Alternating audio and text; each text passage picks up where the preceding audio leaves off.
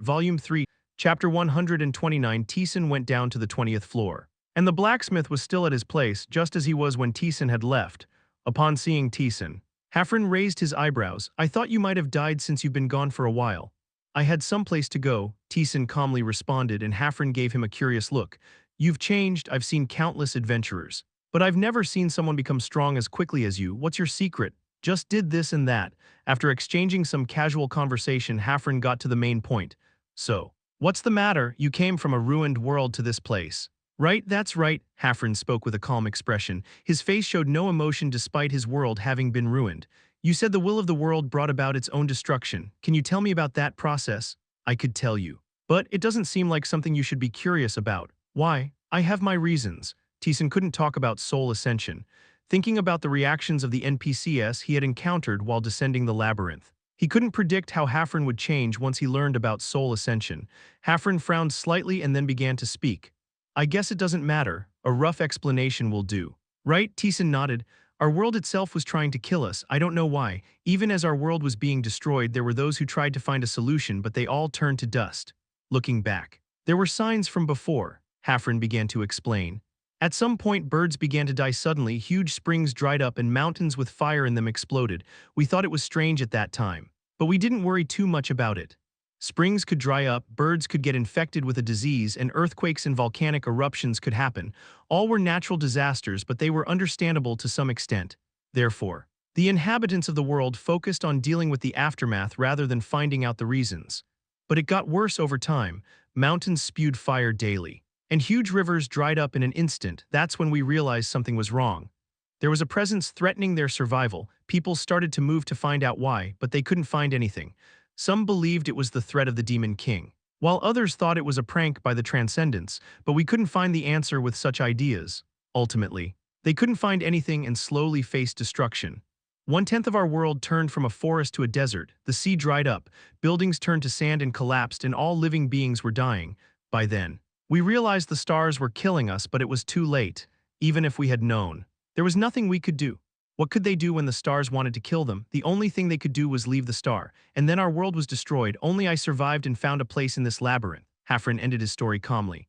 "Are your questions answered?" Roughly, Taesan stroked his chin. It became clear after hearing Hafren's story. The will of the star itself destroyed the world he lived in other words. The skill Taesan acquired was likely related to that. There was a way to confirm that. "Can you go once again?" Hafren hesitated, after briefly inspecting Taesan. He sighed. "This is really funny. I thought you would at least have to go beyond the 40th floor, but already. So can I go?" "Yes," Hafren nodded. "I need it as well. So there's no reason to refuse, just wait a moment." Hafren, who brought out a black gem, spoke. "This time will be much harder than the last. At that time the world didn't recognize your existence yet, so it only used a fraction of its power, but now it certainly recognizes you. Sub-quest start. Hafren has a request for you. Enter his destroyed world and bring back the Crimson Jade from the ruins of the dead king. If you succeed, a reward will follow. The world will definitely try to kill you with a clear intent to do so. If I could advise you, it would be best to finish as quickly as possible." With that, Taesan's body was transported. When his sight returned, he was in the gray. Destroyed world, sigh, he exhaled and activated breathless. His skill had improved since the last time, so moving was easier. This time, it's definitely different. A clear intent to kill Taesan could be felt from the gray sky. Rumble suddenly. The sky shook. Taesan stepped into the twinkling light. Roar, the lightning that struck the ground incinerated it. The sand turned into glass and sparkled. The strong heat hitting his face made Taesan whistle. "You're trying to kill me." Of course, Taesan also intended to finish it quickly and decisively. He put strength into his feet. Boom, the ground cracked and his body sprinted. The destination of this quest wasn't too far away. If he moved quickly, he would arrive within an hour, but of course, arriving there wouldn't be easy. Rumble, a mountain in the direction he was heading writhed. The ground undulated like waves. A gigantic baobab tree stood up from its roots, and rocks broke free from the influence of gravity and flew. The mountain transformed into a human figure and swung a fist at Taesan. Taesan stamped the ground. The fist struck where he was, and the sand exploded, creating a giant crater. Taesan drew his sword and stabbed it into the dirt-formed arm, but just like before, no damage numbers appeared. This was an undying entity. In that case, the sword, which had a narrow area of attack, was unnecessary. Taesan put the sword away. Rumble, the giant maid of the mountain, raised its arm. Taesan, who was on the arm, naturally rose into the air. and the rocks and trees embedded in the giant's body flew like bullets. Taesan threw a punch. Boom, the air exploded as the meteor-like rocks collided with his fist. The rocks shattered and scattered in all directions. Rumble, the giant tried to press Taesan down with its other arm. Taesan escaped from the arm and dropped to the ground. What should I do? Taesan thought this as he fell, in order to achieve his goal. He needed to knock down this giant. While pondering, all sorts of things flew towards Taesan, who was falling. You have activated the wind path of the deer. The wind wrapped around Taesan's body. His body moved in the sky. Taesan rushed towards the giant's torso. There were things flying towards him. But he dodged and swung his arm. Everything wrapped around Taesan's arm was smashed as he roughly moved. You have activated Strong Strike. He clenched his fist and pulled back his waist to strike. Kuwang, the pile of rocks shattered. And the giant staggered. It could not withstand the inflicted power and fell to the ground. The giant made of mountains crumbled by a human's fist. Taesan landed on top of the fallen giant. Where could it be? Taesan continued to throw punches. The giant waved its arms in resistance but was trampled and burst into disregard. When he came here before, everything that attacked him had an ashy aura. That was what he was looking for. It took a long time because it was big, but after swinging for a while, he was able to find it. It's on the sole of the foot. Taesan gathered the ashy aura. The struggling giant stopped moving and eventually crumbled. Your soul ascension has been activated. Proficiency has increased by 3%, as expected. The proficiency increased. Upon checking, the content had changed. Concept skill, proficiency 15%, the power of will. Descends, the word power had been added, as expected. Something filled with will. It seemed that by knocking its attacks down, soul ascension was stealing its strength. He tried to use points as a test, but it did not apply. It meant that this was a skill that could only increase proficiency in this way. What happens when it hits 20%? He was curious. But he didn't have the leisure to keep thinking about it. Quarrung, the ashy sky shook and lightning continued to strike down. Taesan quickly moved his feet to dodge. On the other side, a giant hurricane was blowing through the air with a loud noise, and the ground was starting to split, revealing the land beneath. Natural disasters were simultaneously hitting. This is where the real deal starts. Taesan stomped the ground. Kagagagak, the storm engulfed Taesan, its strength, incomparable to the sandstorm he experienced before, restricted his movements. You have used shoes made of golem's ore and forged by spirits. It releases you from all constraints. In an instant, the wind disappeared. Taesan used this opportunity to activate acceleration. He surpassed the speed of sound and escaped from the storm. What welcomed him was the land crumbling like puzzle pieces. Kugagagung, the ground was breaking into pieces.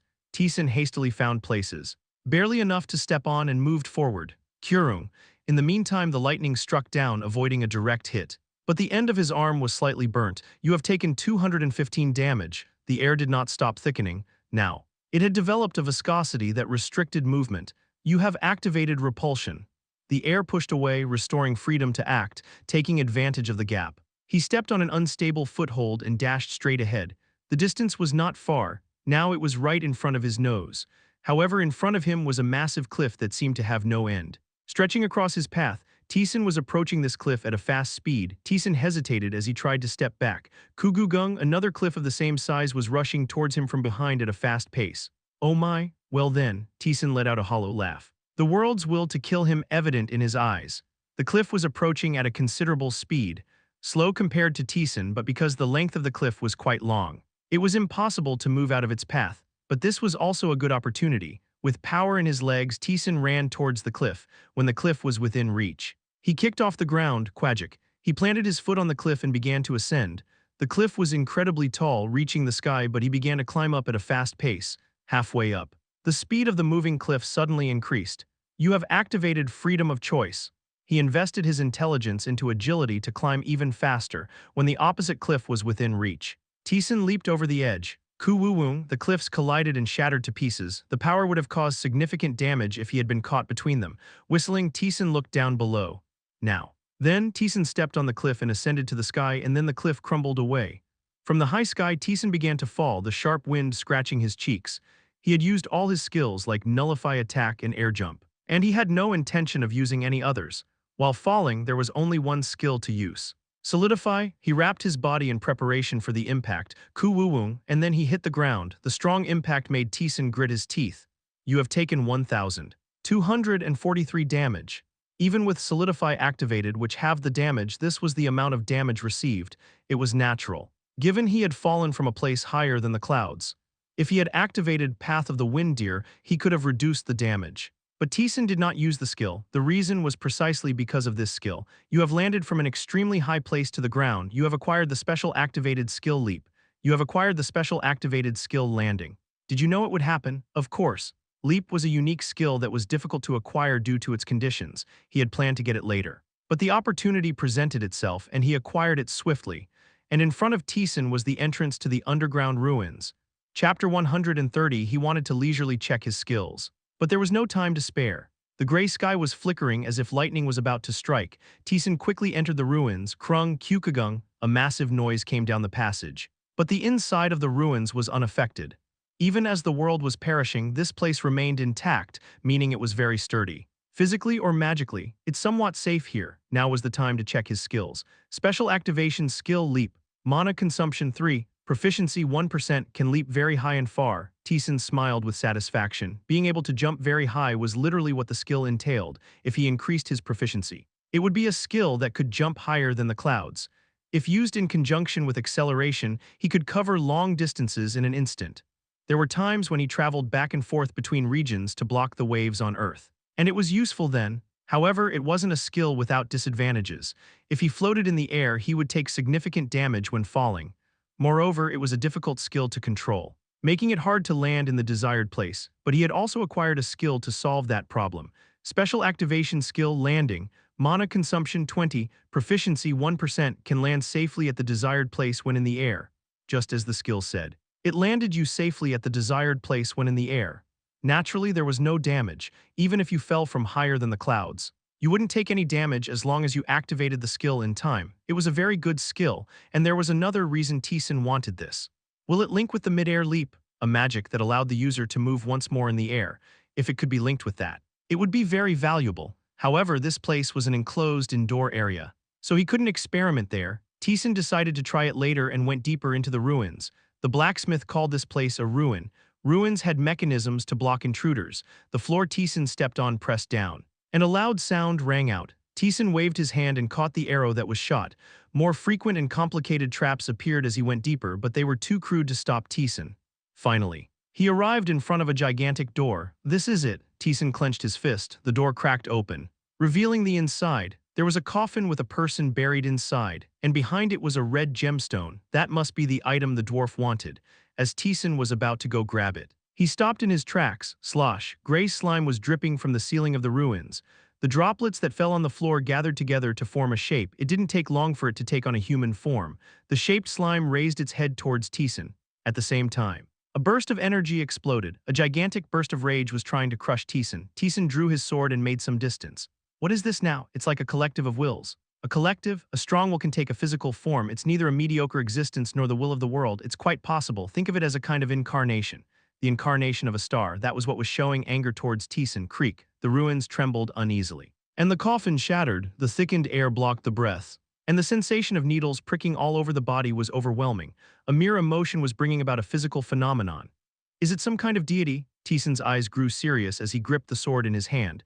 The ash-colored existence raised its arm. Taesan saw the formless energy wavering in its hand. He quickly stamped his foot, crack, at the same time. The space where he was standing was distorted. The dimension literally twisted and warped. Spatial distortion, if he was hit by that. It would be hard to stay alive regardless of his physical strength. If his field of vision hadn't evolved to synchronize with his eyes, he wouldn't have been able to avoid it. Crack. Once again, the space distorted. And Taesan narrowly dodged it. The incarnation of the star was incomparably stronger than Taesan. It had the power to kill him dozens of times over, but it's clumsy. The way it manifested power was quite slow and clearly visible. Raising its hand seemed to be the keyword to activate its ability. It also took a considerable amount of time to activate once. He could see the signs. So as long as he was careful, he could avoid all of it. Thud. Taesan charged towards the incarnation. The incarnation raised its arm and manifested its power in the direction Taesan was charging. But at that moment, Taesan twisted his body to dodge and charged forward. Crack. His sword pierced through the chest of the incarnation. Energy exploded, and the flesh of the incarnation scattered. Your soul ascension has been activated. The proficiency of has increased by 5%. At the same time, his senses changed. He couldn't express it in words, but he could feel something he hadn't felt before. I can see we've gained something, but it might be better to leave the mausoleum quickly. Yes, but there was no time to check. The ruins were creaking. It meant that an overwhelming power was pressing down on the ruins from the ground above. Taesan held the red gemstone and returned to the labyrinth. The dwarf welcomed him back. You succeeded again. Sub-quest completed. Scarlet gemstone, a thing of the ruined world. The king held onto this gemstone until the last moment, believing it would save him from death. The gemstone contained strong power but wasn't enough to save the dead king. So his hope was in vain. Here, Taesan handed over the gemstone. Hafren received it with a joyful face. It's really good, you can make it possible. What can be made from it? Various things, you can make new equipment or strengthen existing equipment. What do you want? Can it be used for the dragon's claw? The claw from the dragon that was given to him in Vekveta. It was still with the dwarf, at Taesan's words. Hafren hesitated. He stroked his chin as if it was interesting. It's possible, something fun could be made. I'll ask for that. But this one alone is not enough. At least 5 more are needed to make something decent. It doesn't matter. It was rather a benefit if a piece of equipment that could be used until clearing the labyrinth was made.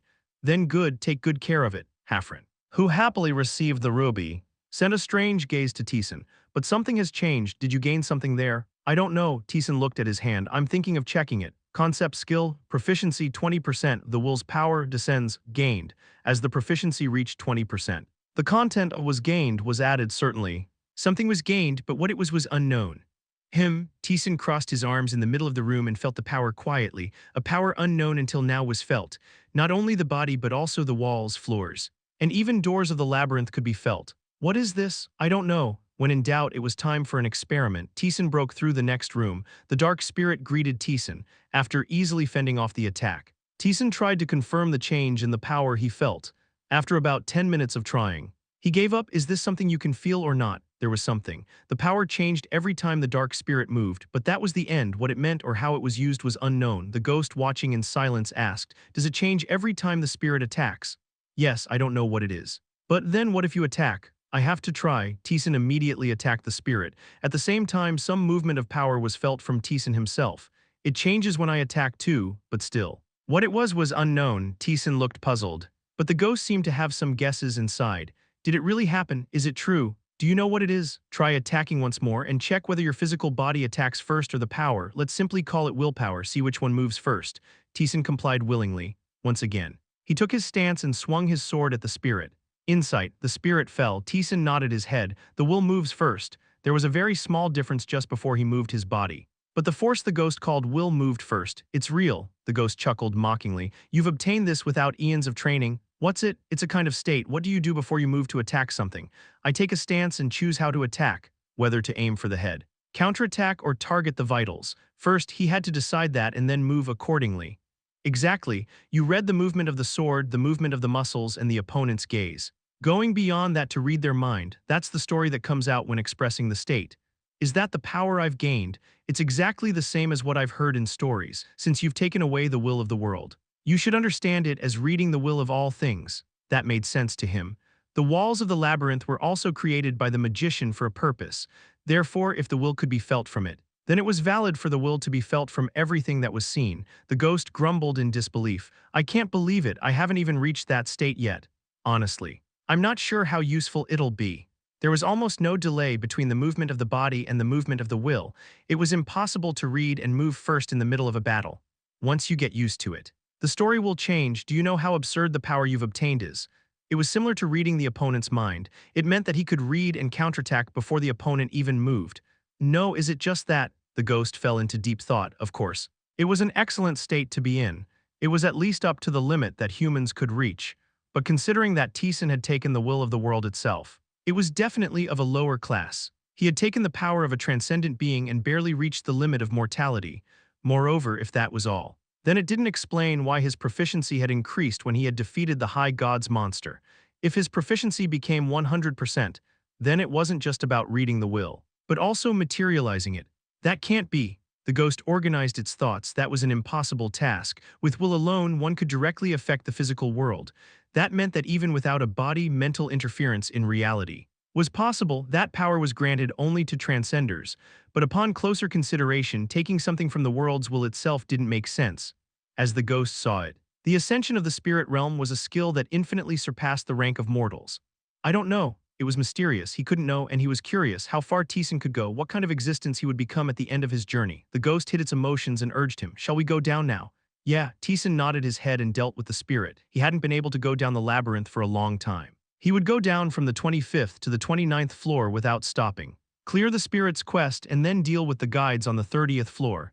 Having set his goal, Taesan began to break through the labyrinth at a fast pace. Chapter 131. Taesan was descending swiftly, even before he returned to Earth. The 25th floor's spirits were no longer a problem. He breezed through them quickly and checked the secret room. The weapon obtained from the secret room was a greatsword, the worst executioner, attack power plus 33, a weapon of a mass murderer. It stained with the blood of the countless victims he has slain. It boasted high attack power, but correspondingly it was quite large. It was so big that it would hinder movements in the labyrinth, so Taesan planned to sell it to the shopkeeper. Then, he arrived at the boss. A mid-level dark spirit appears, crack 470 damage to the mid-level dark spirit. He defeated it instantly. The spirit struggled by using division and a veil of darkness. But he saw through it all with the eyes of sympathy, avoiding and defeating it. Obtained black robe. Obtained blue magic book. Even though he descended quickly, he checked everything. Taesan took out a staff and a magic book. Black robe of despair, dark magic plus 4, defense plus 20. A robe discarded by a demon as a prank on the surface world. Warlocks considered it a divine gift, valuing it more than their own lives. The robe Taesan was currently wearing was the robe of stealth, granting a second of invisibility, a useful robe indeed. However, now that he had learned both invisibility and transparency, it was of no use to him. It was given to replace it since it offered a defense in addition to black magic power. Blue magic book. Magic plus 16, casting speed plus 15%, a magic book emitting a blue light found deep in the forest. It hasn't found its master yet. Though it came with a casting speed bonus, it was still a magic book.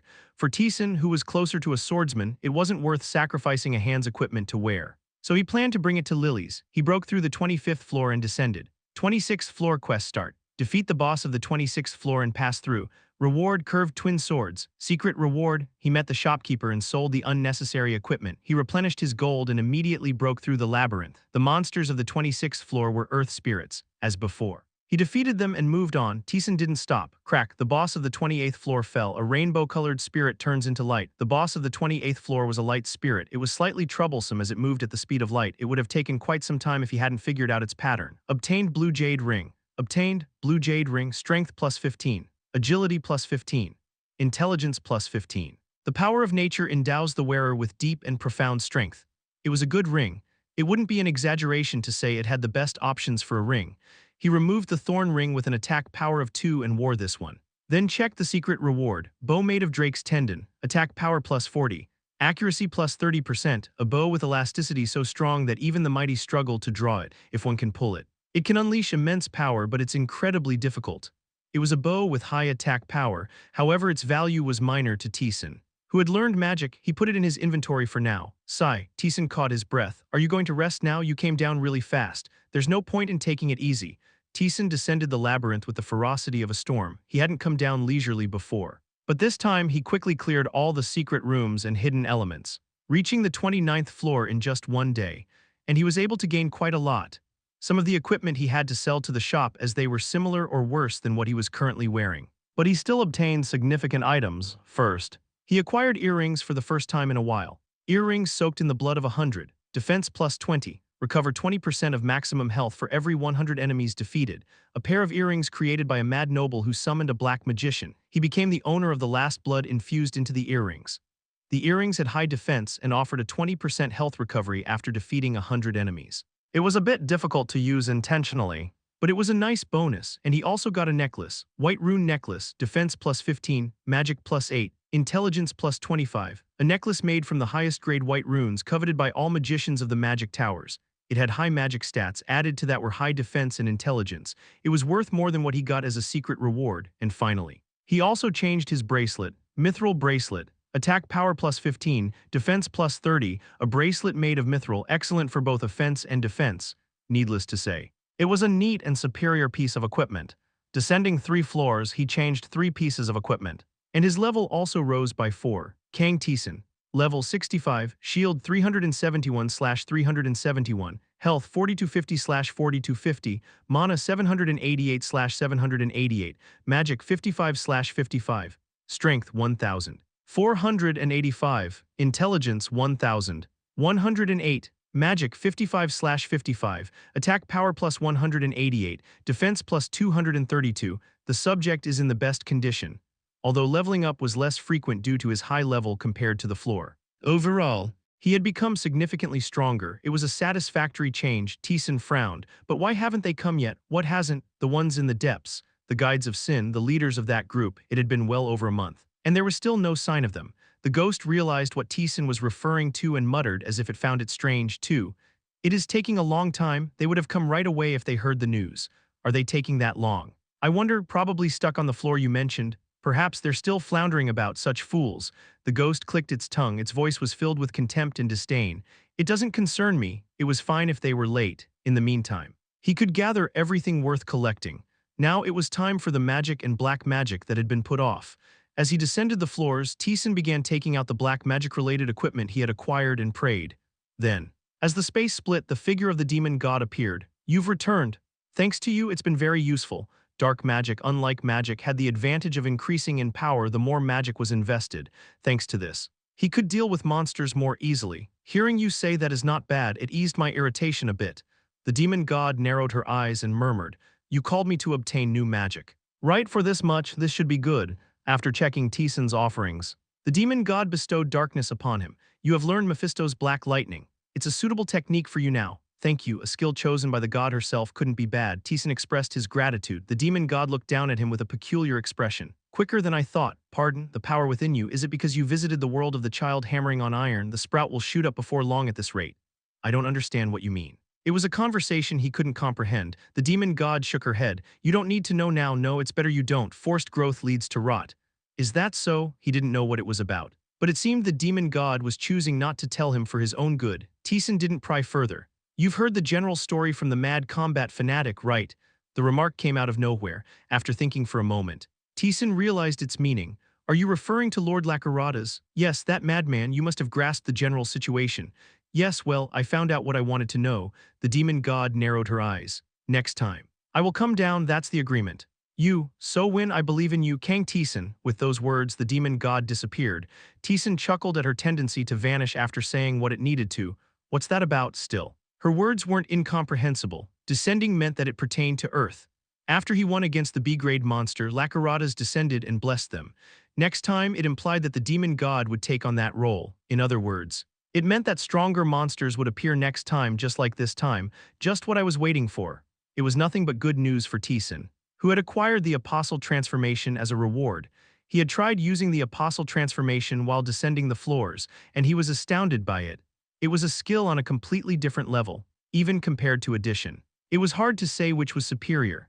It's not without its drawbacks, though. To be honest, it was a bit unpleasant, but for such a reward, the challenge was more than worth it. Taesan checked the skill given by the demon god. Basic black magic, Mephisto's black lightning, mana consumption 30, basic magic consumption 30, summon the black lightning of the demon. Mephisto to pierce the enemy. If the target is weaker than Mephisto, they cannot evade it, causes slight rigidity upon hitting the target.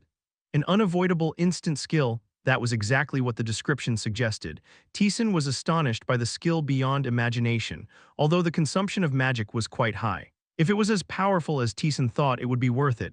Satisfied, Taesan ascended the labyrinth. He met Lilies, who was panting and offered the collected offerings to learn new magic.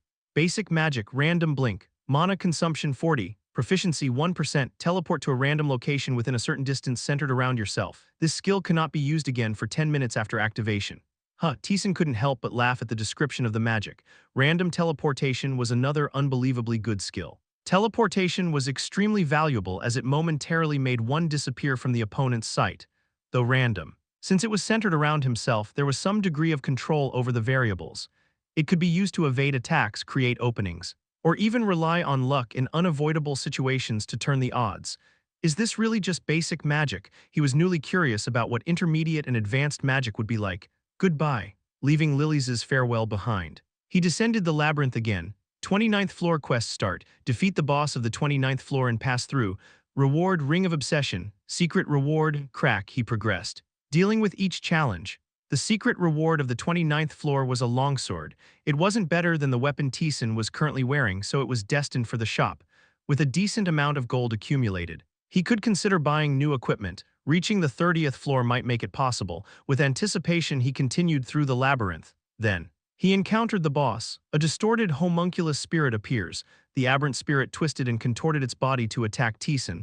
You activated random blink. Suddenly, his vision blacked out. And his body moved. He appeared right next to the spirit, quickly assessing the situation. He swung his sword. It was challenging. The spirit twisted its body to dodge Taesan's attacks and retaliated by transforming its flesh into sharp spikes. The boss of the 29th floor. Normally, it was a monster that required risking one's life to defeat, but that was a story for ordinary adventurers. Taesan, with his superior basic stats and skills, managed to win without significant harm. Now then, postponing the reward check. Taesan examined the walls of the boss room, 29th floor. The deranged spirit mentioned a hidden world of spirits here. He was told to enter that place and bring back the roots of a tree. Chapter 132 before proceeding. Taesan checked the reward. The clear reward for the 29th floor was an item named the Ring of Obsession. Ring of Obsession, defense +5. A ring created by someone who did not want to be separated from another. In a 1-1 situation, it latches onto the target, increasing all action speeds. Oh ho, an increase in action speed was always a good effect. The 1-1 condition was a catch, but for Taesan, who engaged in forced duels, the presence of multiple enemies was no hindrance. So it wasn't really a downside. Used, obtained Orb of the Abyss. Orb of the Abyss. A bead found deep within the depths. It has a tendency to stick to things nearby. A crafting item, he would need to take it to a blacksmith. After a general inspection, Taesan lifted his gaze to the walls. The walls looked utterly ordinary, making it hard to find anything unusual. You activated Reconnaissance. Reconnaissance, a skill that provided information about visible things. But nothing appeared, not even with Reconnaissance. If I hadn't accepted the quest from the crazed spirit, I wouldn't be able to enter at all. You activated Natural Consonance. As soon as the skill was activated, his senses changed. The smell of the grass sprouting between the walls intensified and they felt oddly familiar. The air moved. Whispering sounds, he also sensed a hidden path in the wall. Taesan pressed on that spot. The grass grew and began to wrap around him, slowly pulling him in. What should have been a wall of stone engulfed him like a swamp, and as the grass thinned, a new scenery emerged. Wow, Taesan marveled. A gigantic tree and flowers filled his vision harmoniously. Transparent dewdrops fell from the tips of the enormous leaves. A natural world that one would only see in paintings unfolded before him. This is beyond imagination. How did they create such a vast space? The ghost couldn't hide its astonishment either. What surprised it was the size of the hidden realm. The ceiling was hardly visible. The area was as vast as a sizable city, despite being indoors. Soft sunlight was felt. Fascinating. Taesan composed his emotions. Indeed, it was an impressive sight, one he could gaze at forever. But his goal was the gigantic tree in this place. At the center of the space stretched a tree reaching the ceiling. That tree's roots must be the target of the spirit mentioned. Taesan moved forward. No spirits were visible, however. Glares from within the bushes were directed at him. Hostility, anger, hatred, all these negative emotions were conveyed in those stares. Taesan ignored these emotions and arrived in front of the gigantic tree, smirking at the entity guarding the place. He saw a spirit dwelling in bones appears. A skeleton, a human skeleton reduced to mere bones, awaited him in front of the tree. Its jawbone clicked. Human who killed the beings of nature and destroyed the grace left by the king of spirits. This is our realm, go back. Sorry. But I can't do that. I need the tree behind you to complete the quest I've received. Taesan pointed his sword at the huge tree. The skeleton let out a faint groan. And the crazed white spirit, that must be its quest. Right, you know about it. To move according to such a trivial quest. Foolish. Do you know what kind of being it is? I know, the skeleton spoke calmly. That's a spirit designed to be that way from the beginning. Could you explain it in a way I can understand? Spirits are entities where nature gains self-awareness. But nature is originally an existence that coexists with the world without self. Those unworthy of self-awareness are inherently unstable from birth, especially those enveloped in negative emotions and falling into corruption. Therefore, there was a need to handle them. Is that the crazed white spirit? An entity was needed to expel negative emotions. The skeleton continued emotionlessly. Our king created the white spirit, anxious and twisted. Inherently lacking from the beginning, a terribly ugly existence. We loathed and despised it. By expelling emotions, we could maintain our identity as spirits. Taesan scoffed. For a spirit, that's quite an ugly act. Isn't it? Say what you will. I didn't expect a human like you to understand our choices as spirits. Then why explain it all? I'm not interested. It is to make you aware of the nature of the being you are obeying. The skeleton clicked its jaw. The tip of the jaw moved as if mocking. A twisted and squashed entity. Inherently ugly from the start. That's the identity of the spirit giving you orders. Do you want to follow the words of such a being? I don't care. Whatever kind of being it is. Not important to me. I accepted the quest and have gone through quite a lot of trouble, so I should receive the reward. Taesan's indifferent attitude made the flame in the skeleton's eye sockets flicker. Despicable human following the commands of a lowly spirit, a fitting pair. Let's stop talking here. The skeleton raised its hand to the sky. Human, you are strong, I cannot win against you now, so then just die. Taesan had no intention of just watching his opponent do something. Using acceleration, he instantly closed the distance and pierced through the ribs, 534 damage to the spirit dwelling in bones.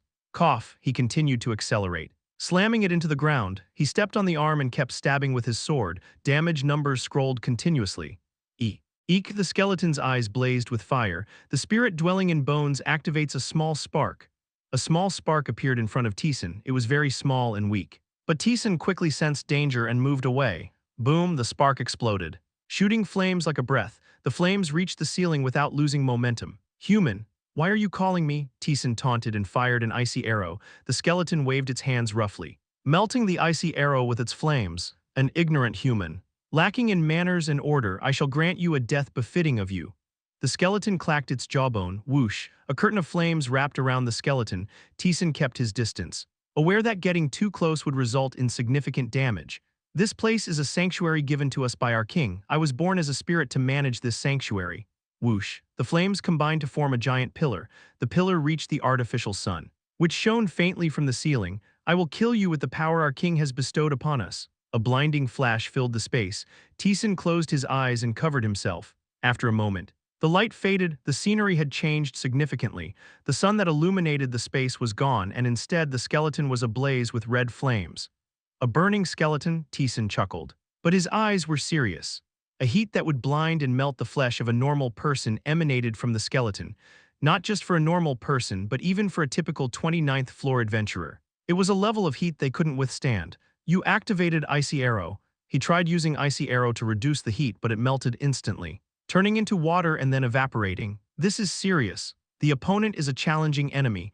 The system window appeared as usual and multiple buff skills were activated. Human, the skeleton spoke bluntly and clenched its fist. From there, several whips of flame appeared and lashed out. Boom, flames that melted and burned everything flailed wildly. Taesan moved swiftly, dodging the flames that passed close to his head and narrowly missed his thigh. You're quick, the skeleton said calmly and combined the whips into a giant spear of flame. Swoosh, thanks to his quick reaction. He narrowly avoided it. Taesan shook off his hand, heated by the flames. Hot, you are strong. The skeleton was honestly surprised at this moment. It had enough power to take down adventurers from the 40th floor without a problem. Yet, a 29th floor adventurer was avoiding it without injury, but that was all. The difference in power was clear. The sun within me is a grace bestowed by our king of spirits. The power of the spirit king dwells within me. You, being merely human, cannot resist. The skeleton clenched both fists. So die like that. The spirit dwelling in bones activated artificial sun. A small sphere of flames appeared in the skeleton's hand. It rapidly expanded, engulfing the entire space.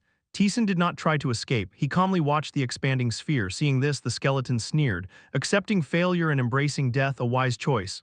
Hardly, still. The skeleton's words weren't wrong. The power it possessed was beyond Taesan's current ability to oppose. The skeleton claimed the power of the sun it wielded was a blessing from the Spirit King. As Taesan had heard from Lee Taeyeon and the Ghost, the Spirit King was a D-player entity. The attacks indeed had corresponding might. He could possibly cling on with attack nullification and endurance, but his chances of winning were quite slim. However, the opponent wasn't impossible to beat, even without information. It was a difficult enemy he could potentially overcome, all thanks to one skill Taesan possessed. The solution was simple. If the opponent used the power of a being from the deep layers, Taesan would use the power of a being managing the labyrinth. You activated Apostle Transformation Lakarada's.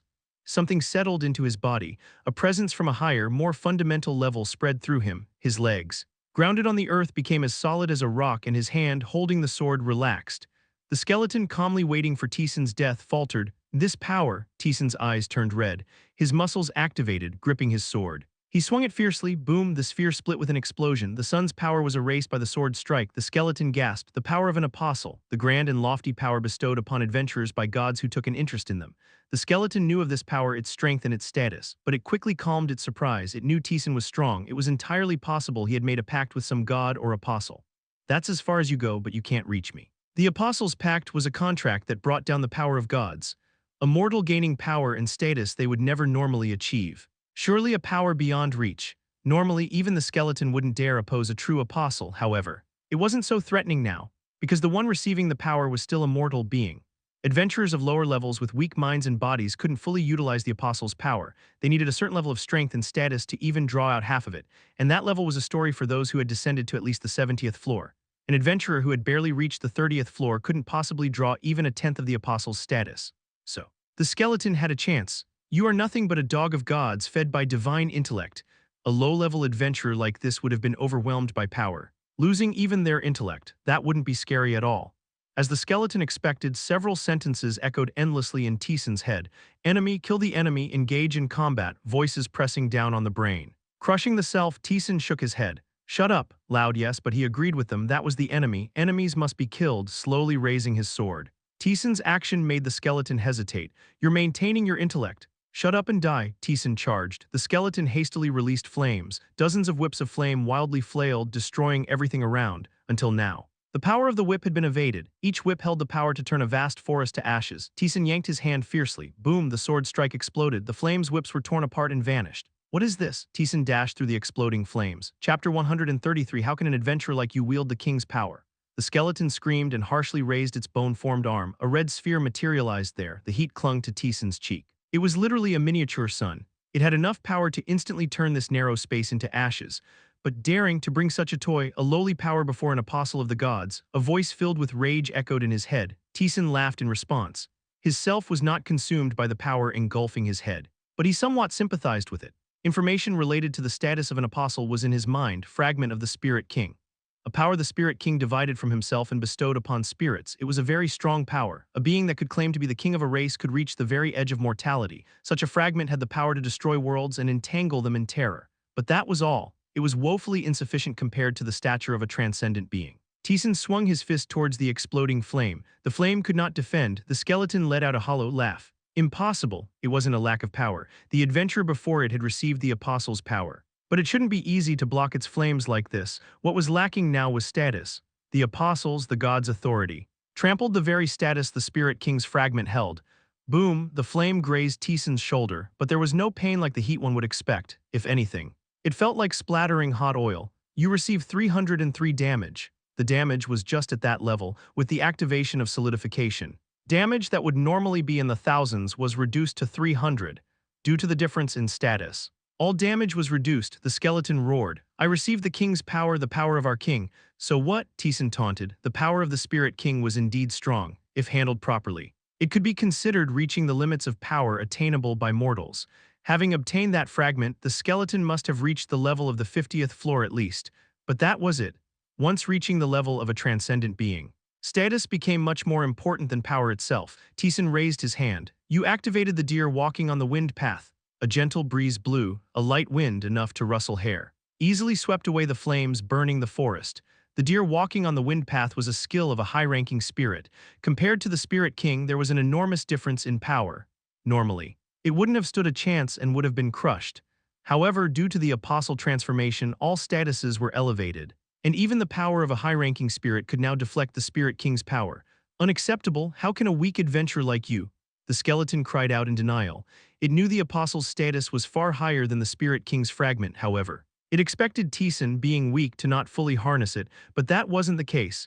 Taesan might not fully understand the apostle's power, but he was almost completely drawing out its status. Surprising, but well, it's becoming the norm now, the ghost thought calmly. The existence of soul ascension, the skills it had stolen, and the reactions of the gods to Taesan were becoming clear. If that was really the case, then it wasn't strange for a 30th floor adventurer like Taesan to fully draw out the status of an apostle. It was almost natural. Taesan raised his sword. Sorry, but I don't have the luxury of being surprised right now. The duration of apostle transformation was 10 minutes. He had to finish within that time. Taesan charged at the skeleton, slicing through the flames with the wind. Soon, he was in front of the skeleton, but even so, the skeleton with flame-imbued eyes swung its arm. Taesan's sword clashed with the skeleton's bone. A dull sound echoed. The skeleton roughly clacked its jaw. No matter how high your status, your body isn't on par. That's true, Taesan calmly agreed, maybe due to his low level aside from the status itself. He hadn't become much stronger, about a 30% enhancement, but that's enough. Taesan's sword resonated. It moved along the bone, striking the skeleton's neck before it could react. 653 damage to the spirit dwelling in bones. You wretch, the skeleton resisted, realizing its power from the Spirit King was no longer of much use. It tried to hit Taesan with a piece of bone, and the movement was very clumsy. Like someone who had never fought before, Taesan easily dodged and counterattacked. Crack. Unable to properly respond to the second attack, the skeleton faltered. Taesan did not stop and continued his assault. He knew, or rather, came to know it. Various information about spirits settled in his mind with the apostle transformation. You borrowed the bones of an already dead adventurer to receive the power of the artificial sun, but you never moved a body to fight. Did you? Spirits were beings of nature.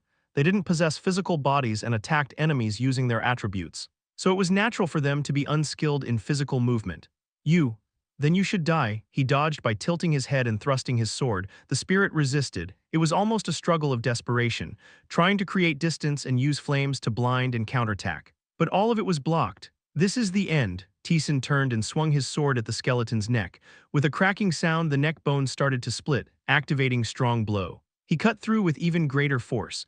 The head of the skeleton flew into the air, 1563 damage to the spirit dwelling in bones. Unacceptable for a lowly creature to defile our world. Shut up. Taesan frowned and stabbed the skeleton's jaw, after a moment of trembling. The flame in its eyes faded away. You have won against the spirit dwelling in bones. You have destroyed the world of spirits. You have gained the title antagonist of nature. Your level has increased. Your level has increased. Your level has increased. Your soul ascension is activated, permanently increase strength by 56, agility by 65, intelligence by 54, health by 350, mana by 40. Your soul ascension is activated, gain the spirit skill small spark. You have won against a tremendously powerful enemy without significant harm, gain the special always active skill giant killer. You have acquired a burnt black seed. It was a significantly meaningful reward. His level had risen by 3. And the stat increase due to soul ascension was quite high. Additionally, he had obtained 2 skills. He wanted to check the skills, but there was something else to do first. The skeleton in its last struggle used all its power. Flames spread around, turning the small world of the spirit into ashes. No more signs of spirits were felt. How ridiculous. The small world the Guardian wanted to protect was destroyed by its own hands. The giant tree at the center was also turned to ashes. Taesan dug through the ash. There, he found a root, blackened but still maintaining its form. Small world tree root. A root mimicking the world tree provides a sanctuary for spirits and calms their turmoil. This should do it. Probably, it's not about the outer appearance. But what's inside that matters. Then there was no problem. A faint but potent energy was felt from the blackened root. Taesan collected the root and headed outside. Now, it was time to check the rewards. Kang Taesan, level 68, shield 424/424, health 4780/4780, mana 856/856, magic 62/62, strength 1715, intelligence 1311, agility 1569, attack power plus 188, defense plus 233. The subject is in the best condition. His stats had increased by nearly 200 in an instant. Taesan looked at the stat window with satisfaction. Seems like coming down here has sped up the gains. This was just the edge of the 20th floor range. He was excited to see what the 30th floor would be like. He had also gained a title for the first time in a while. Title, Antagonist of Nature. You have destroyed the world of spirits. Your infamy has spread among them. All damage to spirits plus 20%. The favor of spirits towards you decreases significantly. Nice. Favorability with spirits who were not NPCs didn't matter at this point. It was like having crossed a point of no return. 20% extra damage to spirits was a low price for that trade-off. Burnt black seed. A seed that contained the king's power. Most of its power has been depleted, but it still holds the power to burn everything. It seemed like a crafting item. The effect was unknown. But it wasn't ordinary as a seed containing the Spirit King's power. It might even be a material for the dragon's claw. He planned to take it to the blacksmith first. Spirit skill small spark. Mana consumption 30, proficiency 1%, duration 10 minutes. Summons a very weak spark that spirits have from birth and embeds it within oneself. During the duration, one can exert a significant influence over flames. The skeleton was engulfed in flames due to using this skill. Flames that could easily turn grass and trees into ash. While the proficiency was low, making its power limited, it was clear the skill would still be useful. Special passive skill Giant Killer, proficiency 1%, increases attack power and defense when facing difficult or impossible enemies. As the name suggested, it was a skill that provided buffs when facing formidable enemies. The effects were an increase in attack power and defense. The exact level was unknown, but considering the boost from other difficult enemy status bonus skills, it was certain to provide at least a 10% effect. For an ordinary adventurer, It was a skill that could enable them to descend at least one floor beyond their limits. It was a satisfying outcome, perfectly fitting as a reward for overcoming an enemy that was hard to guarantee victory against. This thought naturally led his attention to the skill that had enabled him to achieve this. Special activation skill, Apostle Transformation Labyrinth. The first power bestowed by the god of struggle and death since his birth, for 10 minutes. You gain a part of the power that the Apostles of Labyrinth possess. This skill cannot be used again for 1 day after activation. Taesan recalled the moment he activated Apostle Transformation. It was a very peculiar feeling. Along with the power came all sorts of information. If he had been weak-minded, he could have been swept away and lost himself in that tide.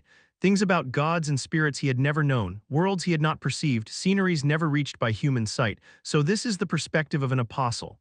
The things one gained in exchange for offering their soul to a god, it was quite appealing, thanks to it. He learned that the skeleton was originally a flame spirit, too weak to receive the Spirit King's power, and had borrowed the body of an adventurer to reside there, yet it was still vastly insufficient, even if limited. It provided information about the opponent. Apart from other abilities, this alone had value, of course. That wasn't all. The heat of the flames used by the spirit could make the bottom of a river visible and turn a sizable forest into ashes. In terms of damage, it would have been in the thousands, but Taesan only received about 300 damage, including solidification. It was nearly a tenth of the damage. It's a difference in status, to put it extremely, the moment you used Apostle Transformation. There would be almost no being capable of inflicting proper damage on you. The ghost commented.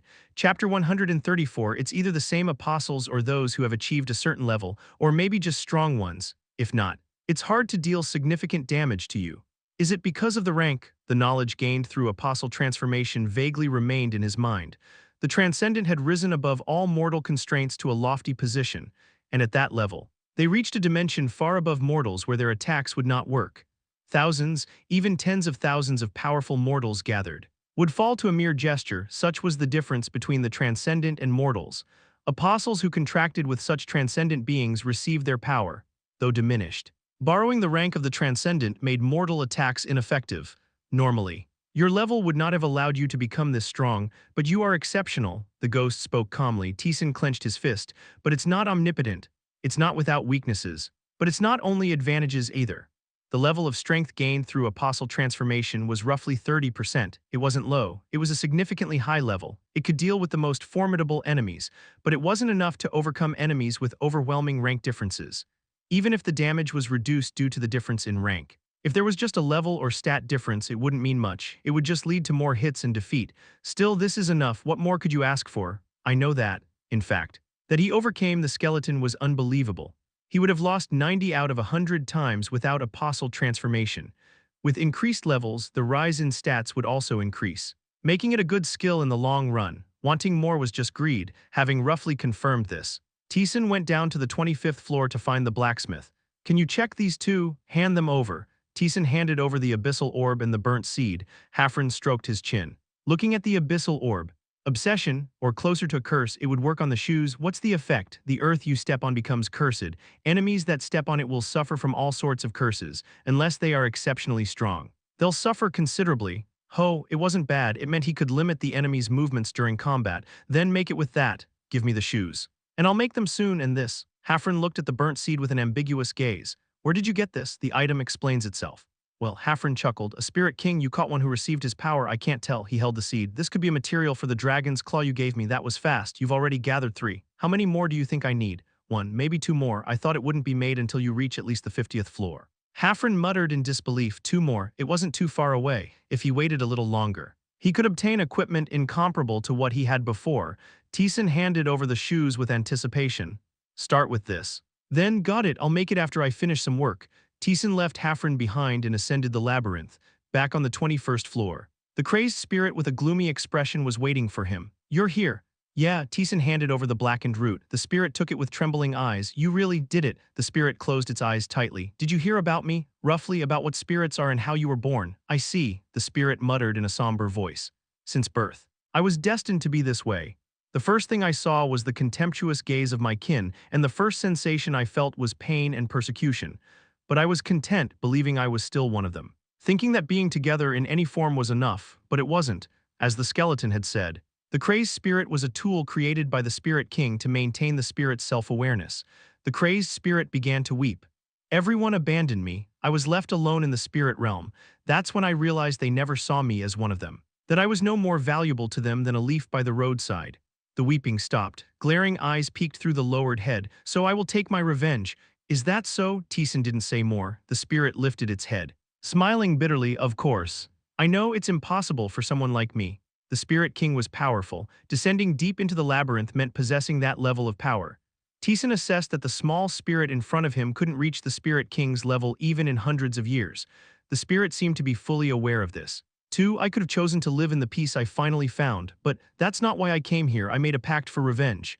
Every NPC in the labyrinth made a contract for something, for the spirit. It was revenge. I may be incapable. But you are different. The spirit's fiery eyes turned towards Taesan. You can do it. You can kill the king. Crack, the spirit crushed the root in its hand. The power contained in the root entered the spirit. Its body gradually turned into a formless mist. Subquest completed, a voice echoed from the mist. They made me a tool, so I will take revenge as a tool. The condensed mist rushed towards Taesan. He watched intently as the mist enveloped his body and then seeped into his weapon. This is the path I have chosen. With that final voice. The spirit's presence was no longer felt. The spirit longing for revenge has inhabited your weapon. The effects of the weapon have changed. The quest overseeing the entire 20th floor had ended. Taesan examined the artifact of Carvert that was now inhabited by the spirit. Oh, this is unexpected, the ghost murmured in surprise. The contractor itself became the quest reward. This is quite unique. So, what happens now? The crazed spirit wasn't just a simple NPC. It was an essential NPC at the entrance of the 21st floor, providing adventurers with the skill needed to attack spirits. With its disappearance, adventurers entering the 21st floor would have no means to attack spirits. The ghost uttered a sound of realization. I've never seen this before. I wonder if the labyrinth's administrators will handle it. As soon as he finished speaking, the floor of the labyrinth began to rise. It assembled like puzzle pieces, forming a huge mechanism. Balbamba, a servant of the labyrinth's creator, appeared before Taesan. It's been a long time since such liberation, and it's you. As expected, why are you here? The ghost was surprised by Balbamba's appearance. Balbamba calmly replied, the contractor of the 21st floor has disappeared. I must fill that void. You do that too. It's part of my duties. The floor of the labyrinth shifted soon. A small pillar appeared where the crazed spirit used to be. I'll have to set up a temporary quest line. Take care, human. Having finished his task, Balbamba disappeared. The ghost chuckled. Talk about being efficient, like lightning. Balbamba appeared and disappeared, but this revealed something. The labyrinth is continuously being maintained. NPCs, or contractors as they were called, handed quests to adventurers, but contractors weren't eternally bound entities, like the spirit and the ghost. They moved and disappeared for their own desires. Balbamba filled the vacancy left by the spirit. This meant that the ghost's position could also have been filled by something else. It wasn't crucial information. But still something worth noting. It might prove useful later. So what had the spirit given him in exchange for its sacrifice? It was time to check. Carvert's relic, sword imbued with ancestors' blood, a relic of a now-destroyed world. It claimed the lives of many royals. Attack power plus 30, plus 15 attack power against all enemies. Inhabited by a revenge-seeking spirit, attack power plus 30, plus 20% damage against spirits. Plus 40% damage against the Spirit King. Can activate the spirit skill Abandoned Blade. This effect can be removed and transferred to another weapon at any time. Huh, what? Taesan was taken aback. The ghost was lost for words. What's this? Exactly. Taesan focused his gaze. Reading the effects, then chuckled. What's this about? It had an effect beyond words. The basic attack power value from the effect was 30, higher than Taesan's current secondary weapon. He understood why, considering that as his level increased. The value of the attack power decreased. Considering that Lee Tion's attack power was in the thousands in his previous life, 30 wasn't significantly impactful. If that was all, the equipment would eventually be discarded. But this was a different story. Plus 20% damage against spirits. It was a whopping 20% increase. Although limited to spirits as targets, the figure was unbelievable. Moreover, there was a 40% damage increase. Specifically against the Spirit King. If stacked with the spirit damage increase, that was a total of 60% increase. This alone signified an increase in power by more than 50%. Additionally, there was a spirit skill attached. While its effect was unknown until used, considering the other options, it was unlikely to be unfavorable. This is something, and perhaps one of the biggest options. This effect can be removed and transferred to any other weapon at any time. This effect could be transferred freely. It wouldn't be discarded even if a superior weapon was equipped later. This was a significantly positive feature. In fact, it was an understatement to say it was good. I'll be using this till the end. It was a kind of graduation level item, and he had obtained it already. Moreover, Carvert's relic was already magically enhanced, that the effect applied without any problem suggested that there might be no restrictions in attaching the effect. It's hard to find a downside, if anything. A drawback was that its effects were limited to only spirits. Still, as Lee Tion said, spirits continuously appeared as one descended the labyrinth, with the existence of the spirit king deeper down. There was no issue, a good result. The effort was worth it. Though it would take time, the crazed spirit's wish would eventually be fulfilled. Taesan went back up the floors. Upon reaching the 25th, he approached Hafren, who handed him the transformed shoes. Golem or-made shoes sharpened by spirits. Attack power plus 15, defense plus 40, agility plus 30, movement speed plus 15%, action speed plus 8%, can release all constraints binding oneself. This skill can only be used once a day. Creates a dreadful black swamp where stepped, except for the shoe's owner. Anyone stepping on it suffers powerful random curses and status ailments. Valuable items were crafted by a skilled blacksmith. It's better to try them out rather than just read the description. Taesan put on the shoes and flexed his foot, where he stepped. A black aura undulated. The range was just where he stepped, and repeated flexing showed no sign of disappearance, indicating no duration or limit on uses. Or that it was very high, not bad. He would need to confirm the extent of the debuffs, but it was an effect that could lead the flow of battle in his favor, not bad at all, leaving Hafren behind. Taesan entered the 30th floor. Start the 30th floor quest. Defeat the boss of the 30th floor and pass through. Defense plus 40. Reward Fringe of Oblivion. Secret reward, finally. The third set, I've kept them alive long enough. It was time to deal with the guides of sin he had left unattended. Chapter 135. The monsters of the 30th floor seemed like a collection of all previous encounters, with various spirits like fire, wind, and water emerging. Each one was stronger, faster, and more powerful than those encountered before. However, they still were no match for Taesan. He easily breached the labyrinth, reaching the secret room and its reward. Ring with an unknown aura. Attack power plus 10. A ring imbued with an unidentifiable aura that aids the wearer in attacking enemies, while not significantly meaningful. It seemed it could be sold for a good price. Unless attached to a weapon, attack power alone wasn't of great significance. It would likely have ended up as an item sold for money. For Taesan, who had learned the Arak weapon arts, however, it was hard to find better equipment, replacing a ring with 5 power and 5 defense. His attack and defense power now matched perfectly. Attack power plus 228, defense plus 228. Good, it was a minor but pleasing improvement. He continued to advance through the labyrinth, the 30th floor. Lacking any special features like a god's altar or differently colored doors, was quickly navigated. Then he reached the boss. The fire spirit Ifrit has appeared. The giant of flame blocked Taesan's path, swinging its massive arms and creating a firestorm. Taesan, seeing an opportunity, raised his hand. Perfect for a test. You have activated Little Spark. With the skill's activation, his senses changed. He felt closer and more familiar with the flames and realized he had gained control over them. Taesan reached out toward the incoming punch of Ifrit. Boom, Ifrit's arm exploded. A result of Taesan's control over the flame, though the arm regenerated. Ifrit seemed disoriented.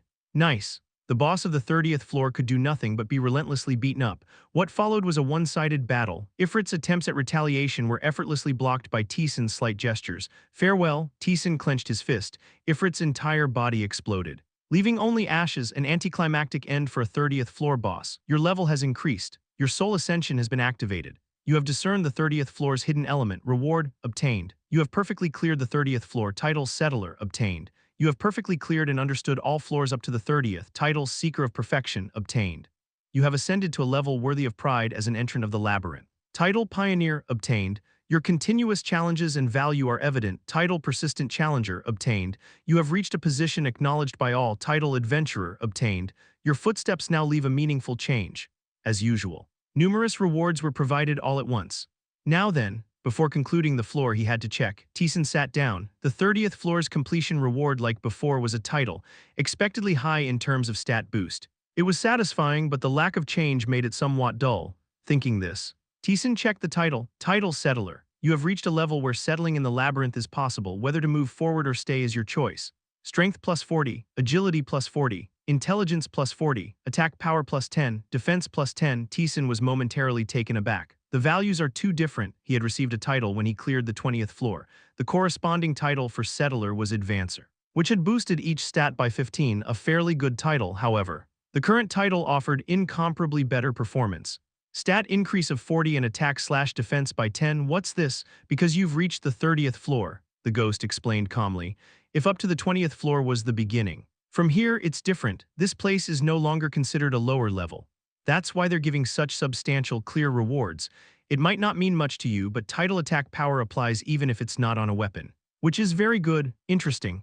It was not bad, actually it was good. This suggested that other titles could also be at this level. Taesan, filled with anticipation, checked the other titles and they met his expectations. In fact, they did more than that. The title Seeker of Perfection increased all stats by 40, Pioneer by 70, and Persistent Challenger by 30. In total, he gained an incredible 180 points in stats just by clearing the 30th floor. And then, the last title. Adventurer. Taesan paused upon checking it. Title, Adventurer, a qualified individual. This title disappears if qualifications are lost. Strength plus 100, Agility plus 100, Intelligence plus 100, Attack power plus 10, Defense plus 10, low chance to double the rewards in the secret room. Skill proficiency increases 20% faster. Taesan chuckled. Too good. The numbers were incredibly high. But the special effects were the real deal. Double rewards in the secret room at a low chance. Plus, a title that speeds up skill proficiency by 20%. What's this? They give such a title on the 30th floor. It's not a title easily obtained. The ghost elaborated, probably. Not all who faced the guides of sin received it. It's granted under the labyrinth's independent judgment to selected adventurers, a kind of qualification. Gods granted enhanced trials only to those they favored and chose as their apostles. This title seemed to serve a similar purpose. Status window, Kang Taesan. Level 69. Shield 435/435. Health 4890/4890. Mana 875/875. Magic 66/66. Strength 2043. Intelligence 16-1. Agility 1875. Attack power plus 248. Defense plus 248. The subject is in optimal condition. Finally, Taesan's strength had surpassed 2,000. Considering Lee Taeyeon's stats were over 10,000, it still seemed far off, but he was slowly getting closer. Very good. He had become stronger than yesterday and tomorrow. He would be stronger than today. It was an extremely enjoyable experience. Taesan laughed happily and struck the wall. Crack, the wall crumbled. The labyrinth's walls were extremely sturdy, requiring tens of thousands of attack power to even scratch them. That it broke so easily meant something was hidden inside. Already aware of this from his reconnaissance, Taesan calmly entered the broken wall. After descending briefly, a small space appeared where 5 figures were seen. "Hello, this is our first time meeting, right?" Taesan greeted them. These were the guides of sin who had not come to him. Choosing to preserve their lives over battle, all 5 of them stood in front of Taesan. "Let's end this then." Taesan leisurely drew his sword. The thin man, who had been swallowing nervously, hastily raised his hand. "Stop, you can't kill us." "I think I can." "No, you can't," the man declared confidently, "because contact has been made with the deep layers." Taesan paused his sword for a moment, seeing this. The man brightened up and spoke. "Just a moment ago, we made contact with the leadership. They said they would come immediately upon hearing our message." Even hidden in this secret room, they could discern the general situation in the labyrinth. Their faces turned pale when they saw Taesan rapidly conquering the 29th and 30th floors. When Taesan defeated the boss of the 30th floor, they almost gave up. But at the same time, the leaders from the deep layers had finished conquering their respective floors and were returning. Whether it was a failure or success was unclear. But the important thing was they could make contact. The man immediately contacted the deep layers. He reported that the man they thought was dead was alive and coming to kill them. As soon as Taesan reached them, they received a message that the leaders would soon arrive. "You can't kill us. If you kill us too, you'll be completely hostile." The man's face now showed no fear, confident that Taesan could not touch them. "So what?" And then Taesan shattered that confidence. He moved forward with his sword towards them. The man, panicked, stepped back. Crazy? Do you want to be hostile against the adventurers from the deep layers?" The reason they were sure he had survived was due to this. Taesan was undeniably strong, even being on the 30th floor. He was able to defeat the 5 of them. He possessed enough power to conquer typical adventurers of the 40th floor, but that was a story up to the 40th floor. The adventurers of the deep layers were those who had surpassed the 70th floor. They literally possessed power of a different dimension. The gap between the 1st and 30th floors was smaller compared to the gap between the 30th and 70th floors. Therefore, they believed Taesan would choose to preserve his life rather than continue fighting, but Taesan had no such intentions. "I've already crossed a river of no return. What difference would killing 5 more make?" "No. No," the man shouted out in a fit of panic. His back was against the wall. "You're strong, unprecedentedly strong among us. With your power you could be welcomed under the judgment of the leadership." It wasn't a lie, something very special. A precedent hard to find since the establishment of the Guides of Sin, but it was certainly possible. In fact, once in the very early days before they even entered the labyrinth, There was one who opposed the guides of sin. He rampaged through the lower floors, and when the leadership found him, he was not punished but became one of the guides of sin. Really? So. Now, but I don't want to. I have no intention of getting along with you guys. Taesan shook his head and approached them slowly. Aren't you adventurers who have risked your lives to descend to the 30th floor? You've overcome 1 or 2 trials. Haven't you? Choose either fight for your life or die a pathetic death here. Their eyes changed at Taesan's murmuring. The man clenched his teeth and let go of the wall. You'll regret this. They stood up. Their powers erupted. Violently shaking the small space, they gave their all. Perhaps stimulated by Taesan's words, they used all their hidden trump cards, skills they had learned and honed, and items they had kept until now. They used everything to confront Taesan. This made it a bit tricky for Taesan. He was slightly pushed back by the guides of sin, who were desperately creating openings at the cost of their lives. But that was it. Crackle. Taesan blocked an attack and retreated. Seeing this, one of the guides of sin, thinking he had gained the upper hand, charged excitedly at Taesan. Then, he stepped on the dark energy that had formed where Taesan had stepped. What? His face was instantly filled with dismay, his body movement slowed, and his complexion turned deathly pale. Crack, Kurg, Taesan's sword pierced through his chest. He used him as a shield to block the skills. You have activated Dekarabia's twisted life. Rumble, roots wildly grew, filling the room. Startled by the sudden appearance of the vegetation blocking their vision, they were confused, and Taesan saw it all, not with his eyes but with other senses. Enhanced sensations. Among others, high proficiency in detection skills showed him more than what the eyes could see. Boom, breaking through the roots. Taesan appeared. The man who had been looking for him was pierced through the neck. Goodbye, he charged at them with stern faces. The remaining 3 guides of sin held their weapons, and 10 minutes later, they were all annihilated. Well fought. There was a definitive gap between them and Taesan, yet they managed to hold out for 10 minutes. It was something they could be proud of. In fact, the last man to fall also wore a satisfied smile. Taesan shook his sword clean.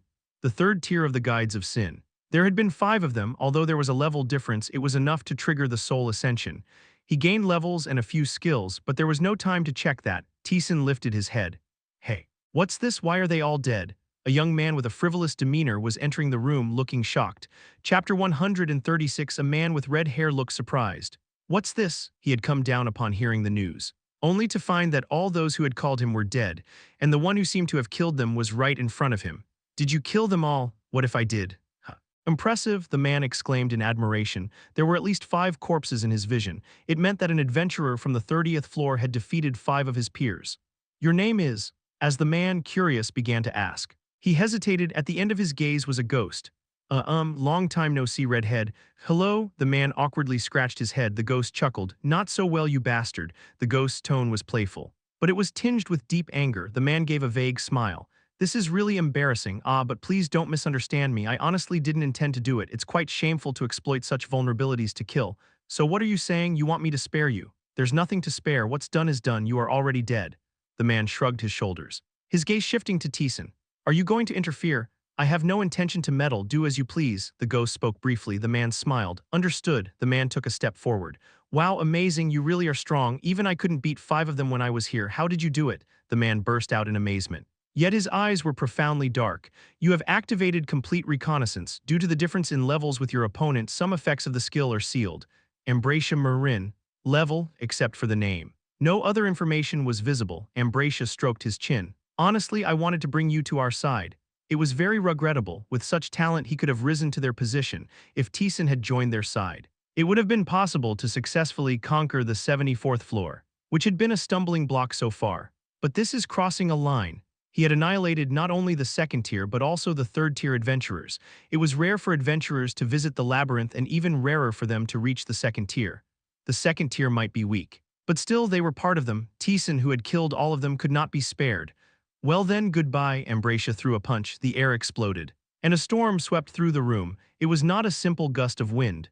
It was an attack linked with special equipment carrying physical destructive power. It was an attack that Taesan, in his current state, could not possibly resist. Your first attack nullification has been activated. It was erased. Ambracia's pupils dilated calmly, facing the surprised Ambracia. Taesan drew his sword. Ambracia raised his fist in confusion. What are you? See for yourself. You have activated Apostle Transformation Lacaradas. The power of the god dwelled in Taesan. Ambracia hesitated at the changed atmosphere. Taesan charged Ambracia. Looking flustered, raised his arm. Clang, 0 damage to Ambracia. The arm and sword collided and a grim system window appeared, considering the level difference. It was natural, no damage was expected since he didn't use aura. However, Taesan kept attacking relentlessly. Ambracia, still puzzled. Easily block them, can't you wait a moment? I don't want to. Taesan continued his assault, though all attacks showed zero damage. He didn't care and kept attacking. You have activated Mephisto's Black Lightning. Kroon Black Lightning pierced through Ambracia, again no damage, yet. Ambracia was greatly disturbed. Black magic, a power the demon god granted to demons. Taesan was using a power not permitted to humans. What are you? Ambracia grabbed Taesan's arm and threw him. Taesan barely landed on the wall. Well, it won't work, he knew it. No matter how strong Taesan was, there were clear limits. A 70th floor adventurer wouldn't be harmed or threatened by him. Yet, he fought so fervently for one reason. You have fought against an overwhelming enemy without losing your fighting spirit. You have obtained the special continuous activation skill Blade of Fighting Spirit. A skill obtained when fighting an enemy that is literally out of reach, where even touching a finger means defeat.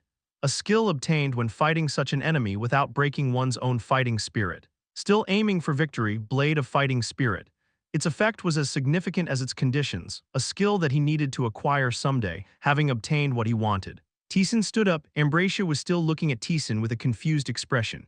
Apostle of a god and an apostle of Lacerata's at that, an offer the gods gave to those they favored, an apostle of a god. Those who accepted became bound to the god's soul and must act according to his will, however. Hardly anyone among the guides of sin, including Ambracia himself, had received such an offer. Even if there were any, it wasn't a proper offer. At best, it was a contract as a disposable toy. Not a real apostle contract. That was why none of them ever received the position of an apostle, let alone an apostle of Lacerata's, an apostle of a god who acted as he pleased, without the dignity and strictness typical of gods. And black magic, the demon god, was a very particular deity. She cherished her own, but not all demons were cherished, even among the demons in the guides of sin. Many had never been addressed by the demon god, but conversely, the demon god cherished her own immensely. That demon god bestowed black magic upon a human. It meant that the demon god prioritized this human over other demons. The demon god granting black magic to a human, unheard of. Who are you? Well then, that was enough. Ambracia had come here to execute him. But now he showed no intention of further provocation. The reason was simple. He didn't know what would happen if he provoked further. Will you keep fighting? Just wait a moment. Ambracia spread his hands. Blocking Taesan's way, he frowned in thought. They also knew the gods did not favor them. The self-proclaimed guides of sin, they wouldn't bother unless provoked but were ready to crush them at any opportunity. And here was an adventurer who seemed to have caught the attention of such gods. If I mess this up, it could be disastrous. Ambracia swallowed hard, especially Lacerata's and the demon god. Both were gods who didn't follow the rules and showed indifference to mortals but showed infinite attention to those they favored. They were beings who could definitely intervene. No way, Ambracia concluded. He couldn't kill Taesan. Taesan had been observing this entire process. I can hear your thoughts rolling around. Ha ha ha. Ambracia laughed awkwardly. No more hostility was shown. Friend, what's your name? Kang Taesan. Right, Taesan, I'm Ambracia. I know. You already used reconnaissance. Ambracia scratched his head. He hadn't paid much attention due to the impact of the apostle transformation. But upon reflection, learning reconnaissance so early was also an incredible feat. Ambracia made a decision after much thought. Our friend, how about we stop here? Ambracia raised his hand. This seems beyond what I can handle. It was not a matter for him alone to judge. Ambracia made that decision. Then leave. Sorry. But that's not possible either. You've broken our rules. I can't just leave you alone. Ambracia spoke lightly, but his eyes were dark. If refused, he would forcibly take him, as expected. Taesan responded without much surprise. So what do you propose? I need to see the judgment of everyone. Not just me. The anticipated answer came back. Taesan spoke calmly. Are you telling me to go deeper? He meant the judgment of the other leaders.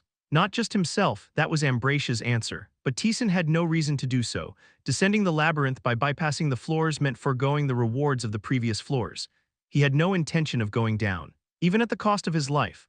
Don't worry about that. I don't intend to ruin a promising guy, whether he becomes an enemy or an ally. Ambracia held up a small key. You'll understand when you see it. The labyrinth's secret key leads to the 70th floor. It can be used again to return to the previous floor. Using this key does not affect the labyrinth system. The ghost snickered. Using the secret key here, so even if they die, they won't come themselves, right?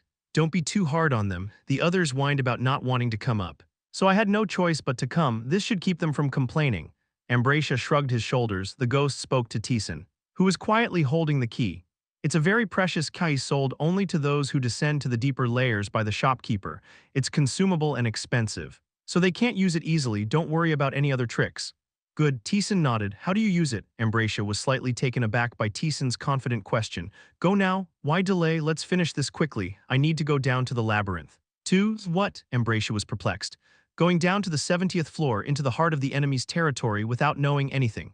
Any ordinary adventurer, even a very bold one, would hesitate or show fear. But Taesan showed none of that, rather he seemed eager to go down. Is there something he wants? The thought crossed Ambracia's mind. But he shook his head. Impossible. The information held by the ghost was also known to them.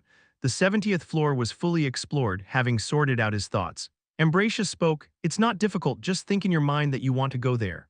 Taesan closed his eyes, picturing the place as Ambracia described. The air around him changed perceptibly when he opened his eyes. A completely different scenery lay before him. Ambracia spread his arms. Congratulations, you must be the first to set foot here below level 150. You have arrived at the 70th floor. You have used the secret passage to reach the deeper layers. You have gained the title Walker of the Gaps. The walls of the labyrinth were ash-colored, to be precise. It barely qualified as part of the labyrinth. The place he arrived at was a room as large as a football field. A room of this size, neither hidden nor a boss room, was unlike anything he had encountered in the labyrinth so far. For now, just rest here. Ambracia waved his hand and leather chairs and snacks appeared. I'll call the others, just wait a little. He left the room quickly.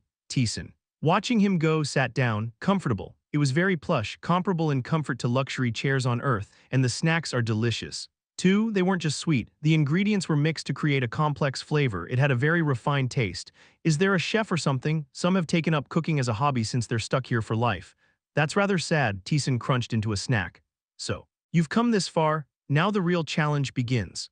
Descending the labyrinth was an inevitable path to confrontation. The guides of sin would come after him, he expected it. They couldn't just overlook him causing havoc and annihilating the third tier. There were rules in the organization. And those rules must be followed. Someone would come down to execute Taesan for breaking these rules, but even if they came down, they couldn't kill Taesan, because Taesan was favored by the gods who resided in the labyrinth. They disliked the guides of sin. What Taesan sensed, the main characters surely knew. They wouldn't easily touch Taesan, at the least. They would gather and hold a meeting. He knew all this would happen, predicted perfectly through the words of the demon god, the story of Lee Taeyeon, and the ghost's advice. So what should I do now, from here on? It was up to Taesan, his own ability. Before that, Taesan moved, the 70th floor. There was something to gain here as he was doing something. The leaders of the guides of sin, the rulers of that group, began to gather together. Chapter 137. What's the matter? Ambracia, a woman with flaming hair, asked leisurely. Why have you called us all here? Just wait, I'll explain once everyone's here. Ambracia spoke. The woman with flaming hair waited, sitting in a chair. Soon, one by one, people entered and took their seats. Is this everyone? All 21 of us. A muscular man with lion-like hair spoke bluntly. Ambracia clicked his tongue. It sure has decreased a lot. Originally, their number was twice this, however, due to duels among themselves and sacrifices in the labyrinth conquest over the years. Their numbers had halved. Then tell us, why did you call us? An annoyed middle-aged man spoke. The woman with flaming hair replied. There's only one reason, the adventure with a ghost that you went up to handle. It's to deal with him. Right, yeah, right, that's it. He's here now. You know what? A moment of silence followed. The man with lion-like hair frowned. Did he use the secret key? Ambracia nodded. The man's face contorted in anger. You wasted a precious key on this. I clearly told you to kill him without talking. Calm down. Lion King, there's a reason. Ambracia raised his hands, signaling for peace. The Lion King leaned back in his chair, simmering down. Explain, Ambracia. Every one of those keys is precious. Considering our goal, there must be a reason for using it. I'm going to explain. So calm down. Ambracia touched his chin ambiguously. He explained that Taesan had become an apostle of Lakarada's and was even using the demon god's black magic. The woman with flaming hair, the fire spirit king, groaned upon hearing the explanation. A human receiving favor from the demon god and an apostle of Lakarada's, that finicky, self-centered one. Ambracia's words left them all baffled. Why would the demon god bestow black magic upon a human? How would I know? The whims of the gods aren't new. Are they? Ambracia shrugged. The silent Lion King spoke up. The black veil of obscurity. It's impossible. How could a rookie from the 30th floor get equipment only available after the 50th? The Lion King fell silent. Now you see why I used the key and brought him here. You all didn't want to go up. So I did, but I'd appreciate no more complaints. That makes sense, sorry. The Lion King offered an easy apology. They were equals among each other. No one was a leader and there was no hierarchy. Ambracia waved his hand. Good. You understand now. Let's discuss from here. An adventurer favored by two gods, someone then spoke. Is it thanks to the ghost? Probably, the fire spirit king agreed. The ghost himself is a talented one who has been continuously offered the apostleship by the gods, with his help. It's not impossible, he could go beyond his own talent. What a thing to think he's clinging to a weak adventurer just to kill us. Wouldn't you do the same? You face betrayal in an alliance when your wish was so close, it's a justified grudge. The leaders concluded that Taesan gained his current strength with the ghost's help, rather than a newcomer adventurer they had never met. Their focus was on the ghost whose strength and talent they had witnessed directly. Really now? Ambracia tilted his head. Why's that? Well, it doesn't quite seem like it. The Taesan he saw was different, rather than relying on the ghost. He seemed to act on his own, but it's impossible alone, we couldn't do it either. Maybe, Ambracia reconsidered his thoughts, they were called the Guides of Sin and even the heroes stronger than them couldn't do it alone. So, what will we do? They returned to the main point but remained silent for a long while. While they were discussing, Taesan was checking each brick on the 70th floor's wall. What are you doing? The ghost, unable to hold back any longer, asked. Taesan, feeling the bricks, replied, I'm looking for a hidden room. There's a hidden room here on the 70th floor. The 70th floor, surely they have scoured it all. Simple secret rooms may appear. But there shouldn't be any here. The Guides of Sin were stuck on the 74th floor, having spent a long time here. They would have surely found everything that could be found. And what about reconnaissance? Use it. It won't show up. You have activated reconnaissance. Reconnaissance, a skill that lets you understand what your eyes can see. It could reveal secret rooms. But nothing out of the ordinary appeared. See, there's nothing more here. The ghost said there was nothing more to find. But Taesan didn't stop checking the bricks. There is one, a piece of information unknown to the ghost in the Guides of Sin. Only Lee Taeyeon had discovered it. It should be around here. Taesan touched every crevice of the brick on the bottom right side of the room. Then, something caught his fingertips. Something akin to a small rod was wedged in the gap. Taesan pressed down with force. Click, the brick floor opened. Without any noise or operating sound, a small passage was revealed. What? The ghost raised its voice in surprise, unable to hide its confusion. What's this? Taesan calmly descended the stairs, the ghost, barely regaining composure, questioned him. Secret room, seems like it. How did you know about this place on your first visit? The ghost couldn't understand. Taesan's actions were full of confidence. I heard about it from someone who is no longer here, Taesan chuckled. Lee Taeyeon's discovery of this room was not particularly impressive in her previous life. She had endured various trials and hardships to reach the 70th floor. There she felt pride, joy, and fear simultaneously. She had barely reached this place, surviving numerous life-threatening situations. She might have been dead long ago if her luck had been slightly less. The future held only more difficulties. That fear paralyzed her steps. As a result, she stayed motionless on the 70th floor for over a month. Taesan knew this well, as he had been monitoring her in real time through the community. With nothing else to do, she eventually started searching every corner of this place. This was the location she discovered after wasting time. Later, after returning to Earth, she mentioned the labyrinth she had conquered. She had luckily found a secret room hidden in the right wall. I didn't pay much attention then, not knowing it would come in handy like this. Wow, but I've never seen such a secret room that even reconnaissance couldn't find. Is there a reason it remained undiscovered? Reconnaissance provided information within sight, naturally. It included secret rooms, thus, she didn't struggle to find secret rooms from the moment she learned reconnaissance. A simple activation in a room revealed everything, but this secret room was undetectable even by reconnaissance. The leaders, failing to detect it with reconnaissance, likely concluded it held nothing. She's a lucky woman. Without luck, she couldn't have cleared solo mode. Taesan smiled and descended the stairs. Soon, a small room appeared. You have discovered the statue of a nameless goddess. There was a small statue in the room, light enough to be held in one hand. The statue of the goddess, long neglected, was so corroded that it would turn to dust if touched. Taesan knelt before the statue, clasping his hands. The statue disintegrated into dust as he prayed, and its power inhabited him. You prayed to the forgotten goddess everyone else has forgotten. You have received the goddess's blessing, rebirth blessing of the nameless goddess. Special quest, forgotten goddess. You found the statue of a goddess forgotten by the creators of the labyrinth, the gods and even their followers. The forgotten goddess, awakened by your prayer, wishes for you to save her. Those blessed by the goddess can sense the aura of the hidden goddess statues in the labyrinth. Find them and pray, reward goddess's grace. The ghost, witnessing this process, was astonished. Was there such a quest? Even the ghost, who had conquered the labyrinth and the Guides of Sin, knew nothing of this quest. Good. Taesan clenched his fist and checked his skill. Divine blessing, rebirth blessing of the nameless goddess. It's the goddess's blessing. Your regeneration of all kinds noticeably increases, however. It's still too weak to be considered a true divine blessing. Instead of proficiency, it was marked in stages. It meant one thing: the stages would increase as he found more goddess statues and prayed, recalling Lee Taeyeon's words. It was indeed a valuable skill. Health and mana regenerated at an excruciatingly slow pace, making natural recovery during combat almost impossible. But with the rebirth blessing of the nameless goddess, it was a different story. The recovery speed increased nearly tenfold. While health wasn't a significant concern, mana was different. Ordinarily, only 10 or 20 units of energy would recover in an hour. But now it meant a tenfold increase.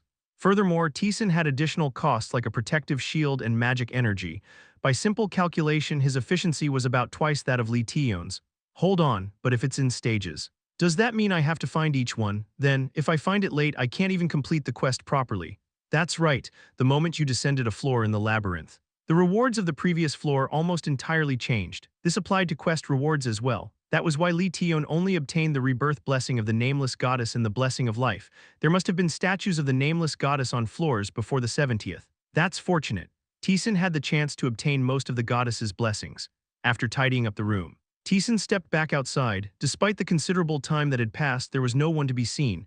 They still haven't arrived, it's taking a long time. It must be a headache, the ghost chuckled, after about an hour more of waiting. They finally arrived. Is this everyone?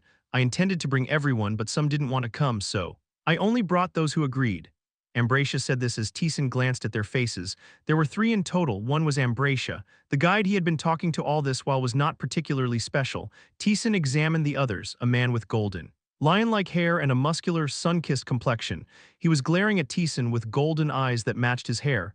That's intimidating, Taesan muttered. Casually releasing his energy, the man's eyes sparkled as he effortlessly absorbed Taesan's formidable aura. You're strong. It wasn't a full display of strength, but an ordinary third-tier challenger would have been rendered breathless and unable to control their body. The fact that he handled it without any burden indicated that the rumors about his power were true. Not as much as you guys. Taesan shifted his gaze. The first thing he saw was flaming hair, not metaphorically, but literally burning like flames, a woman wrapped in flames. A spirit king, do you know me, young one, to some extent, at the same time. The sword trembled, the power within it stirred and asserted itself. Quiet. Taesan exerted force in the hand holding the sword. Not now, not yet. The spirit king, who had been silently observing Taesan, wavered. Why do I feel my energy in you? My children's power resonates in this boy. The power of the child I cherished and granted a domain to is within you. I'm making good use of it. You have activated a small spark.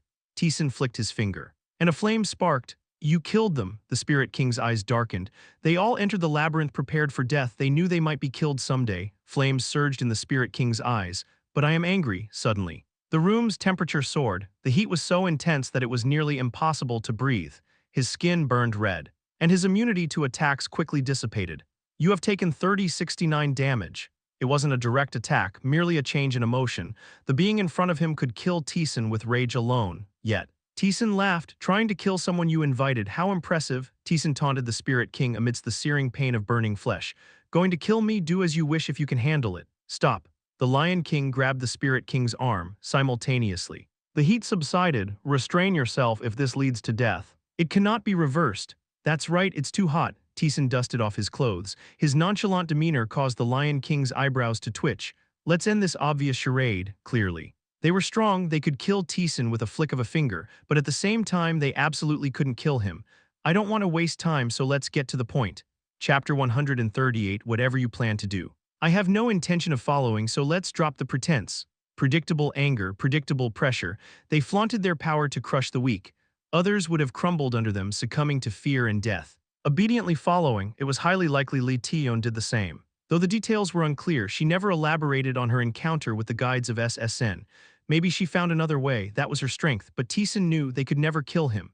These are nothing but cowards, extremely powerful beings who delved deep in the labyrinth, but at the same time, they were those who hit their limits and stopped afraid that someone might surpass them. They oppressed new adventurers, trying to control them, hating death but unable to let go of their dreams. That contradiction within the guides of sin made them unable to kill Taesan. I'd appreciate a quick conclusion. I want to descend further. Fine enough. The expression of the Lion King turned blank. The subtle pressure felt till now completely vanished. Hero, you found a decent puppet. Is it useful? The hero chuckled. The Lion King twisted his lips. A hero once greater than anyone, praised for potentially conquering the labyrinth and receiving the attention of all gods, now clings to a mere adventurer for a trivial reason like revenge. Aren't you ashamed, seeing your pathetic state? This doesn't seem too bad. The hero spoke with a suddenly humorless tone. Societ, where is she? She did not come, hero. Not interested in seeing my face. Fine, we'll meet soon enough. The hero spoke softly. Sending chills down their arms, Taesan clicked his jaw in annoyance. Can we finish this quickly? A slight irritation appeared on the Lion King's face. Things were not going as planned. He thought Taesan was just a puppet of the ghost, talented and lucky, but dependent on the ghost. The plan was for the Spirit King to pressure him, and by providing protection, they intended to shift his reliance from the ghost to themselves. A carrot-and-stick approach. But it didn't work, not as expected. Taesan was not relying on the ghost, it seemed more like the opposite. Ambracia, who had been silent till now, spoke up impatiently. I told you, this won't work. Ambracia was the only one who opposed the carrot-and-stick plan. He saw that Taesan was someone who wouldn't fall for such tactics. Let's get to the point. We have one thing to confirm with you.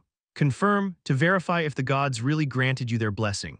To see if they are indeed protecting you, Ambracia stated. Taesan, understanding the implication, nodded. Such a cowardly choice. They could not suppress him because they feared the wrath of the gods. They could not overpower him because they feared the wrath of the gods. They could not kill him because they feared the wrath of the gods. Thus, they would summon a god to verify if Taesan truly had the gods' interest, to see if harming him would bring their wrath upon themselves. We have no choice, they are rightfully feared. Ambracia spoke bitterly. It was a decision they couldn't ridicule or argue against. They were undoubtedly strong, among mortals. It was hard to find anyone stronger. They possessed the power to crush weaker worlds on their own, but they were only mortals after all. Compared to transcendental beings, they were like insects. So, we'll call upon the demon god. Why call the demon god? None of you are demons. Wouldn't Labyrinth be more convenient? The ghost asked in bewilderment. The demon god was literally the god of demons and usually didn't respond unless summoned by demons. In contrast, Labyrinth, being the god of struggle and death, was more responsive than other gods. They remained silent.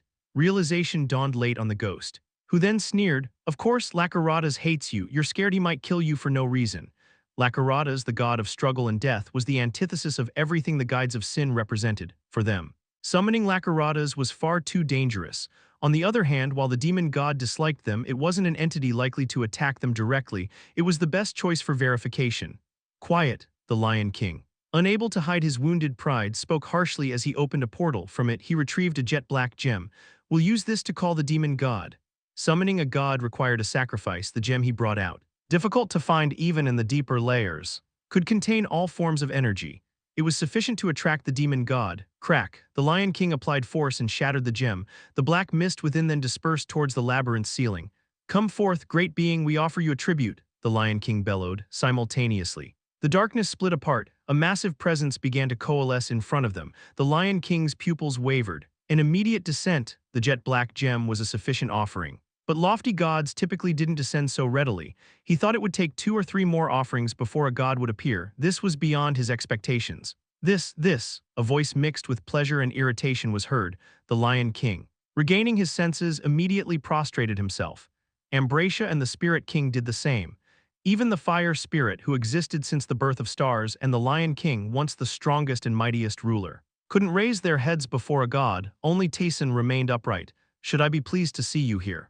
Or should I mourn the sight of these losers? Hard to tell. The darkness parted to reveal the demon god, jet-black hair like the night. A not yet fully grown girl descended into the labyrinth. Taesan responded calmly. Do as you wish. Isn't it half and half? I'm annoyed. The demon god narrowed her eyes, looking at the prostrate Lion King. I won't bother you enough. Raise your heads. Thank you. They cautiously lifted their heads, looked at the demon god and Taesan, and swallowed hard. Facing a god without prostrating and speaking one's mind without inciting the god's anger. It was certain that the demon god viewed Taesan favorably. O demon god, I have a question. May I, in my lowliness, dare to ask? I have an idea what it is. But speak, I'll listen. The one before you claimed to have learned black magic with your permission. The Lion King spoke cautiously. I wish to verify if he is lying, O demon god. This was precisely why they summoned the demon god. They couldn't just leave Taesan be. If they did, he would surely descend further down the floors, killing the guides of sin on his way. And if he confronted them after becoming stronger, they would be in danger. Thus, they summoned a god for early verification. If the god said no, they could kill Taesan. If yes, they had to form an alliance to prevent interference, and the demon god had read all their thoughts. Despicable beings. The demon god sneered. You all are rotting this place. We, the magician and I, created this place for adventure and challenge, not to watch complacent worms. How did it come to this? The Lion King swallowed hard while Ambracia forced a smile. Since we promised to minimize interference, I can't help it. I'll give you an answer, yes. He did complete my quest. I gave him the power my beings can possess as a fitting reward. He is one of my most favored beings. Is that so? The Lion King barely managed to respond. Concealing his shock, it was true. The demon god had bestowed her power on a human. Not a demon, we have to form an alliance.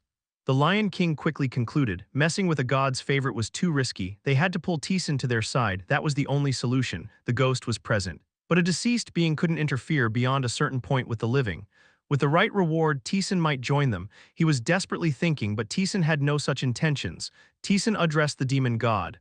"Oh, demon god. Could you officiate something for me? Tell me, what do you want? A duel between them and me?" Ah, the demon god laughed, revealing her white teeth. "I like you, yes. That's it, we came here for that, we never wanted beings who only seek safety." The demon god laughed heartily, turning around gleefully. "Tell me. Child from Earth, what do you desire?" "I have no intention of getting along with them." The guides of sin were his enemies, combining the information from the ghost. They were entities that had to be killed eventually. It wasn't a prediction, it was a certainty, but the gap between them and me is quite large. Despite prostrating before the demon god, they were still very strong beings. So, I want to create a rule. Only duels that are either equal or where neither side can be certain of victory should be allowed. You want to establish a minimum standard. I don't want to die without being able to do anything, but I can't avoid fighting them either. Battles with the Guides of Sin offered Taesan much to gain. Not just stats and skills, but experience in combat was also important. And the most gains could only be achieved when one desperately sought victory and risked their lives in battle. Not bad, I had no intention of interfering in such fights anyway. Hearing the demon gods murmur, Taesan became certain, the leaders were strong, beings that were so powerful that their mere emotions could kill Taesan. The demon god would intervene if an enemy of the leader's level, someone Taesan absolutely couldn't handle, attacked him, however. For a fair fight with an opponent of equal standing, it seemed she had no intention of interfering. This was natural. The gods of the labyrinth weren't there to protect anyone. They wouldn't react to a legitimate fight, so Taesan planned to get a clear answer now, to ensure only the most legitimate fights occurred, to get rules that would benefit him the most. The demon god, who seemed to be in thought, turned her gaze. "I'll set the rules, losers." "Yes," the Lion King nodded, swallowing hard. "You can oppose him, but those too strong can't come up. Only losers who can have a fair fight with him. Or several losers who together might defeat him. Only under such rules will I permit fights with him. If the line is not respected, what will you do? You must seek my permission before you act. If you breach that and act on your own, I won't need to restrain myself, right?" The demon god smiled slyly. A different cold smile than the one she showed to Taesan. The Lion King prostrated himself. "Understood, we'll act as you wish. You're now on the 30th floor but have far surpassed it, so. As it stands, several adventurers from the 40th floor or maybe one from the 50th floor should be a match for you. If that line is kept, I won't intervene. Actually, there would be no reason to intervene." The demon god murmured, extending her hand. "This contract is sealed in my name." A darkness-like twilight enveloped the room. "Those who break it will face darkness. Break the contract if you wish for that." The demon god chuckled as the darkness deepened. The girl's figure slowly faded. "I like you." Kang Taesan, the god spoke a mortal's name. The Guides of Sin couldn't hide their shock at this. The disappearing demon god's eyes gleamed darkly. "This is a bonus for making a very satisfying choice. You have received the demon god's blessing, victor, according to the rules." "Thank you." It was the reward he aimed for. The demon god had a liking for him and wanted to give him something, so he thought if he made a choice that pleased her, she would give him something. His prediction was accurate. The demon god smiled. "I'll be waiting for the day you come to where I am." With those meaningful words, the demon god disappeared. The darkness vanished without a trace. Taesan clapped his hands. "Is it over now?" Chapter 139. Although Taesan clapped his hands, the Lion King was too shocked to pay attention. He was in disbelief. A god remembered a human's name. Proud and mighty gods didn't remember mortals, even if mortals became apostles and pleased them. Gods didn't usually utter their personal names, yet the demon god had mentioned a human's name. This fact was deeply disconcerting to the Lion King. "Snap out of it." Taesan clapped his hands again, the clear sound bringing them back to their senses. "That's it for now, send up whoever you want. Of a similar level to me, I'm going back." He had achieved what he came for. There was nothing left to see here. "Do as you like, we have no more business with you." The Lion King spoke more relaxedly. This wasn't bad news for them. Ranks 4, 5 and 6, the Guides of Sin within the labyrinth could now be mobilized against Taesan. Although there were conditions, they could send opponents of equal rank, even those who would be difficult to beat. Then, killing Taesan wouldn't be difficult. The Lion King's lips curled up. "Hope to see you again later. It'll be tough, though." With those words, Taesan grasped the key. His vision blurred, and soon he found himself back on the familiar 30th floor. Taesan chuckled. "We'll meet again." He had asked the demon god to set rules as a safety measure, but also because he was there. In cases where the opponent was at a similar strength or if victory was uncertain for either side, he was confident of winning decisively. Not bad. He now clearly understood the strength of the leaders, which he had only heard of or vaguely grasped, the power of mortals at their limit. That was Taesan's next target. What about you? I'm a bit unsatisfied. You knew she wouldn't show up, didn't you, Societ? Who claimed to be friendly with the ghost. It was unlikely she would appear before the ghost. Just go meet her directly. It wouldn't take too long, step by step, crushing the guides of sin. He would eventually reach her. Yeah, that would work. Then, Taesan opened his status window with a pleased expression. He hadn't yet checked the rewards from defeating the third tier of the guides of sin. Kang Taesan, level 72, shield 545/545, health 5990/5990, mana 933/933, magic 72/72, strength 2263, intelligence 1841, agility 2055, attack power plus 248, defense plus 248. The target is in the best condition. His level has increased by 3, and thanks to the soul ascension, a large amount of stats had risen. He also obtained 2 skills. Basic magic earth tremor, mana consumption 14, proficiency 1%, shakes the ground. It's still difficult to maintain balance at this stage. The vibration intensifies as proficiency increases. When the guide of sin tried it, the ground shook moderately but was not significantly meaningful. It was uncertain whether this was due to the spatial characteristics of the labyrinth or the limitations of the magic itself. Special activation skill mitigation. Mana consumption 3, proficiency 1%, reduces the ratio of damage taken. It's still at a very minimal level. I don't need to use this one. It was useful but had no value for Taesan, who had resilience, as it did not allow for multiple uses. It was unlikely to be needed. These were the skills obtained by defeating the guides of sin, and there were also skills obtained from meeting the leaders. Special activation skill Blade of Fighting Spirit. Mana consumption 50, damage is tripled. This skill cannot be used again for 1 hour after use. A good skill. I also used it effectively on my way down, although it had a 1-hour limitation. It tripled the damage for just 1 use. It was a good skill on its own, but even better for Taesan, who also has Multiply, a skill that doubled any type of damage. This also applies to the Blade of Fighting Spirit. The damage tripled and was then doubled, resulting in 6 times the damage in 1 hit, despite the 1-hour delay. It was a skill of a different level, and the divine blessing that was given directly by the demon god. The Demon King's Blessing, victor according to the rules. When a legitimate victory is achieved according to the rules set by the Demon King, additional rewards are obtained. A skill exclusive to beating the guides of sin, it was a blessing that granted additional rewards upon defeating them. The level of reward was unknown, but considering the effects of previous divine blessings, it would not be insignificant, given its restrictive condition. It could rival or even surpass the benefits of soul ascension. Good. He could become stronger even faster now. Taesan closed the system window and descended further into the labyrinth. This is the way to the heart of the labyrinth. The darkness here is strong, however. Those existing here slightly diminish that darkness. Start of the 31st floor quest. Defeat the boss of the 31st floor and pass through. Reward the white sword. Secret reward, the 31st floor. The theme changed again. Taesan knew what to expect, having heard from Lee Taeyeon in advance. The 31st floor, that guy must be there, right? Now that I think about it, you could probably beat him. What might be there? The ghost mumbled with interest as he descended the stairs. The shop owner appeared. Have you made it this far? The shop owner's smile deepened. Good, just keep going down and reach the place I want. I'll try my best. Taesan entered the first room on the 31st floor. There, an NPC was waiting. Oh, a traveler, it's been a while. A knight in golden armor was there. You have encountered Vargan, the guide of God. Vargan was a knight with a rich white beard, his armor, large shield, and longsword were all golden, dazzling to the eye.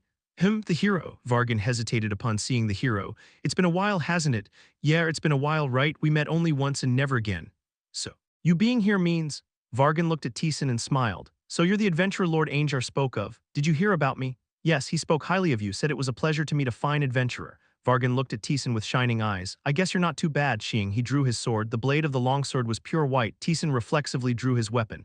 Don't be too wary, I am just a kind of examiner for details. You can ask the ghost behind. A kind of qualification test, I don't know what it is, I failed it.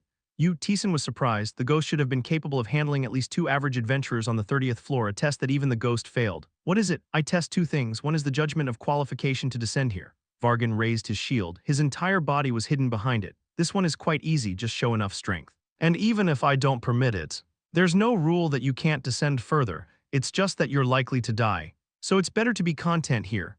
And the other, the qualification to enter the battlefield of the gods, Vargan grinned. I will judge if you are worthy to spread the greatness of this place. The criteria of judgment, you know. Without saying right, subquest start. The guide of God Vargan wants to test you for coming this far down. Pass his test to earn a reward in another quest. Vargan has challenged Kang Taesan to a duel. In this duel, neither can kill the other. Taesan took his stance. Qualification for the battlefield of the gods. It seemed the ghost had not attained it, and the fact that he failed meant that Vargan was a formidable opponent.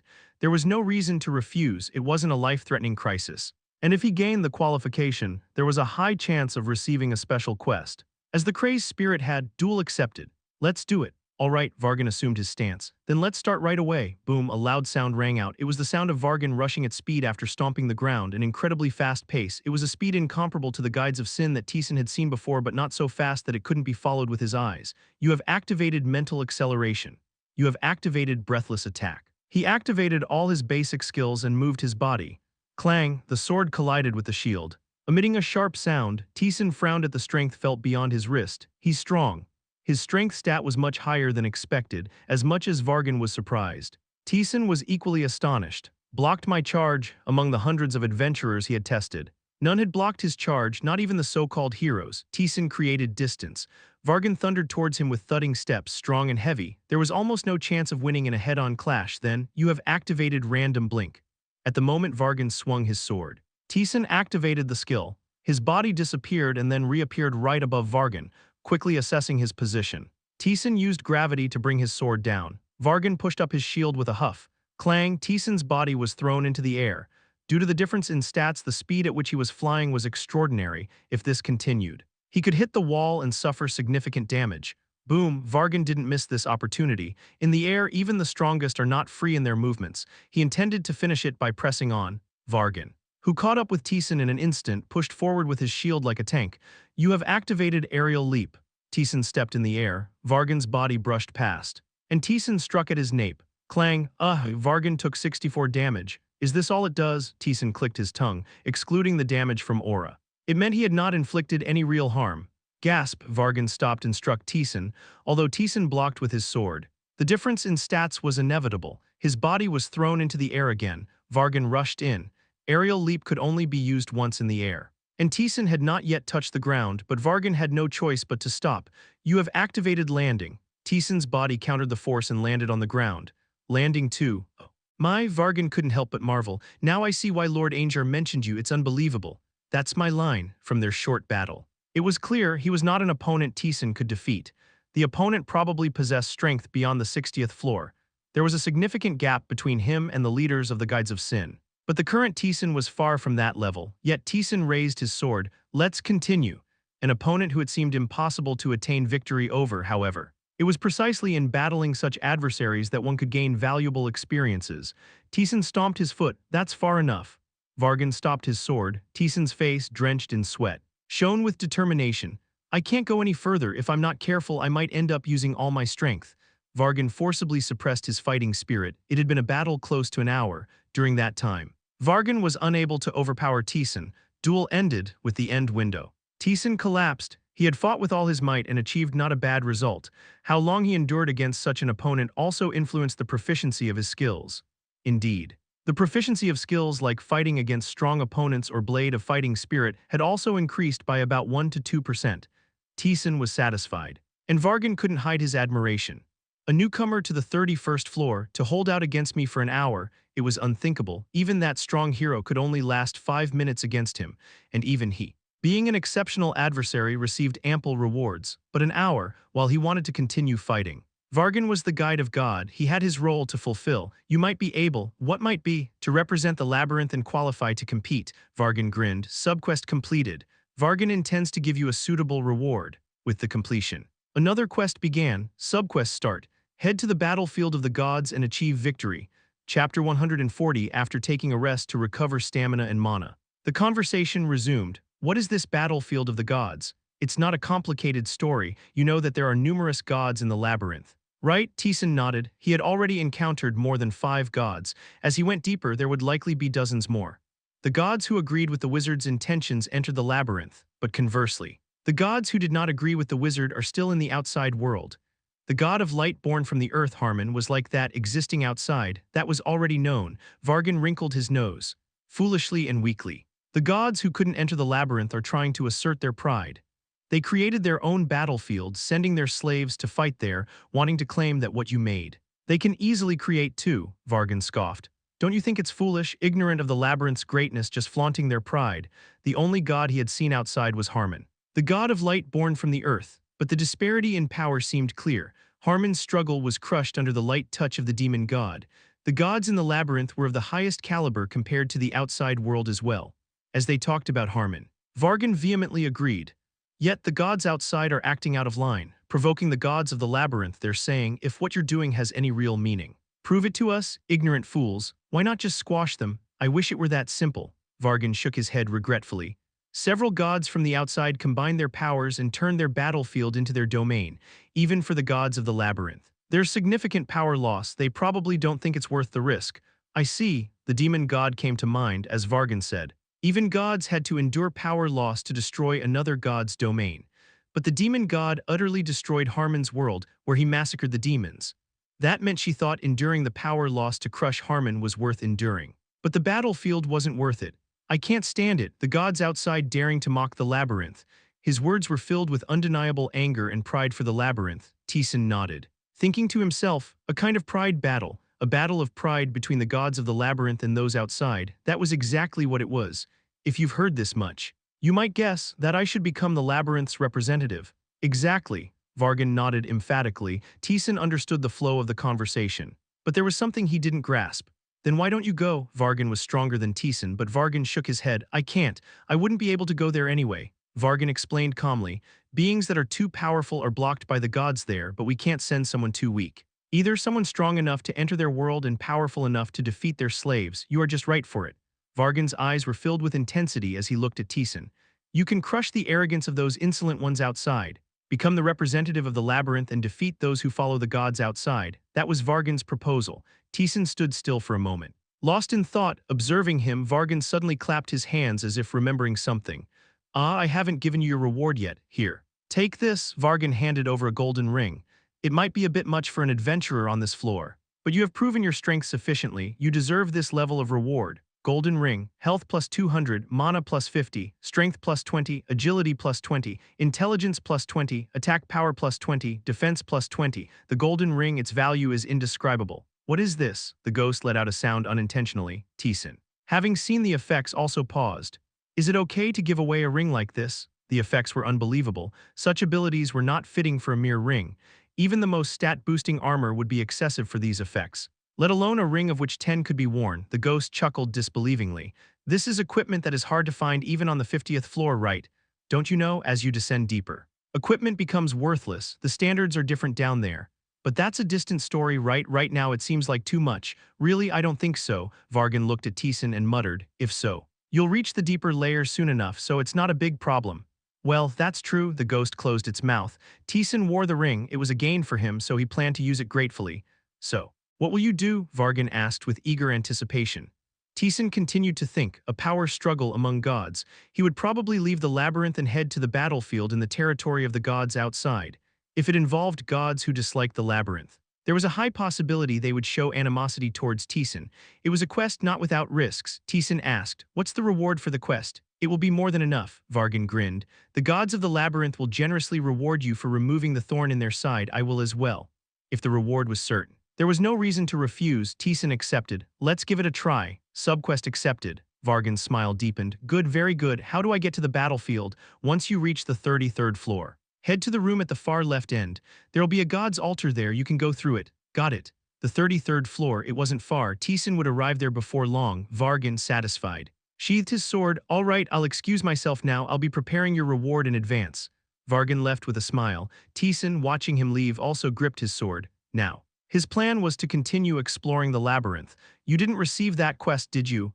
I regretted it a bit. Just a little more strength and I would have made it. But it's too much for now. That's why I heard about it for the first time. The gods outside are thinking like that, huh? The ghost mumbled with interest. Does that make sense from their perspective? The gods who entered the labyrinth must be irritating. They left their own worlds behind after all. Can ordinary gods not enter the labyrinth? They can, but the risk is too high for them, unless they're incredibly strong gods. They'd have to sacrifice their domains, which could destroy their godly stature. Most gods in the labyrinth are of the highest order. The ghost trailed off as if suddenly remembering something. Maybe not all, are there exceptions? A few transcendent beings who shattered their stature just to enter here. They're not particularly benevolent gods, just be careful. And it should be fine. That doesn't sound very reassuring. It felt like an incident waiting to happen. As they talked, a monster from the 31st floor appeared. A white knight who lost itself appeared. The knight, dressed in armor similar to Vargan's but in white instead of gold, seemed inferior. The knight rolled forward, charging at Taesan. Taesan raised his sword. Crack. Definitely stronger now. From the 30th floor. It was considered the middle layers, no longer the lower ones. The monster's strength had a clear difference from previous floors, while it wasn't a big problem for Taesan. A regular adventurer would struggle to adapt at this level. This thought made him think of the others. Come to think of it, I haven't contacted them since I returned. He had been busy with various things since returning and hadn't had the chance. Remembering this, he opened the community and sent a message. Kang Taesan invited Lee Taeyeon and Kang Junhyuk. Kang Taesan solo, you there? Lee Taeyeon solo. Oh, Kang Junhyuk solo. Brother, you were here. I thought you went somewhere like last time. Unlike before. There was a calm tone. It seemed they no longer thought Taesan was dead. Kang Taesan solo, how are you doing? Lee Taeyeon solo, it's tough but manageable, almost cleared the 10th floor. Taesan was slightly surprised at her response. She was progressing faster than he thought. Kang Junhyuk solo, the divine blessing because of that. It's gotten easier. I heard from others in different modes that they're descending faster than before. Kang Taesan solo, that's good. The divine blessing given by Lakaratas enhanced the talents for struggle. He, too, had grown stronger thanks to it. And others without a foundation would undoubtedly benefit even more. It seemed that other solo mode players and even those in hard mode were making faster progress. It was good news. This meant more people would survive to the end. Lee Taeyeon solo, the trial of self-proof was just as you said. Taesan, it's a bit tougher than my current floor, got stuck there.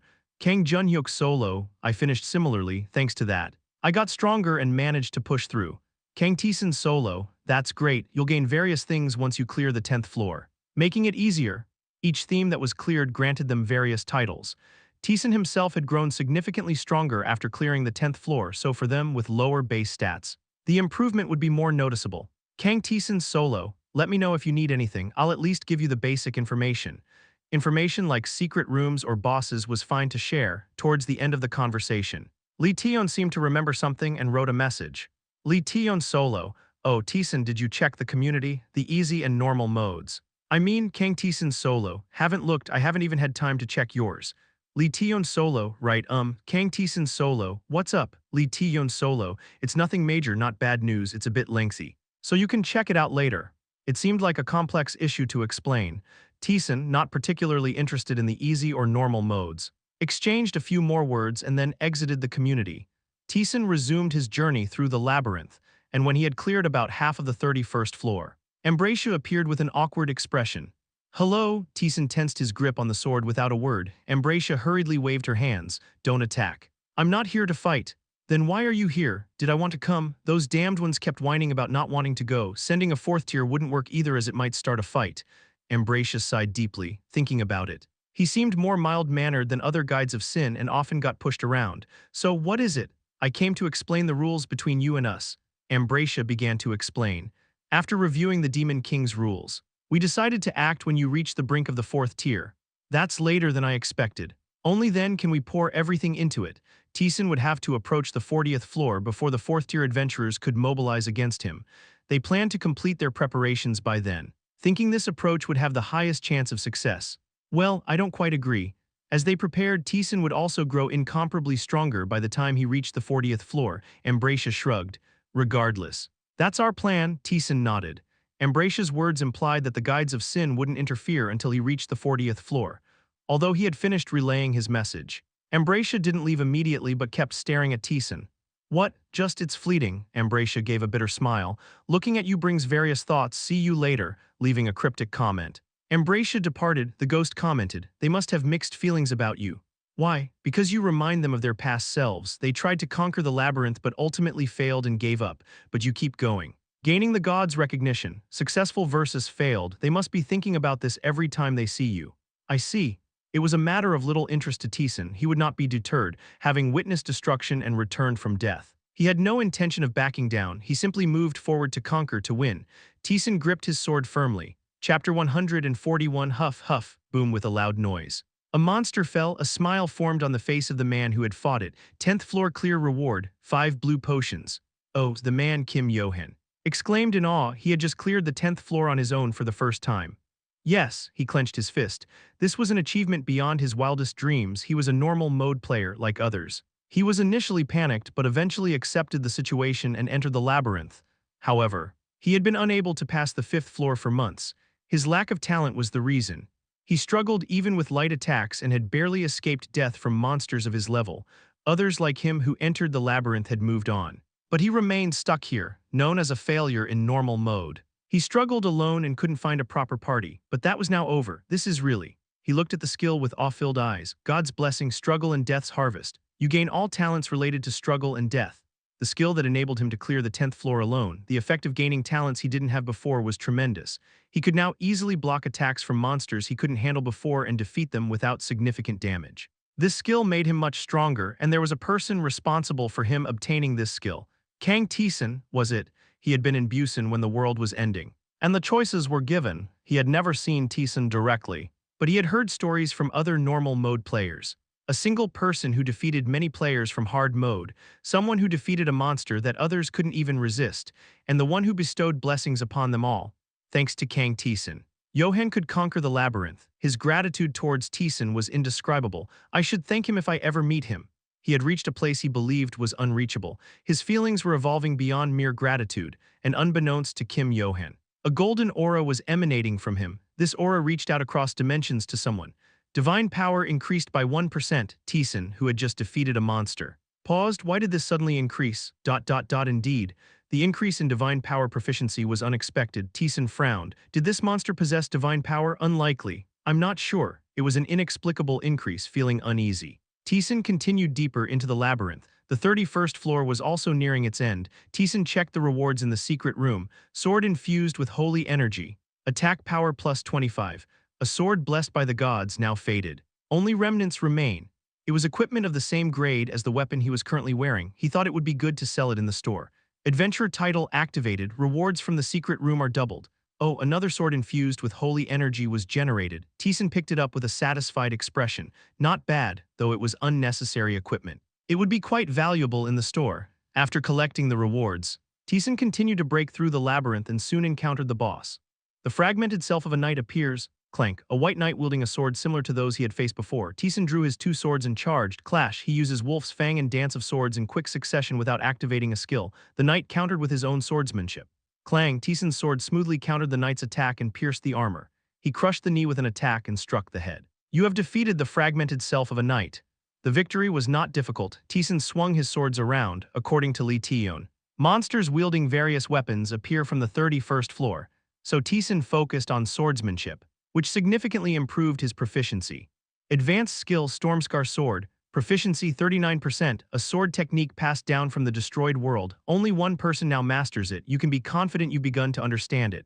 40% was close, the rise was quick. But Taesan's expression was not too pleased. It feels like I'm hitting a wall. His swordsmanship was improving, now. There was almost no delay in activating Wolf's Fang and Dance of Swords, but that was it. There was no sign of gaining anything new, the ghost agreed.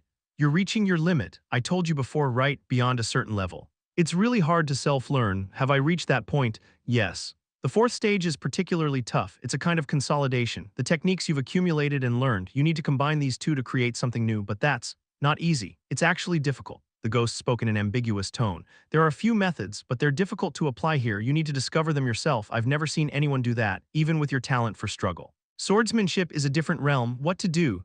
A way to learn higher dimensional swordsmanship. He pondered for a while. But the answer didn't come easily. I'll think about it over time.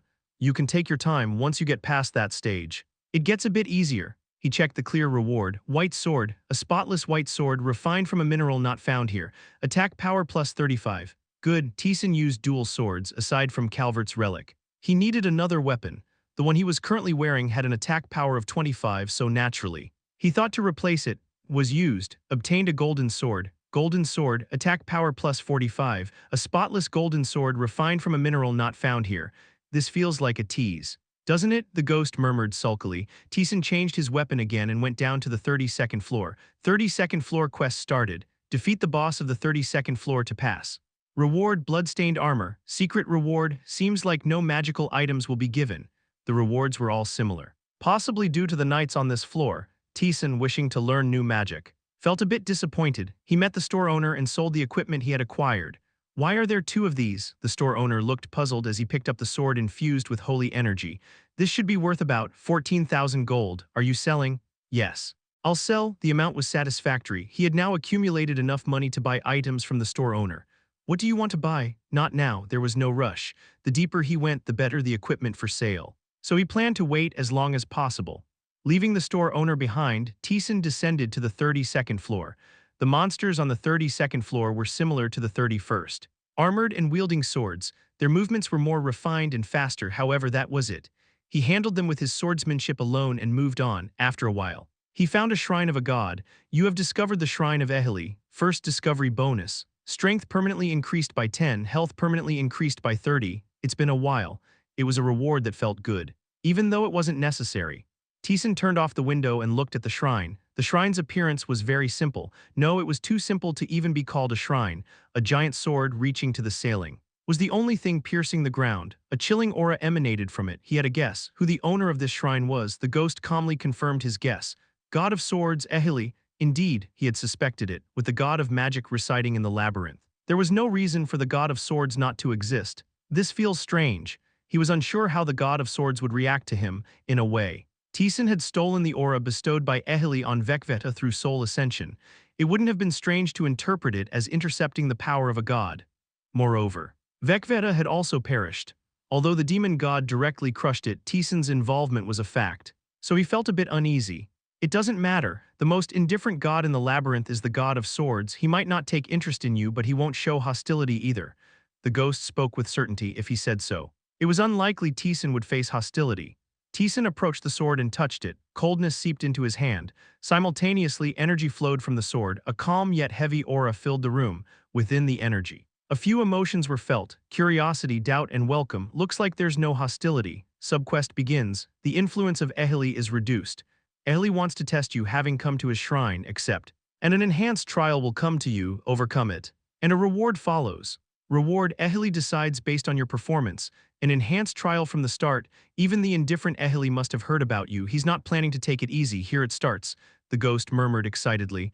What kind of trial will it be, Ehili? A god who rarely shows emotions. I've never heard rumors of him giving an enhanced trial, so what could it be? What did you get? Similar to Lakarada's, I had to defeat a servant of Ehili. So this time, I have to face a real servant, most likely, as they discuss the content of the trial. A system window appeared. Subquest accepted. Ehili's power infuses into the ghost. What? Huh? They paused. Massive energy from the sword embedded in the ground began to infuse into the white ghost. The ghost flailed in apparent panic. Wait a minute. Condition 1, strike the ghost in an equal state with a single blow. Condition 2, prohibit the use of any skill unrelated to swordsmanship. Condition 3, this quest does not end until the conditions are met. Taesan's pupils dilated as he read the conditions. The ghost let out a groan-like exclamation. His form, which was white like a ghost from a movie, began to change. Is this possible with the power of a god? Taesan groaned. Platinum hair flowed, and a well-built body materialized. Expressions began to form on the previously blank face. The ghost vanished. Instead, a prince from the destroyed world appeared. The ghost looked at his own hands after staring blankly. He eventually let out a small laugh. This is quite surprising. Same here. The prince of the destroyed world, Bradley, appears. Chapter 142. Taesan looked at the ghost, now possessing a physical body. His hair was platinum blonde, straight without a hint of curl, swaying smoothly with every movement. His appearance was that of a standard handsome man, with features neither too sharp nor too blunt. His clothing was of very high quality, befitting his self-proclaimed status as a prince, but practical enough for movement. This is... Bradley, still in shock, continued to groan. Panic was evident in his golden eyes. Hey, a mirror, show me a mirror. You know I don't carry something like that. But Taesan had something similar. He activated an ice arrow, seeing his reflection in the ice. Bradley stroked his cheek. Laughter escaped Bradley. A mix of emotions, resignation, joy flickered in his eyes. This is something, he murmured in astonishment. Barely calming down, didn't know this was possible. Is that your body? Yes, quite handsome, right? The ladies used to swoon over me, you know, Bradley joked, puffing up, but his smile faded under Taesan's expressionless gaze. Don't be too shocked, I'm surprised too. A kind of trial. Then, probably, seeing that I've been given this form. In Bradley's hands were two wooden swords that he was lightly swinging. Probably a temporary body until the trial is over. Once it's done, I'll return to being a ghost. This is dangerous. I might not want to finish the trial. It could be decades or centuries. Bradley's expression showed the emotion of finding his lost physical form. Still, I must fulfill my duty. Bradley pointed his sword at Taesan. Taesan also drew two swords. He checked the trial's conditions in the system. First condition, strike the ghost in an equal state with a single blow. Basically, this body's stats are perfectly equal to yours, shabby compared to my prime but not bad. Bradley swung his swords, each strike becoming faster and more precise. That should do it. Swoosh, his swords cut through the air. Since stats directly affected the body, it usually took time to adapt to sudden changes. However, the ghost adjusted to his physical form in just 20 strikes. My proficiency is the same as yours. The ghost's sword movements were erratic. Taesan, who had learned the same techniques, knew it was the dance of swords, but he couldn't follow them. The erratic movements were hard to track. I can only use Dance of Swords and Wolf's Fang. 2 looks like the conditions are indeed equal. It doesn't look equal at all. Proficiency and stats didn't matter. The warrior before him was several levels above in swordsmanship. That's what a trial is. I guess, Bradley chuckled. Taesan recalled the second condition, prohibition of all skills unrelated to swordsmanship. He had to abandon his strongest tactics and engage in combat. Confusing. But a good opportunity, as expected of the god of swords. He knows exactly what you need. Bradley swung the tip of his sword. I can't just wait around, come at me. It was. As Bradley said, condition 3. The trial doesn't end until the conditions are cleared, whether it was success or failure. The only way forward was to try. Taesan rushed in as soon as he reached a conclusion. His opponent had mastered the sword techniques he possessed. Half-hearted tricks wouldn't work, full force from the start. His sword swayed and struck like a wolf. Bradley was impressed. That's the right approach. At this moment, techniques were meaningless. He could crush and obliterate everything. So from the beginning he poured everything he had. That was Taesan's choice. And it was the perfect answer, but the right answer doesn't always lead to success. Bradley's hand moved smoothly. Yet sharply, his dance of swords and his sword trajectory swept away all of Taesan's sharp movements. Bradley thrust his wooden sword at Taesan's shoulder. Taesan barely twisted his body to dodge and aimed for the side. Bradley countered simply. He blocked Taesan's movement by attaching his leg to Taesan's, restricting his attack and pushed forward. Taesan, unable to take a proper stance, was pushed back. This really seems impossible. Taesan grumbled as he waved his sword. Despite having the same stats and proficiency, the man before him was infinitely stronger in swordsmanship. Taesan had faced Maelstrom, an apostle of Pavshta, with equal stats and skills but overwhelmed him without allowing a single hit. This was similar.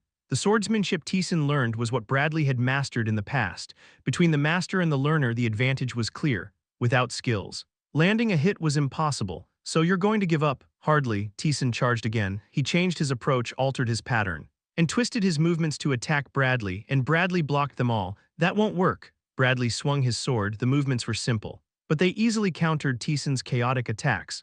You can't reach me with that. Bradley jabbed at Taesan's solar plexus. Taesan was pushed back with a faint groan. Taesan immediately rushed forward again. Bradley welcomed him with a smile. This time was different. The sword's movement was shaky, like a mirage. It was a completely different technique from what Taesan had shown before. Alteration is fine, but the foundation of that movement is the swordsmanship I taught you. I've also tried such variations, of course. I know how to counter them. Bradley easily blocked it. Really now? Taesan let out a hollow laugh. Whatever he tried, it was perfectly blocked. He realized what Maelstrom must have felt against him. Bradley, not sweating a drop, casually said, I told you that won't work. You need something different. Be quiet, it's annoying. Taesan narrowed his eyes, grumbling.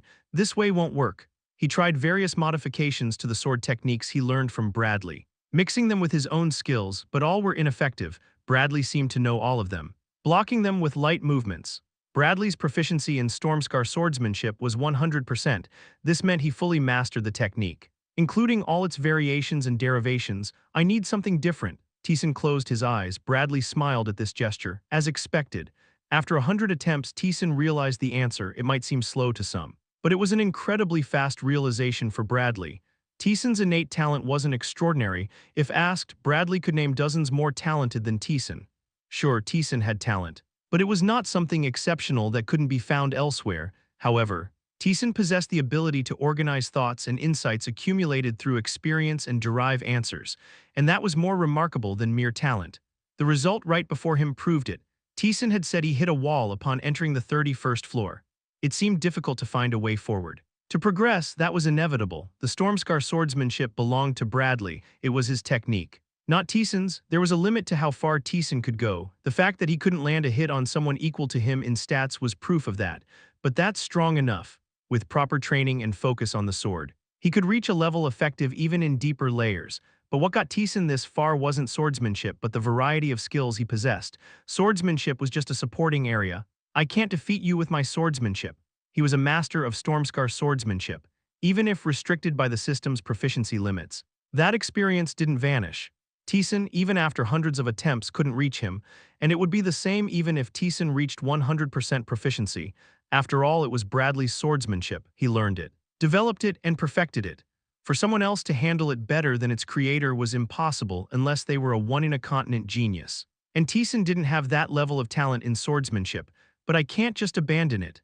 Stormscar swordsmanship was already embedded in Taesan's movements. Completely discarding it would be harder than starting over from level 1. So, he had to absorb it, like Maelstrom did long ago and like he himself did. He had to internalize what he learned and transform it into his own. Bradley waited patiently. An hour passed before Taesan opened his eyes. His pupils flickered quietly. Bradley greeted him with a smile. Seems like you've got it now. Somewhat. It wasn't a perfect answer yet, but it seemed enough to pass this trial. You have begun the creation of your swordsmanship. Bradley waited cheerfully. Taesan cleared his mind and grasped 2 swords. He dismissed the noisy system notifications. Many rewards and information were displayed, but they were not important now. This time, contrary to before, Bradley rushed at Taesan, who responded as if waiting for it. Bradley's sword whirled erratically. Though Taesan knew Stormscar swordsmanship, he couldn't properly block it. There was a subtlety in it he couldn't grasp. Taesan hadn't been able to block that. Although it was the same swordsmanship, the difference in level was too great. But now, it was different. Clang! The swords of Taesan and Bradley collided. Bradley fluidly moved his sword using Dance of Swords, and Taesan responded in kind with the same technique. However, his sword strikes were different from before. While appearing similar to Dance of Swords, the energy within was entirely different. Dance of Swords was a technique that used curved motions like a dance to deflect the opponent's sword. But Taesan's movements were more aggressive and violent. The direction of the force was straight, not curved. This sudden change would usually result in a disadvantage. But it was the opposite this time. Bradley couldn't easily overpower Taesan as before. But it's not that impressive. Bradley tilted his head, puzzled. The change was something he could easily overpower if he chose to, indeed. When the ghost pushed a little harder, Taesan started to be overwhelmed. Clang, sparks flew.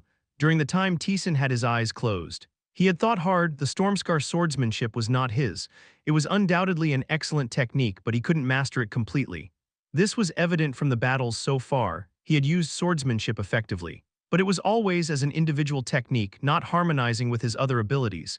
He was different from a warrior. Swordsmanship was not his main strength. Then, what was his main strength? What did he rely on to come this far? What should swordsmanship be devoured by? The answer was clear. You have activated acceleration. Chapter 143 Acceleration. Bradley was momentarily confused. The reason was that Ehili's trial prohibited the use of all skills unrelated to swordsmanship. Acceleration. A skill that increased speed and not a sword technique was not supposed to be usable. To break the trial's condition, one would need to be as strong as a god, and Taesan wasn't there yet. So, there was only one answer. Is that a newly acquired sword technique? It's unique, since it came from Taesan's body. Bradley couldn't immediately discern what Taesan had obtained. He assumed it was related to skills since Taesan mainly used them.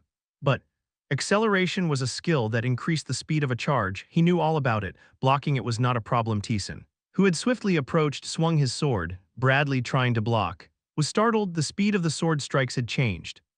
Bradley's hands moved frantically. The sound of clashing swords filled the air. Bradley blocked the attacks with a bewildered face. The attacks were twice as fast as before. How can agility increase this much? Acceleration only affected charging speed, not agility. Taesan kept swinging his sword. You have activated strong blow. Clang, suddenly. Bradley's arm was knocked away. Bradley quickly regained his composure. Strong blow not only increased damage but also momentarily increased the power behind the sword. Using it along with acceleration wasn't unusual, but Bradley was perplexed again by the next combination. Clang, Bradley's arm was pushed back again. What's this? Strong blow's effect dissipated after one hit. Yet, Taesan struck twice and the effect of strong blow remained. What's going on? Taesan's swordsmanship itself hadn't changed significantly. With a clear mind and calmness, Bradley could easily block and counterattack, but the unexpected change made his hands erratic and he could only defend. You have activated leap. Clang, Taesan raised his sword with a heavy sensation. Bradley's body lifted into the air. Landing at a distance, he let out a hollow laugh. The skills have changed. Acceleration, leap, strong blow. All these skills were exhibiting effects entirely different from their descriptions. What exactly? Instead of explaining, Taesan moved to show directly. Clang, their swords collided. Bradley's eyes changed. His arms moved erratically, eventually creating numerous afterimages of blades. Stormscar's first sword, Wolf's Fang, instead of blocking with Stormscar swordsmanship as before. Taesan pushed the tip of his sword. You have activated Flow. The moment Bradley's sword was about to touch Taesan's, it slipped away. The same happened with the next attack, like acceleration and strong blow. Flow kept activating. What is this? Boom, Taesan stamped the ground and swung his sword. With a loud noise, Bradley was pushed back. Taesan's movements, initially awkward, became faster and more precise as the battle continued. The tide had turned. Now Bradley was struggling to block. Clang, Taesan brought down his sword. Bradley tried to block. You have activated continuous attack. Clang, the sword vibrated intensely. The violent tremor traveled up Bradley's arm. He barely managed to hold onto his sword. But the gap was too wide. Taesan didn't miss the opportunity. He swung both swords at Bradley. Bradley blocked with one hand but couldn't stop both swords. Shush. Taesan's sword cut across Bradley's chest, staring blankly at his split clothing. Bradley and Taesan gasped for breath. You have created the advanced sword technique ability sword. It was neither learned nor acquired nor practiced. It was a sword technique Taesan had created himself. Condition achieved. Ehli is satisfied with the result. A system notification for clearing the trial appeared. Bradley chuckled. This is beyond imagination. He had anticipated a change related to skills. He even considered the possibility of using skills, but this was more than that. The effects of the skills themselves had changed. This is a sword technique that interfered with the labyrinth system itself. As he pondered this, Bradley's body suddenly started to disappear into light particles. Oh, is this the end? The body he received was temporarily given by Ehli for the trial. It made sense that it was being retracted now that the trial was over. Bradley watched his disappearing hand with a bitter expression. What a pity. After such a long time, an almost forgotten span, he was able to wield a sword again, and now it was ending, which was deeply regrettable. But it was quite fun. Now you understand what I meant, right? Taesan nodded. Indeed. This was a realization only obtainable through sparring with someone. It couldn't be discovered alone. With such high stats and expertise, no monster on the 30th floor could counter his swordsmanship. Naturally, it was difficult to realize its weaknesses and limits, forcing him to keep descending. It was only at the brink of death that Taesan could feel the limits and solutions, which he gained through a duel with the ghost using the same swordsmanship. Thank you, thank Ehli as well, he's the one who made it happen. Bradley's physical form was almost completely disintegrated by now. Only his upper body remained. He smirked. I'm curious too, what you've learned, let's see it together. With those words, Bradley disappeared. The scattered light particles in the air began to take the shape of a ghost. Taesan quietly observed this transformation. The ghost returned to Taesan, despite having lost his physical form again after an immeasurable time. He appeared incredibly bright. Whether it was an act or genuine, Taesan knew he was being considerate. Therefore, Taesan also started to wrap things up without saying anything. Ehli proposes a contract of apostleship to you. I won't accept, as always. Taesan declined. Ehli didn't seem to have high hopes and withdrew readily. No more divine presence was felt from the shrine. As the ghost had said, Ehli was an indifferent god. He even remarked it was unusual. That indifferent god reduced his interference area to give me a body and make you create new swordsmanship. This is a very rare occurrence. Really, he showed more interest in you than in his own apostles, though Taesan didn't know the details. It seemed Ehli had great expectations for his potential. That's good. Ehli gave him 2 rewards, 1 skill and 1 accessory. Special constant activation skill, the sword wielder. Proficiency 1%, a level recognized by the god of swords when fighting enemies wielding weapons. Easily discern their vulnerabilities and weaknesses. A skill effective against weapon-wielding enemies. It was conditionally limited but beneficial in identifying weaknesses and vulnerabilities, and the accessory was a pommel to be attached to the handle of a sword. Pommel made by Ehli's follower. Attack power +10. A pommel crafted with great care by a follower of the god of swords. Ehli was quite pleased with the craftsmanship. Contains a hint of Ehli's energy. Helps in balancing the sword. This effect can be detached and transferred to another weapon at any time. Good. What he liked most was the freedom to attach and detach it. Taesan immediately fitted the pommel onto Calvert's relic. These descriptions are getting longer. It's a strange feeling as the previous owner, the moment he attached it. Taesan immediately felt the weight of the sword change. After swinging it a few times to check, he smiled satisfactorily. It's good. It made swinging easier, though a minor difference. It was significant for someone who had to swing the sword thousands, even millions of times. Then, is everything finished now? Let's quickly check. I'm dying of curiosity. The ghost urged Taesan. Taesan opened the system window he had closed. You have created the advanced swordsmanship ability sword.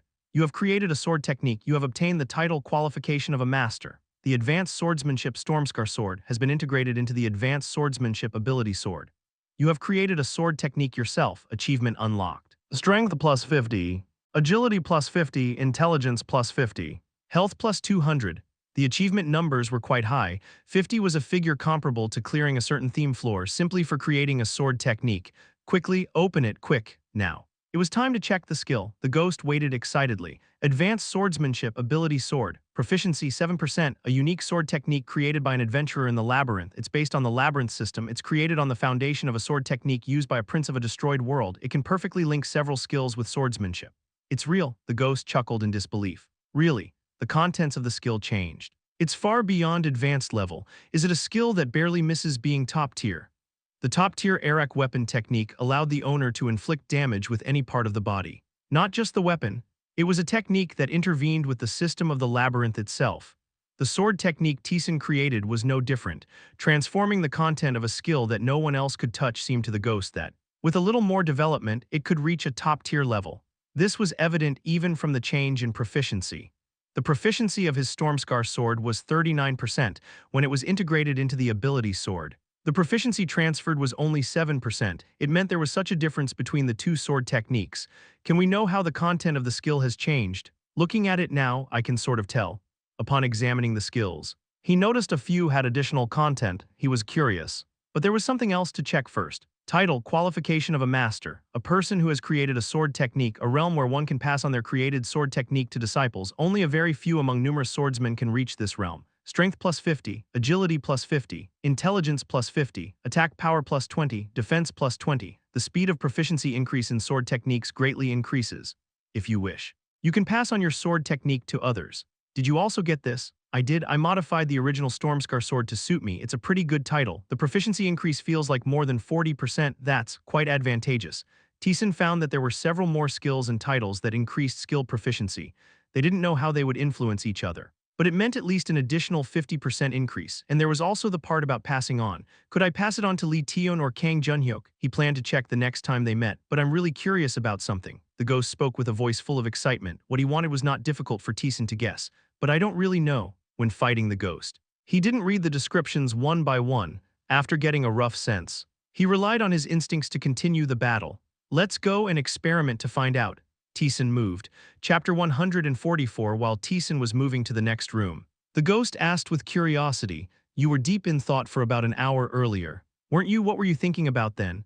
"Nothing special, just reconsidering my basics."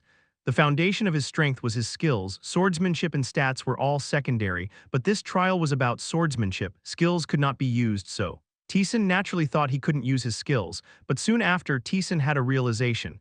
Skills were initially mine to harness physically, that's why I could use them. All these were used even before he learned the skills, so there was no need to be fixated on skills. If he couldn't use skills, he should draw out their effects himself. Thinking this way, he naturally could use a few skills when he started fighting. That's quite an ingenious creation. The ghost chuckled upon hearing Taesan's story. It was a kind of paradigm shift. The ghost had never thought in that way. Clank. While they were having this conversation, a monster appeared. Taesan faced a knight in armor. Clank. The knight drew his sword. The ghost spoke in an anxious tone. "Hurry, it's so frustrating, I feel like dying." "Let's check slowly." Taesan drew two swords. He charged towards the knight. Clash, swords collided. Taesan's movement, as he overwhelmed the knight, was rougher than before. As expected, even the swordsmanship has changed. It's rougher and cruder than mine. The ghost's swordsmanship was perfect. It had almost no weaknesses and was very precise, however. Taesan's movements were cruder and rougher, and weaknesses were noticeable here and there. Still, it's not bad. This is my swordsmanship. It was his own swordsmanship, not something he received from someone else. As he improved his proficiency, its perfection would only increase. Once he reached a certain level, it would become a skill that suited Taesan better than the Stormscar sword. This is a problem that can be solved by increasing proficiency. That aside, now was the real deal. The ability sword he created was a swordsmanship connected to skills. As its name suggests, naturally, the contents of a few skills changed. One of them was the first activated acceleration. Special activation skill acceleration. Mana consumption 5, proficiency 21%, accelerate faster towards the target. Condition advanced swordsmanship ability sword. It accelerates not only the body but also the speed of the sword if the timing is right. This effect continues to be activated after consuming additional mana. Wow, the ghost couldn't hide his emotions and burst out in admiration. "You've really changed. There's even a condition called ability sword. This is really out of the ordinary." The ghost Reading the content fervently. Read the next sentence. Does it continue to activate if the timing is right? That must be the condition. I roughly grasped what it feels like earlier. Kang Taesan exerted force on his sword. He stomped toward the knight, who was flung backward. You activated acceleration. His body sped up, and so did the speed of his sword. Taesan swung his sword down at the knight. Clash, the knight blocked it at the same moment. Taesan moved the sword in his other hand. Crunch, it pierced through the knight's body. This is really amazing, the ghost chuckled. Essentially, the speed of swinging the sword doubled, which meant that the agility itself had doubled. Without any specific restriction, it was a skill that defied comparison. Taesan did not stop his hand and continued to attack. The ghost, observing quietly, realized there was a certain interval in his movements. Do you have to time the sword strikes perfectly? It's quite tricky to activate. The interval when each sword strike hit or was blocked by the opponent, both had to coincide, compared to when he learned multiplication. The judgment was relatively lenient, but unlike multiplication, the condition changed depending on the opponent's response, so it wasn't easy. Since you need to time it, making any significant changes is hard. The pattern will become predictable. Probably. Taesan intentionally slowed the speed of his sword strikes for a moment, then the acceleration immediately ceased, and his speed returned to normal. Taesan raised his sword towards the knight, who barely managed to regain his stance. You activated strong blow. Kaboom, the knight was sent flying far away. Strong blow, like acceleration, had a condition of timing. Since the knight was thrown backward and couldn't be attacked, the interval of attacks was missed and the activation of strong blow ended. The ghost judged coldly. It's certainly powerful, but its drawbacks are clear. Drawing the effects of skills into swordsmanship, just that was an unbelievable level. Strong blow and acceleration alone meant almost doubling the power and agility, but the restrictions were too severe. It changes whether you can activate it or not depending on the opponent's response. Right, it's a passive sword technique. It seems to heavily depend on compatibility. If the opponent used magic, it could not be properly activated, simply because approaching in the first place was difficult. The same was true if the opponent was a monster with strong physical strength. Like a giant, it was hard to time the attacks against an enemy whose single blow was powerful. Also, it seemed difficult to use in various situations. Like against ghost types or spirits using natural forces. Are other skills similar? They all have one condition or another. Flow was similar. The opponent's attack had to be swung within a certain cycle to Taesan's sword for it to continuously activate.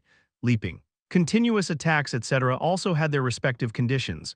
That's tricky, but it's a useful sword technique. It's a good sword technique, the ghost affirmed. Although it was a tricky and passive sword technique, it was still an excellent one. It was a skill that nearly doubled his stats if the conditions were met. Moreover, the opponent wouldn't know what skills Taesan had, just like the ghost. They would be flustered when facing him. That naturally limited their movement, and Taesan could take control of the flow. If things went as planned, meeting the conditions wouldn't be that difficult. And the stronger the opponent, the harder it would be for them to counter Taesan's skills. Those with acceleration, leaping, and continuous attacks knew the effects of those skills.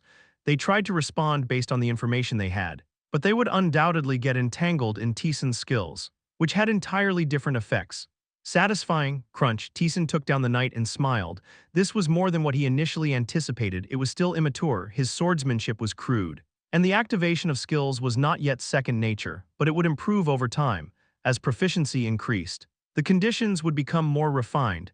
The effects of the skills would grow stronger and influence more skills. As Taesan became stronger, many things would change. Eventually, it had a good chance of becoming his main skill, as perfect as addition and multiplication. Good. He was very satisfied. Taesan continued to hone his swordsmanship while breaking through the labyrinth, despite the large stat difference with the monsters. He was still quite inexperienced in swordsmanship, so even such light real combat allowed him to gradually improve. Thus, he gradually increased his proficiency while conquering the 32nd floor. Mana stone crushed by strength, magic plus 30. A mana stone crushed by those who despise magic, yet the magic power within has not disappeared. Great. He received magical equipment as a reward from the secret room. He planned to offer it to Lilies as a tribute and learn magic. Taesan continued forward and reached the boss. The boss was a knight in black armor. He had the intelligence of a beast, with very aggressive and fast movements, a formidable enemy for those facing him for the first time, a perfect practice opponent. You activated strong blow. Kaboom, the knight was flung away, and Taesan immediately followed up with another sword swing. Since the attack interval was matched, strong blow was activated consecutively, with several attacks. He defeated the 32nd floor boss. Proficiency of ability sword increased by 1%. Taesan succeeded in continuously activating strong blow until the boss was defeated. You're getting used to it quickly. Is it because it suits you well? It's incomparably faster than when you use Stormscar. Right? Very good. It was a sword technique that only made him laugh. Another advantage was that it was fun. The process of meeting the conditions and then activating and maintaining them was enjoyable. It was an emotion he hadn't felt in quite some time. Taesan checked the rewards for clearing the 32nd floor. Bloody armor, defense plus 40. Armor worn by a forgotten one until his death. It was brought here after his demise. Defense 40, a high number. Taesan murmured as he wore the armor. This isn't too surprising anymore. 40 was similar to the sum of all the additional effects of the equipment he had when clearing easy mode. That a single piece of equipment now gave the same benefits compared to a sum of many. It felt like a long time since he'd experienced such a gap. Used, obtained red rose thorn. Is this a material item? It didn't seem like equipment. Red rose thorn. A thorn detached from a red rose guarding the witch's garden. It seems it would become very sharp if attached somewhere. It is a material. If he took it to a blacksmith, it could be made into equipment. As Taesan was about to collect the thorn, the whip on his wrist slapped his arm. You want this? As if affirming, the whip wrapped around Taesan's arm. Taesan reluctantly threw the thorn to the whip, which suddenly sprang up and swallowed it. The wrist guard with murderous intent swallowed the red rose thorn. Attack power plus 20. Wow, with a significant increase in attack power. Sharp thorns appeared on the whip. The whip slapped his arm as if pleased. It's prickly, though it didn't damage him. The thorns poked his skin. What is this? Equipment that swallowed items on its own. He had never heard of such a thing. The ghost also seemed to be experiencing it for the first time and spoke uncertainly. Self-enhancing equipment, this is new to me, quite good. Isn't it? No need to visit a blacksmith in a high enhancement level. It was definitely useful. He was just curious about what it was. I'll have to ask later. The shop owner might know the secret. After finishing up, Taesan decided to head up again before descending the floors. On the 33rd floor was the battlefield of the gods. As Vargan had mentioned, he planned to be thoroughly prepared before going there. Taesan returned to the 31st floor to find Lilies. She greeted him with a bright face. Came back? I thought you abandoned me since you hadn't come for a while. I didn't find anything worthy to offer as a tribute. Taesan handed over the mana stone. Lilies, grinning broadly, took it and began to pray. Soon the aura of the magic god began to be felt. Taesan watched this energy intently. It feels different from before. The skill evolved in the world of Hafren. Its identity was still unknown. But the ghost had said it was possible to feel its intent. Perhaps because of this, the power of the gods, which felt distant before, now seemed a bit closer. While Taesan was gauging this power, Lilies finished and took a deep breath. It's done. You have learned the basic magic seal. It's still basic magic. I have something to tell you about that. What is it? This is kind of tricky. Lilies looked ambiguous. Her expression was a mix of happiness and fear. I don't know if the god was joking or serious. But it seemed like a joke to me. It doesn't make sense. We're still on the 30th floor. Explain properly. What are you talking about? She spoke with a very vague expression. The god of magic said while accepting this offering that soon you'll be granted more advanced magic. Magic more advanced than basic, then. There was only one possibility. Lilies nodded. You've been granted permission for intermediate magic. Chapter 145, intermediate. They're giving you that already. Yes, that's why I'm not sure. Are they serious? It's a god similar to the god of swords. So it doesn't seem like a joke, but it's extraordinary. Right? Intermediate magic on the 30th floor. Can you explain in a way I can understand? Taesan waved his hand to interrupt their conversation. What does it mean to learn intermediate magic? That's right, you haven't seen intermediate magic before. You've used magic, so you know what basic magic is like, right? I'm well aware. In the labyrinth, the value of magic was extremely high, up to the 30th floor. It was possible to clear levels using only basic magic. Outside the labyrinth, its value increased even more. The magicians in Vekveta who saw the magic he used were astounded. It was something only the best magicians in their world could barely use or not cast at all. And that was just basic magic. So, what level would intermediate magic be? The ghost answered his question. It's magic that can even make an impact in the deep layers. Simply put, you know the guides of sin you've seen? Even they have to avoid this magic. Taesan's lips curled up naturally, a skill that could deal damage even to those who had reached the deep layers. It was definitely valuable if it could harm those who could cause physical interference with just their emotions. Lilies mumbled with an ambiguous face. Normally, you wouldn't get this until you get past the 50th floor. Right, this guy is just special. I'm happy, but it's a bit odd to be too happy about it. Lilies grumbled, Taesan still with unresolved questions. Asked again, what about advanced magic?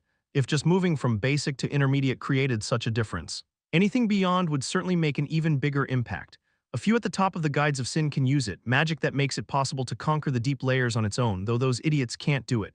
And what about the highest level? I don't know about that. The ghost shook its white hair. Never seen anyone use it. Does it even exist? Not sure about that. I'm not sure either. Lilies scratched her cheek with an uncertain face. If a magician who dedicated her life to magic and a warrior who reached the deep layers didn't know its existence, it truly meant it was an uncharted territory. Is there anything higher than the highest ranking skill? Taesan had the highest skill. The Arak weapon technique. The ghost was surprised about how he got it but wasn't shocked by the skill itself. Knowing about the existence of the highest skill and not knowing about the highest magic was unexpected. The ghost spoke calmly. Magic is harder to learn and more valuable than simple skills. Skills and swordsmanship can be approached by anyone. But magic is cut off at the line of talent from the start, and among those the highest level, beyond the deep layers. I don't know, even the apostles of the god of magic I met. None of them used the highest levels of magic. Taesan concluded the conversation there. He was curious but not interested enough to delve deeper. So when can I learn intermediate magic? Not right away. The god will send a trial when the time is right. And you'll be granted the ability after passing it. So not yet. Then, that meant he had to continue conquering the labyrinth. Taesan bid farewell to Lilies and headed towards the 33rd floor. Start of the 33rd floor quest. Defeat the boss of the 33rd floor and pass through. Reward Shield of Protection. Secret reward, as usual. The quest and reward windows appeared. Taesan cleared the notifications and went down the stairs. The shopkeeper looked puzzled. Why do you keep coming and going? I had to learn some magic. That useless girl you're talking about. The shopkeeper had an indifferent face to him, who was only interested in conquering the labyrinth. Lilies, who lived off Taesan, was of no value. You're not buying anything this time either. I'm not buying. But I have something to ask. What do you want to ask? What is this exactly? Taesan raised his wrist. The whip with thorns was firmly attached to his arm. The shopkeeper grimaced. Why did it change? It absorbed a material on its own and transformed. Is that so? Didn't you sell this? The shopkeeper seemed unaware as well. He spoke as if making an excuse. I did sell it. But I didn't make it. I received it from someone else. Why? It was written there. Wasn't it? Taesan recalled the whip's description. It said it was made by a witch's whim. Yes, I got it from that woman. It looked normal when I examined it. So I put it up for sale. I don't know much about it. Were you close with her? Not really. The shopkeeper wrinkled his nose. She wasn't weird, but she had strong opinions. Some people liked that. But not me. Why do you ask? I wondered if she entered here too. A witch capable of creating such useful equipment for the labyrinth, if she had such skills. It was likely she could have entered the labyrinth. The shopkeeper seemed thoughtful at Taesan's words. There's a possibility. Yes, there is a possibility. She said she had no intention of coming. But she was very fickle. That's all I needed to know. The thorn absorbed by the wrist guard was said to be from the witch's house. The shopkeeper's ignorance suggested it might have entered the labyrinth through other means. Taesan left the shopkeeper and moved on. Now that I think about it, I should check the new magic. Taesan reviewed the magic. Basic magic seal, mana consumption 1, proficiency 1%, imprints a seal on your location. Subsequent magic will target the sealed location. More of a support spell than an attack. Taesan immediately experimented. He activated seal. Moved forward and then cast a spell. You have activated Frost Arrow. Swoosh. As soon as it was activated, the spell flew and pierced the spot marked by the seal. How should I use this, originally? Spells like Frost Arrow or Fireball could be directed as Taesan wished. Imprinting the seal could actually become a penalty. Taesan thought for a moment and then came up with an idea for another spell. Let's try this. Taesan imprinted a seal and moved again, after putting some distance. He cast a spell. You have activated Random Blink. The blink activated toward the spot marked by the seal. This is good. The downside of Random Blink was the unpredictability of the teleportation location. But this was resolved with just one seal. There was the limitation that he could only imprint the seal where he had stepped before, but that was a manageable downside in combat. Taesan moved on. Satisfied, the 33rd floor had a knight wielding a hammer, the hammer cutting through the air. Contained a force difficult for an ordinary adventurer to withstand. Clang, but Taesan effortlessly deflected the hammer. He then quickly activated acceleration and easily took down the knight. This floor is quite good. It was perfect for practicing his newly learned swordsmanship. Taesan breached the room. He continued to train his swordsmanship, focusing on raising the proficiency of the ability sword by dragging out the fights with monsters rather than dispatching them quickly, and the results were clear. Advanced Swordsmanship Ability Sword, Proficiency 12%, a unique swordsmanship created by an adventurer of the labyrinth. It is based on the system of the labyrinth, developed from the swordsmanship used by the Prince of the Destroyed World. Several skills can be perfectly integrated with this swordsmanship. Already at 12%, he had raised the proficiency by 4% just by passing through one floor. It was a very fast rate. Even when facing enemies much weaker than Taesan, the ghost was also impressed. Is it because it's your own creation? It's really fast at this rate. You might reach 20% by the mid-30s. But that was not all. A few skills related to swordsmanship also increased in proficiency and changed. Special activation skill Aura, proficiency 20%, a reward given to those who have mastered the sword. You have begun to understand Aura. An aura flickered around Taesan's sword. The aura was not like sparks but burned like the flames of a bonfire. It was a result of increased proficiency and stabilization of the aura. That took a while. He wasn't sure about the effects, but it likely increased damage as a skill without any mana consumption, and critical attack also changed. Special constant activation skill critical attack. Proficiency 20%, deals greater damage when attacking the enemy's weak points, adds a bit more than half of the usual damage. Apart from the added damage, there wasn't much change. Still, it was a useful change and Taesan happily accepted it. The reward for the 33rd floor's secret room was a golden bow. Since I have magic, I can sell this in the shop. Soon. He reached the boss. A black hammer knight with only instinct remaining has appeared. Whoosh, the giant hammer was swung. Despite being on the 33rd floor, the hammer had a weightiness even Taesan could feel, however. Its movements were very slow. It seemed like a boss that required dodging rather than blocking attacks. Taesan swung his sword fiercely. Clang, the thin sword collided with the giant hammer and knocked it away. Taesan continued to time his attacks against the knight's hammer or strike its armor. You have defeated the black hammer knight with only instinct remaining.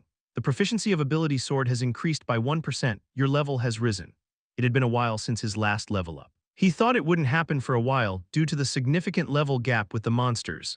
But apparently, he had accumulated enough experience. Shield of protection, defense plus 50. A shield crafted with great care but failed to protect its charge. Merely being robust was not enough to guard someone. Used, you have obtained the Ghost-Haunted Hammer of Palma. Ghost-Haunted Hammer of Palma, attack power plus 70.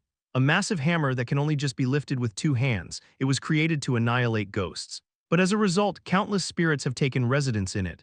Attack power against ghost attributes plus 20, there's nothing useful here. He didn't use shields, though high in attack power. The hammer was a 2-handed weapon according to its description. Taesan, despite his high stats, preferred not to be forced to use 2-handed weapons. Thus, it was destined for the shop.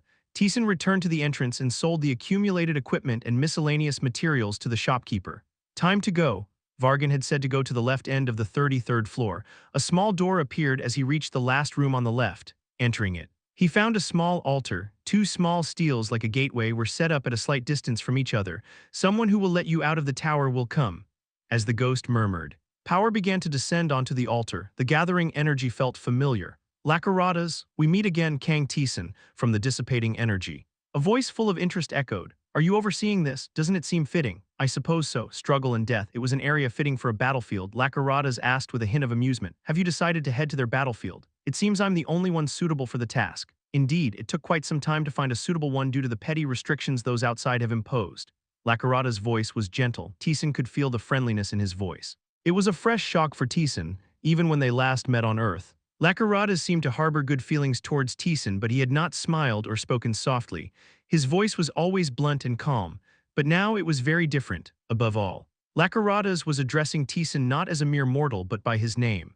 I have little interest in the outside. Some may find it bothersome or annoying, but to me it's meaningless, whatever they do. It doesn't negatively affect me. Lacaradas was the god of struggle and death. If the gods outside created a battlefield leading their followers to death, it would be satisfactory for him. However, this is something I look forward to. It's not just the futile acts of mortals. Laughing, Lacaradas spoke. Will you accept it? Special quest start. Participate in the battlefield of the gods outside and show them the greatness of the labyrinth. Condition, conquest of the battlefield. Reward, Vargan and the gods of the labyrinth will give suitable rewards based on the performance. I accept, Taesan nodded. Lacaradas chuckled. This is enjoyable, very enjoyable. This is an emotion I haven't felt in a long time since taking this tedious position. Chapter 146. I look forward to another enjoyable fight. Taesan, enter here. There was deep goodwill in that voice. As Lacaradas' presence faded, a passage appeared on the altar. Taesan spoke hesitantly. What's this? Lacaradas' attitude had changed significantly. Even calling him by name and showing emotions was unusual for a god. The voice was full of goodwill. The ghost said, perhaps it's because you chose to fight the guides of sin. There was also an option to cooperate with them. Why would anyone choose that? A fight with the guides of sin was inevitable. Coexistence with them was impossible. You may think so, but most don't. The adventurers on the 30th floor find them too strong to handle. The uncertainty of reaching their level, the reality of it, makes the choice to join them not so strange. The ghost spoke calmly. Opposing the guides of sin who influenced the entire labyrinth was a risky choice. Forming an alliance with them could seem natural. I also thought that wasn't a bad idea, but first form an alliance. Then, as you descend through the labyrinth, Accumulate strength and betray them, that was the cleanest option, but you chose to oppose them, struggle and death satisfying both. So they show favor towards me, from now on. Your path will be filled only with struggle and death. No rest or respite. Just moving forward, that has always been the case for me, he never stopped walking. You're heading in a direction more pleasing to Lakarada's, not bad this way. Those guys really won't be able to do anything.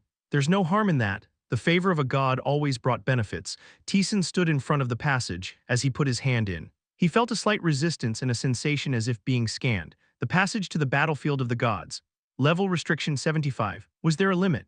So this is why they were looking for qualified people on the 30th floor, quite sly. The ghost chuckled. The level limit is ambiguously set at 75. Does it mean they won't accept anyone who's entered the 40th floor, but it's clumsy, there's only a level limit. No restrictions on stats or skills. Don't they know much about the labyrinth system? Probably. This place is entirely different from the outside. Even gods couldn't obtain information about here from the outside. They could try extracting it from adventurers who escaped. But they wouldn't get accurate information from those who gave up. That works well for me. Taesan put his hand in. An unpleasant sensation enveloped him and the space twisted when his twisted vision stabilized. Taesan was in a forest. The first thing he felt was that it wasn't natural. The vegetation and the earth all seemed artificial. Taesan looked up at the sky and grimaced. There was a huge hole in the sky, similar to one that had appeared on Earth. From there, he felt several unpleasant gazes. Are they gods? There will be some kind of rule here so they can't interfere with you directly. In other words, indirect interference was possible. Is this a created world? Seems so. You have activated leap. Taesan soared into the sky, leaving the trees behind, far away. He noticed a semi-transparent wall. It seemed wider than an ordinary city judging by the distance. Taesan landed on the ground and walked leisurely. He pushed through the foliage. There are several presences, not far away. He sensed many fighting. His first thought was to head there, but this is unpleasant. The hole in the sky, memories of Earth surfaced, souring his mood. Eventually, he arrived at the site of the battle. Hundreds clad in red and blue armor were fiercely fighting each other. It was an intense battle. They smashed each other's armor, stabbing swords through the gaps. Among them, about 5 in green leather armor crouched, faces filled with terror. Can we escape? Isn't it impossible? Unless we get reinforcements, it looks tough. We're all we have. Right? Despair darkened their faces. Taesan approached and sat down near them. Hello, a man in green leather looked at Taesan. Startled, who are you? A stranger, I'm new here, why are you fighting? He needed information first, the purpose here and how to approach it. First time, the man's eyes changed momentarily, he asked cautiously. Are you alone? As Taesan nodded, the man's face broke into a wide grin. Then heretic, all the people in green clothes rushed at him. With desperate movements they thrust daggers at Taesan. Then, they returned to their positions before the attack. What's this? Taesan clenched his fist. Crack, all but the man in the front in green clothes were blown away. What? Why attack instead of answering my question? He could have dodged. But the attack was not worth it. Taesan smacked the only remaining man on the head. Take a nap. Arg, the man fell with a short scream. Taesan stood up and turned around. The ones in red and blue armor had stopped fighting and were looking at him. Shall we continue? Taesan leaned against a tree. The man in the most ornate red armor frowned. Who are you? Kang Taesan. That's not what I asked. I asked which god you believe in. I don't particularly believe in any. Neither Lakarada's, nor Lucifer, or even Maria. Taesan's relationship with them was more transactional. The man in the ornate armor shouted at Taesan's response. Don't joke, this is the battlefield for those who believe in gods. Non-believers can't enter, but I actually did enter. Taesan shrugged nonchalantly, causing the man to grit his teeth. The followers of the god of green vegetation and foliage were arrogantly defeated by you. I am a follower of the sun god born from the heavens, a high god. Different from trivial deities. A sun god born from the heavens, a high god, don't make me laugh. The man in ornate blue armor, seemingly disagreeing, scoffed. Our god born from the earth and the sea is the true high god. You believe in a god who has lost its roots. And you talk nonsense, blabbering about a god who can't even touch the ground. The eyes of those in red and blue armor turned fierce. Return to your god. They resumed fighting, quickly forgetting Taesan's presence. Intent on killing each other, Taesan clicked his tongue. There's no one sane here. The Greens attacked him, calling him a heretic upon learning he was alone. After a brief conversation, the Blues and Reds started killing each other again. Fanatics are all the same. Normal people wouldn't enter such a place. I need to gather information. Taesan eventually slapped the man he had knocked out. Wake up, Arg, in pain. The green-clothed man immediately got up. He looked around blankly, then yelled at Taesan. Heretic, how dare you kill a believer of God? Divine punishment shall be upon you. Really noisy. Taesan hit him again, being careful not to kill him. Even after being beaten, the green man didn't lose his spirit, continuing to yell. Taesan frowned. Forget it, do as you please. If they wouldn't listen, He had no intention of resolving this with words. Taesan stood up and clapped his hands toward the still fighting reds and blues. Die, but his voice was too soft to be heard. Taesan shook his head alone and raised his fist. Wah, crack, the head of a man who was shouting with bloodshot eyes was crushed, suddenly. Silence fell over the battlefield. What? Would you calm down and listen to me now? Taesan spoke with a calmness hard to believe. Given he had just killed someone, a man in red armor regained his senses and shouted furiously. You, how dare you? Crack, the man's head was crushed. Taesan dusted off his hands. Just listen to what I have to say. You, crack, how dare, crack, everyone who opened their mouths was crushed. After about 5 were dead. The rest remained silent. Taesan clapped his hands with satisfaction. All right, only the one I choose may speak. It's not hard, right? What, crack, I said. Only the one I choose. Everyone froze like deer in front of a lion. Taesan pointed a finger. Let's start with you. The man in the most ornate red armor twitched. Speak, I won't kill you. Why, I told you. I'm new here, so I want you to explain everything to me. Taesan sat on a rock and gestured to the pale-faced man. What is this place? Start from there. What this place is. I'm asking why you are here and what you're fighting for. Taesan had heard the general story from Vargan, but he needed more detailed information. The man's face trembled at Taesan's words. Is this really your first time here? Yes, aren't you going to answer? Taesan raised his fist. The man quickly regained his senses and started talking. This is the battlefield of the gods. Followers of various gods gather here to prove the greatness and strength of the gods they worship. So, proving it means killing each other. The easiest way is that, killing followers of other gods to widely proclaim the greatness of their own. The man's face heated up with excitement as he spoke. Only those with exceptional strength among believers are qualified to enter this glorious battlefield. No one would refuse such honor. His words were filled with undeniable pride. Taesan eyed the man. You have activated complete reconnaissance. Malaka's Halban, fanatic. Although physical attributes or levels were not visible. As he wasn't from within the labyrinth, it was still possible to gauge his level from his aura. Strange. So what's your level here? We are strong. Malaka's boasted proudly. No one can ignore us. We prefer to resolve things through dialogue rather than battle, and no one can block our path, despite the grand statement. Not only those in red but also those in blue armor seemed to agree. Taesan couldn't help but be puzzled. You guys. Chapter 147. Taesan could feel from their aura and energy that they were incredibly weak, comparing them to the labyrinth. They were at the level of a 20th floor adventurer, far too weak for Taesan. The outside level is this low. Malaka's momentarily showed a surge of anger in his eyes at Taesan's gaze but kept his mouth shut. Not wanting to die, Taesan rested his chin on his hand. Which god do you believe in? The sun god born from the heavens, the great one who governs the lofty skies.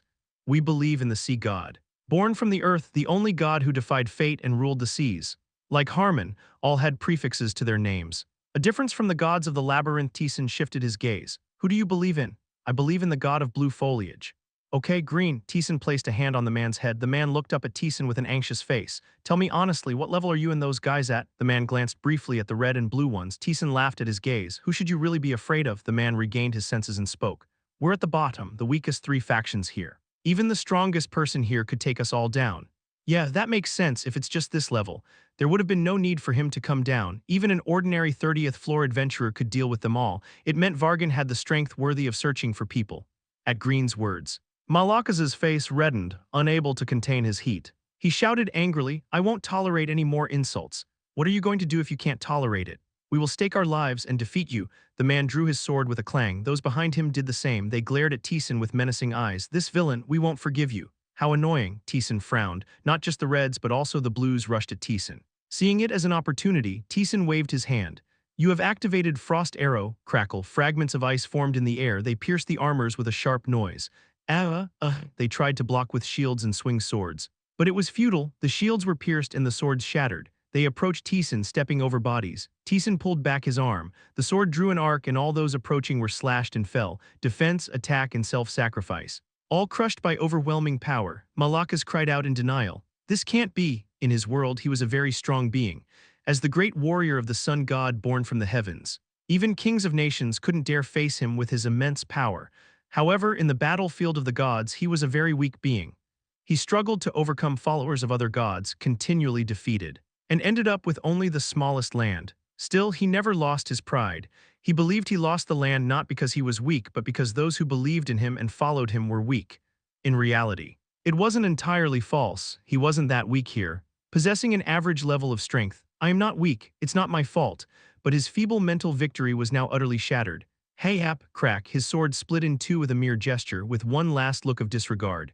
His consciousness faded. Taesan calmly dusted off his hands. All those who rushed at him lay defeated. You have eliminated all the followers of the sun god born from the heavens. The sun god born from the heavens has been expelled from the battlefield of the gods. You have eliminated all the followers of the sea god born from the earth. The sea god born from the earth has been expelled from the battlefield of the gods. Taesan looked up at the sky. Two strong and dark energies were sucked into the sky's rift. That must be the power of the gods. The gods of the labyrinth are pleased with your achievements. Appropriate rewards will be given upon your return to the labyrinth. Killing all the followers is all it takes to end it. His goal was the conquest of the battlefield. It seemed that merely eliminating everyone was enough to fulfill the condition. But that couldn't be all. Taesan walked towards the collapsed green. I want to ask the rest to you. But in what? The voice of the green was devoid of strength. Speaking with a resigned expression, he said, what do you want to know? Although the sun god and sea god were at the bottom here. The violence of numbers couldn't be ignored. Combined, they could challenge the middle-ranked followers. Yet, he defeated them all without allowing a single attack. A monster, maybe even to those at the very top. He is an unstoppable force. The green had given up on survival, alone. It was now impossible for him to do anything. If you promise to send me back to my god's side, I'll answer. I'll do that, so talk. Those guys rushed at me earlier, so I couldn't hear everything. There's a difference in levels among you. Right, there is. Do you see the giant pillar at the far right of the sky? Taesan turned his gaze, as the green said. A black pillar was visible in the distance. That is a conduit through which gods can communicate or exert their power. The closer they are to there, the stronger the groups are. So, this is the bottom. The place where Taesan now stood was the farthest from the pillar. What conditions are needed to conquer this place and drive out the gods? Not many, like you just did. Either kill all the followers or destroy the statue. Statue? In each god's territory, there's a statue made in the image of the god. Destroying it expels the god. And the followers lose their god. A game of capturing land. The rules were simpler than he thought. Either kill everyone or destroy the statue. Taesan's quest would probably end with the destruction of all the gods' statues. Taesan stroked his chin. Tell me everything you know about the gods here. The green, seemingly having given up, spilled everything about the gods present and their positions. The next god is the god of self-proof. Yes, a god who succeeded in proving himself and ascended to godhood. His followers also have strong pride in him. Sounds familiar, Taesan laughed. There was also a god of proof residing in the labyrinth. Pavsha held a very similar domain. A certain solution came to Taesan's mind. He nodded. Good, I've learned everything I wanted to know. Then, the green closed his eyes. Taesan swung his sword. You have eliminated the last follower of the god of blue foliage. The god of blue foliage has been expelled from the battlefield of the gods. The gods of the labyrinth are pleased with your achievements. Appropriate rewards will be given upon your return to the labyrinth. Once again, an energy escapes through the rift in the sky. Taesan stands up. Are we going now? I don't want to stay here long. An artificial world, a battlefield created by gods. It was unpleasant, but I can't just leave right away. Taesan moved, approaching the pillar. He felt a massive energy, an energy that boasted its presence. It seemed to be the domain of the god of self-proof. Easy, just destroy the statue and it's over, could be finished quickly. Right? No, Taesan shook his head. I'm not going to end it like that. What else will you do? Kill them all? I don't plan to do that either, just something more. Why, for more, Taesan spoke softly. The gods said they'd reward me based on my achievements. Right? I thought of something after hearing about the god of self-proof. A way to satisfy the gods as much as possible. A method where they would be so pleased they'd offer more than the initially planned reward. Taesan arrived in front of the domain of the god of self-proof. There was a fairly large mansion. The surrounding outer wall was very long.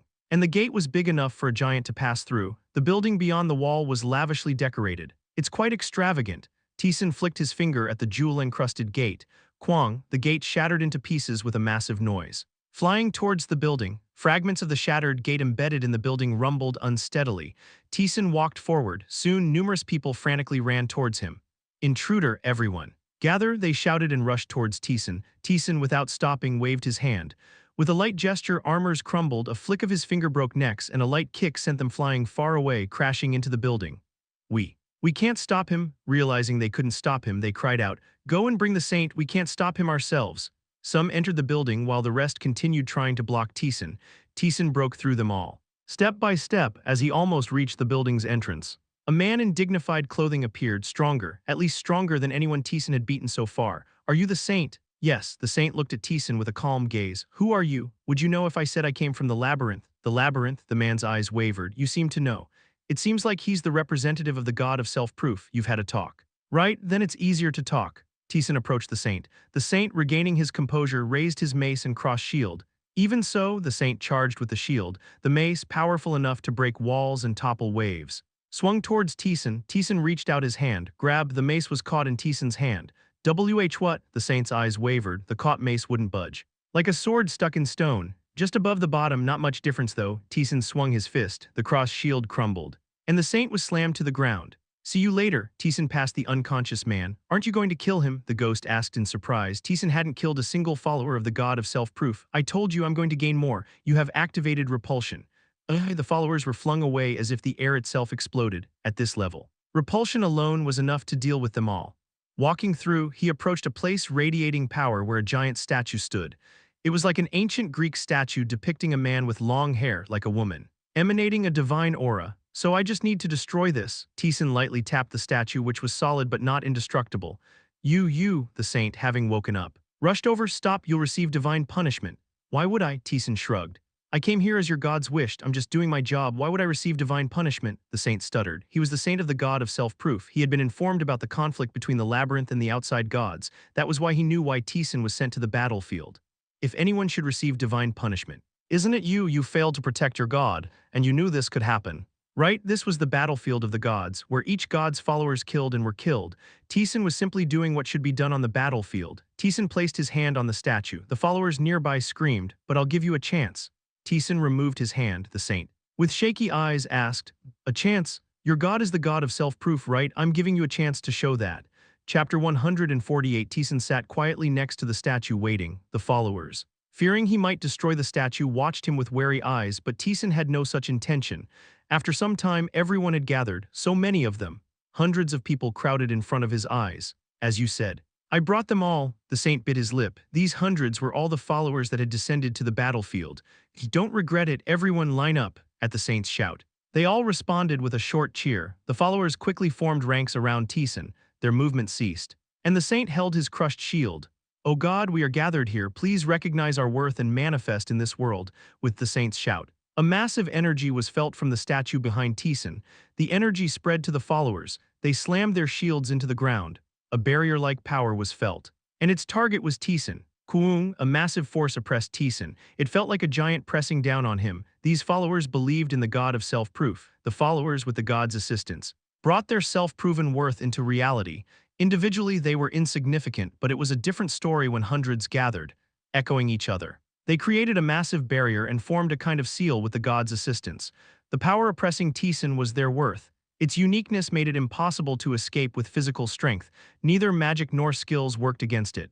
I told you. Didn't I? Even if they are weak, they can sufficiently oppress you with a god's assistance. Why did you give them this chance? The ghost was still puzzled. The opportunity Taesan spoke of was simple. He would wait here beside the statue, so go and call the followers of their god, and then try to trample him with the power of the god they believed in. Essentially, he had prepared them to fight at their full capacity. It was a completely different approach from what Taesan had been doing. So the ghost was bewildered. I told you, I'm going to take as much as I can. Taesan looked up at the power oppressing him. This wasn't just simple energy or the power of a god. It was the will of hundreds of individual followers. Their power, the accumulation of what they had proven, was pressing down on Taesan. This is us, the power of the god we believe in, with Taesan immobilized. The saint, confident of victory, shouted, proud one, die before our power. The gods of the labyrinth reward based on achievements. Taesan ignored the saint's words and spoke to the ghost. Then what would be the biggest achievement that would make them give the greatest reward? The ghost paused, then replied after a moment of contemplation. Breaking the confidence of the outside gods. Right, the faith of the outside gods, the belief that there was no significant difference between them and the gods of the labyrinth, the belief that the labyrinth was nothing, breaking that belief. So, I thought of that method. Taesan raised his hand. He touched the statue and slowly rose to his feet. As his resisting figure appeared, the saint panicked and shouted, everyone, pull out all your strength, we must defeat this unbeliever.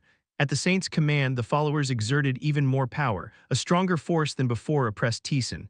There's also a god of light in the labyrinth, asking the ghost. He had said it resided in the depths. Harmon was also a god of light. The god born from the heavens, whom Taesan had just defeated, was also a god of light. The god of self-proof they believed in resembled Pabrasha. The god of proof, many gods held similar ranks. That's why they'd probably like this the most. Taesan clenched his fist. You have activated self-proof. Taesan stood up. The pressure he had felt noticeably decreased. He turned to look at the followers of the god of self-proof. They were shaken. What is that? Don't panic, everyone, the saint urgently shouted, but he couldn't hide the turmoil in his eyes. What's this? An aura different from before emanated from Taesan. The saint, a believer in the god of self-proof, immediately recognized it. It was everything he had accumulated. What Taesan had done, what he had achieved, was materializing into energy. But the issue was the sheer amount. The energy flowing endlessly from Taesan held a magnitude the saint couldn't have imagined, a might unreachable by the most perfect warrior, the most devout saint, or the highest mage. The subtly spreading energy began to crack their barrier. Everyone, steel yourselves, believe in our God, the saint desperately raised his voice. The shaken followers barely regained composure and pressed Taesan harder. It's useless. Taesan bared his teeth. He took a step forward. The barrier of proof created by the followers began to yield to Taesan's energy. You are nothing. The hundreds of believers in the god of self-proof, even when combined, couldn't stop Taesan's individual proof. What you've built is nothing, all trivial. Taesan hummed and advanced again. Cracks began to appear in the barrier. So. This is what it was, the ghost realized. What would the gods of the labyrinth like, as Taesan said, crushing the pride of the outside gods, thus. Taesan was proving it, that what they had built was nothing. Hundreds of proofs were trampled by his own achievements in the labyrinth alone, and he was also telling the god of self-proof, your domain was nothing. The status of the god of proof in the labyrinth was far more exalted. Thud, Taesan advanced again. Cough, choke. The force oppressing Taesan was equivalent to their own worth, as their worth was mercilessly trampled and crushed. It directly impacted their mental strength. Some couldn't bear it and vomited blood. Collapsing, this can't be happening, the saint shouted vehemently. This is impossible. All who had come here were acknowledged by the god of self-proof. They were elites, revered in their original worlds. But to be overpowered by just one person, their combined worth was less than that of a single individual. That's impossible, his entire life. Everything he had built in faith was being denied. Isn't proving oneself always like this? Didn't you also come here the same way? Proving oneself often meant overshadowing others. The saint must have gone through a similar process, stepping over peers and casting others into the shadows to become a saint of their god. It doesn't matter, though. By coming here you were prepared. Right? This was the battlefield of the gods. The condition of victory was the annihilation of other gods' followers. Thud, Taesan walked. With each step, dozens more followers spat blood and fell. So. Accept it, Taesan approached the saint and tapped his forehead. The saint's body collapsed like a puppet with its strings cut. Taesan looked around. No one was in their right mind. All were foaming at the mouth, collapsing. Writhing on the ground, it's over. Taesan raised his fist in front of their own god's followers. The statue of the god of self-proof shattered. You have destroyed the statue of the god of self-proof. The god of self-proof has been expelled from the battlefield of the gods. The gods of the labyrinth are satisfied. The god of proof is extremely delighted. He is immensely pleased with your actions. A system window appeared, stating the god of proof's satisfaction. This notification hadn't appeared when he dealt with the followers of the three previous gods. As expected, this was the right answer, the way they liked the most, ensuring the greatest reward. The saint with a world-collapsing expression stared at the shattered statue. A massive force started to escape through the sky's rift. The saint screamed. A translucent something was leaving his body. The same was happening to the collapsed followers. Soul, seems like it. The translucent entities followed the god of self-proof through the sky's rift. Their souls belonged to their god, in a way. It was obvious. The followers who had descended to the battlefield of the gods had undoubtedly offered their souls to the god. What would happen to the souls dragged away by the defeated god? Would the god take out its anger on its followers? Or, as a transcendent being, show mercy to Taesan? It was a story of little interest. Let's wrap this up quickly. Taesan immediately moved to meet the followers of the next god. There was also a mansion similar to the one of the god of self-proof. Taesan flicked his finger, shattering the door. Intruder! Everyone gather. Taesan beat them down. He toppled the obstructing enemies and stood before the statue. Show me what you've built, the worth of what you believe in. And like before, he waited until they were fully prepared. You'll regret this. I've heard that before. This time, the god was one of mystery who had climbed from the bottom. As he battered the followers, he saw them use some kind of magical something. The barrage of attacks was met with Taesan's cold demeanor. Just magic, I thought it would be something more. Given it's called mystery, he repelled the onslaught of flames and ice. With his fists, he burst gusts of wind and suppressed the trembling earth by stepping on it. No flamboyance or complex techniques, just simple movements. This alone blocking everything meant Taesan was on a whole different level than them. However, the saint, thinking Taesan was helpless and only managing to block, burst out laughing. Look, this is the magic bestowed by our god. Chachachak, a shower of ice rained down. It was quite a spectacle, so Taesan just watched. In the midst, a magical arrow flew towards him. Taesan lazily swung his sword, knocking it aside. Ha ha ha, you can't do anything, heretic. The saint was very pleased, having received an oracle from the god. The saint knew that the followers of the god of self-proof had been annihilated by the man before him. A satisfied god would bestow even more potent powers upon them. while the saint indulged in his happy fantasies. Taesan clenched his fist. Low grade, the magic itself was of a beginner's level as it was directly given by the god, however. The wielders were so weak that they couldn't even draw out the slightest essence of the magic. Not much to gain here. Taesan made his decision. Just to wipe them out, he rolled his foot. You have activated Earthquake. Earthquake, a magic of little value in the labyrinth. Not particularly impressive, but here it was different. The ground stirred. Those who were confident in their victory and attack were terrified and collapsed. Kururung, the earth creaked. Their building made unstable noises. Beginning to shed its ornaments. Chapter 149. What? The saint was horrified. He was a magician in his own right. He realized that what Taesan had just done was magic, and he could feel that its level was so high. He couldn't even come close to it. It's quite useful outside, Taesan muttered, stirring the air with his hand. You have activated Blazing Orb. Blazing flames formed around Taesan with a gesture. The blazing orb flew towards the followers of the god of mystery. The saint, terrified, raised his hands. Barrier, an opaque magical barrier appeared. The followers, who had regained their balance, reinforced the barrier. Kong, it shattered against the blazing orb. Fragments of dispersed flames enveloped them. Those directly hit disappeared without even screaming, and those touched by the sparks couldn't last long. What? What is this? A flame created without chanting or almost any time for manifestation. Yet his barrier was shattered like this. The saint's eyes widened. And Taesan appeared confused. Why so weak? Despite being a transcendent being beyond mortals, even if of lower divine stature, Taesan's power was incomparable to them. Yet, the magic was too low grade. Gods can't easily bestow their power, even on their own followers. They require a price. Remember, in the labyrinth, then they should offer a tribute. Think of the level of tributes you offered, and you'll have your answer. Taesan nodded, repelling magic as he did. The equipment descriptions in the labyrinth alone made it clear. The value of equipment from the 10th floor was extremely high. Even outside, offering a few such items was necessary to learn magic. By outside standards, offering relics that could be called treasures would not be an exaggeration. Definitely difficult outside, Taesan muttered as he continued manifesting magic, and one after another. They failed to stop the followers. You have activated Wind Explosion. A magic rarely used in the labyrinth, at best used to block arrows. Wind Explosion. Eek. To them it was like a storm, unable to resist. They were blown against walls, disappearing into the forest. Taesan indifferently continued to manifest magic. The easily formed magic was a disaster in itself. And all collapsed. Taesan triggered Frost Arrow. Crack. The statue of the god of mystery who had crawled from the bottom shattered. You have destroyed the statue of the god of mystery who had crawled from the bottom. The god of mystery, who had crawled from the bottom, has been expelled from the battlefield of the gods. The gods of the labyrinth are pleased. The god of magic is incredibly happy. He is utterly satisfied with your actions. Massive energy disappeared into the sky's rift, along with the souls of the followers. Taesan immediately moved to the next one. The next god was the one who moved the twisted cliffs. As the name suggested, this god venerated strength, and his followers were similarly inclined. Dozens of men twice Taesan's size. Charge at him, they grouped together and started pushing Taesan back. Feel our strength, a particularly large man among them shouted heartily. We are those who can push mountains. You do have the strength to say that. Their pressure was quite heavy, with this kind of strength. They really could push mountains, though it would be more like very small hills, but Taesan actually possessed the power to move mountains. He braced his entire body and stepped on the ground. Crack. Just that motion cracked and depressed the ground. He strengthened his back, pulled his shoulders and then pushed forward.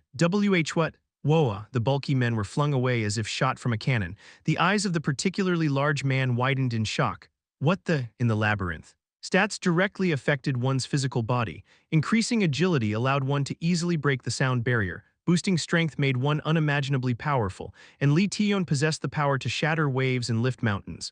That's why Lee Taeyeon had to fight somewhere else. At hard mode level, minimizing damage by concentrating strength was possible. Still, at Lee Taeyeon's level, even that became impossible. Even light combat could cause destruction at the level of a city, so she, like Taesan, had no choice but to fight from a distance. As he thought about this, another thought naturally came to mind. That's strange when you think about it. Lee Taeyeon couldn't fight in the city due to the aftermath of battles, so she must have fought outside like Taesan. But in his previous life, when he returned to the city after defeating two S-class enemies, Lee Taeyeon was there. Did she come back after fighting? After winning a fight and returning to the city, she saw more monsters appearing. She planned to use the Ouroboros stone, but she died without even being able to resist the apostle. This assumption seemed plausible, but something didn't quite add up. Even while distracted by these thoughts, the men continued to try pushing Taesan, grunting with effort. However, Taesan's feet remained immovable. Rooted to the spot. Let's finish this now. Taesan flexed his arms and swung them. The bulky men were sent flying. Crack. Taesan broke a statue. The god of strength is incredibly happy. He is utterly satisfied with your actions. Is there a god of strength? 2. It seemed like a god yet to be encountered by Taesan. Taesan looked up at the rift in the sky. Into it, the souls of the followers and the energy of what seemed like a god were being absorbed. There are 10 gods here.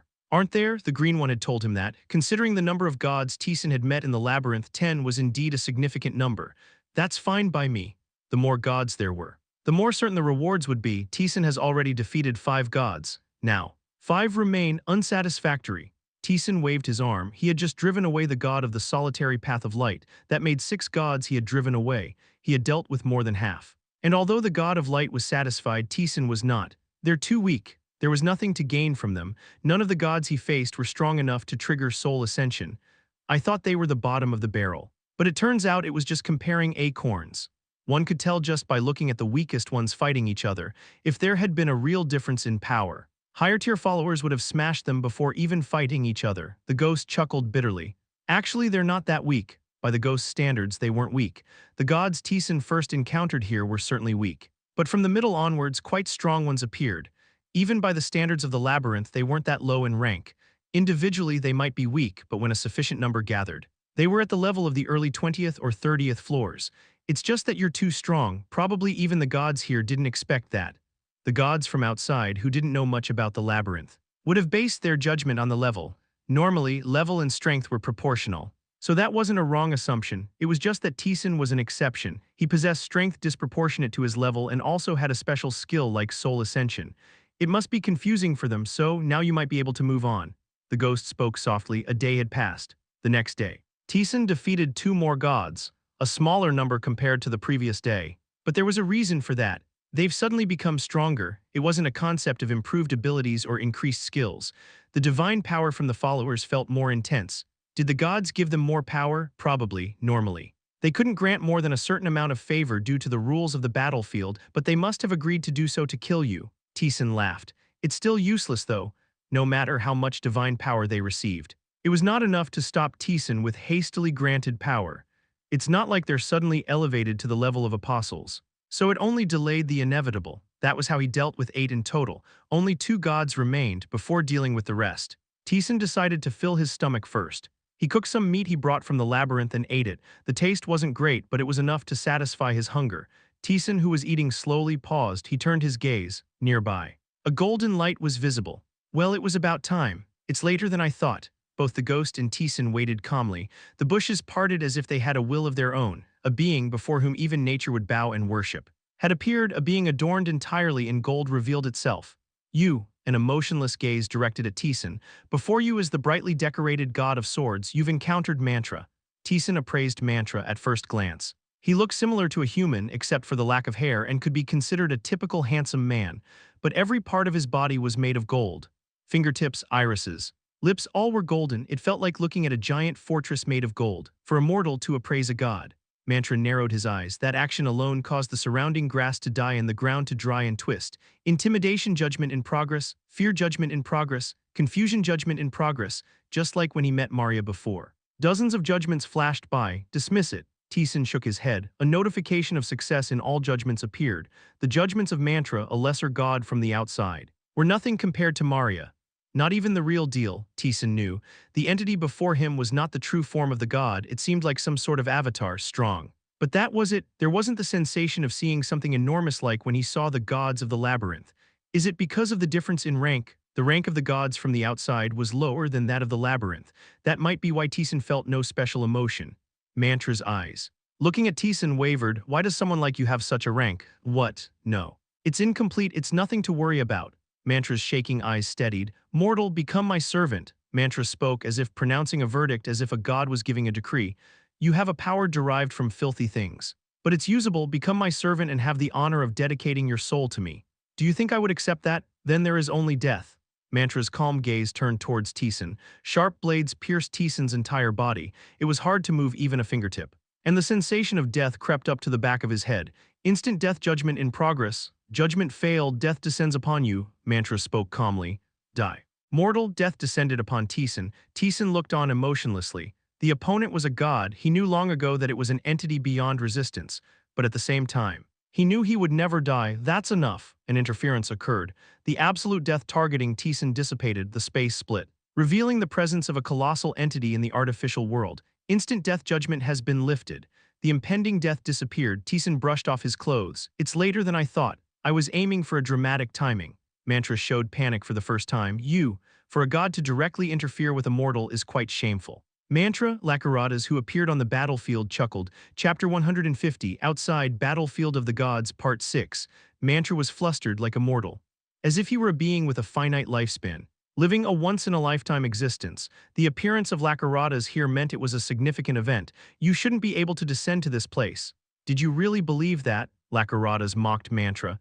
Did you think we couldn't crush you? That we were only watching because we lacked power? Lakarada's presence overturned the world. The entire expanse of the battlefield became his domain. It's not entirely wrong. It has been that way until now. Divine expulsion. Mantra gritted his teeth. Taesan had expelled gods from this place. As a result, the number of gods had now been reduced from 10 to just 2.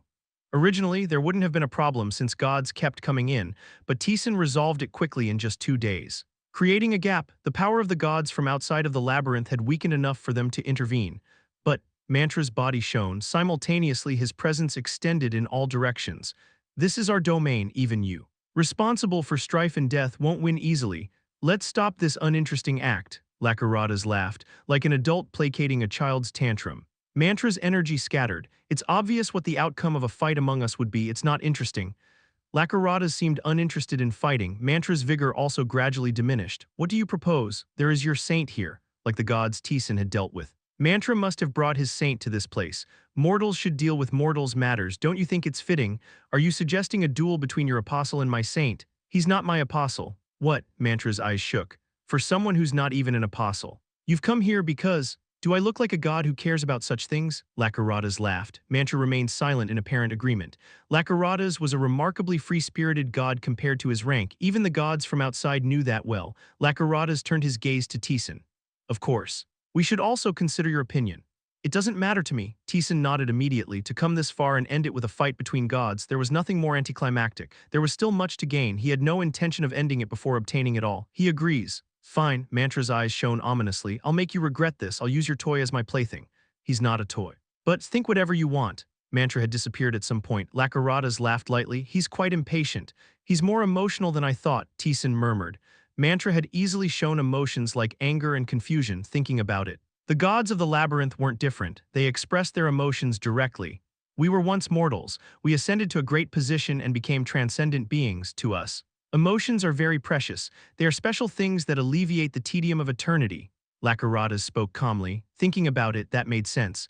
The current gods were all once mortals who rose to the rank of immortals, hidden only by their immense power. The only exceptions were the ancient gods. I look forward to it, the time when you too will ascend to this position. With those words, Lakaratas vanished. As the encompassing power dissipated, Taesan let out a small breath. I'm still far off. He never uttered the word impossible. His goal was right there, so there was no need. The gods were once mortals like Taesan, so he too could reach that level one day. Taesan clenched his fist.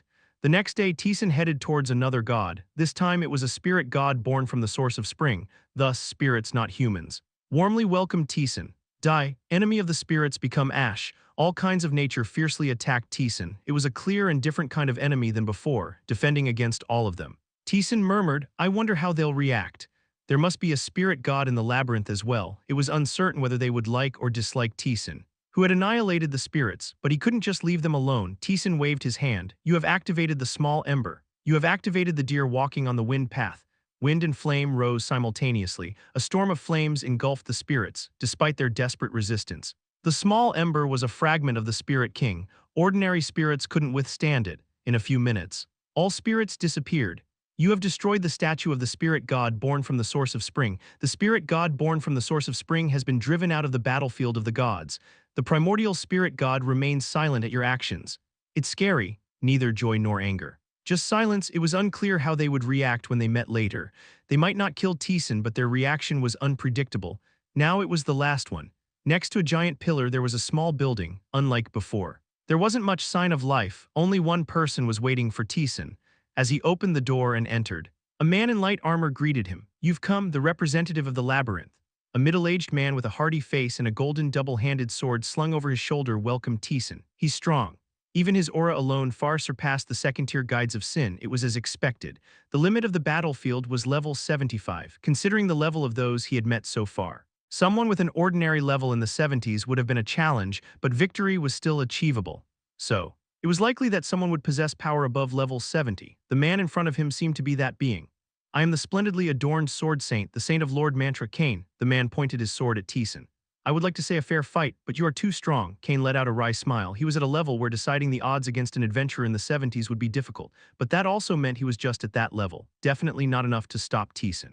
Sorry, but I need to borrow the power bestowed upon me by the god. Go ahead just once. Mantra wouldn't just watch silently. He must have done something. Something to help Kane defeat Taesan. Kane raised his sword to the sky. "O God, your servant prays to you." Power descended from the rift in the sky. It was a matter of rank, a rank unreachable for mortals descended upon Kane. Taesan grimaced. Kane shouted with wide-open eyes, "Please bestow upon me the power to serve you." A golden aura enveloped Kane's entire body. Kane took a deep breath. Is this the power of a god? He looked at his hand in awe. A power of a completely different dimension had taken hold of his body. Good, this should make for a decent fight. Kane smiled.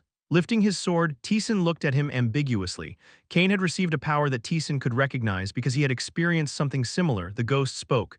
It's an apostle, that one. No loss of power. No degradation of the user's rank. A real apostle. Is this your first time seeing a proper one?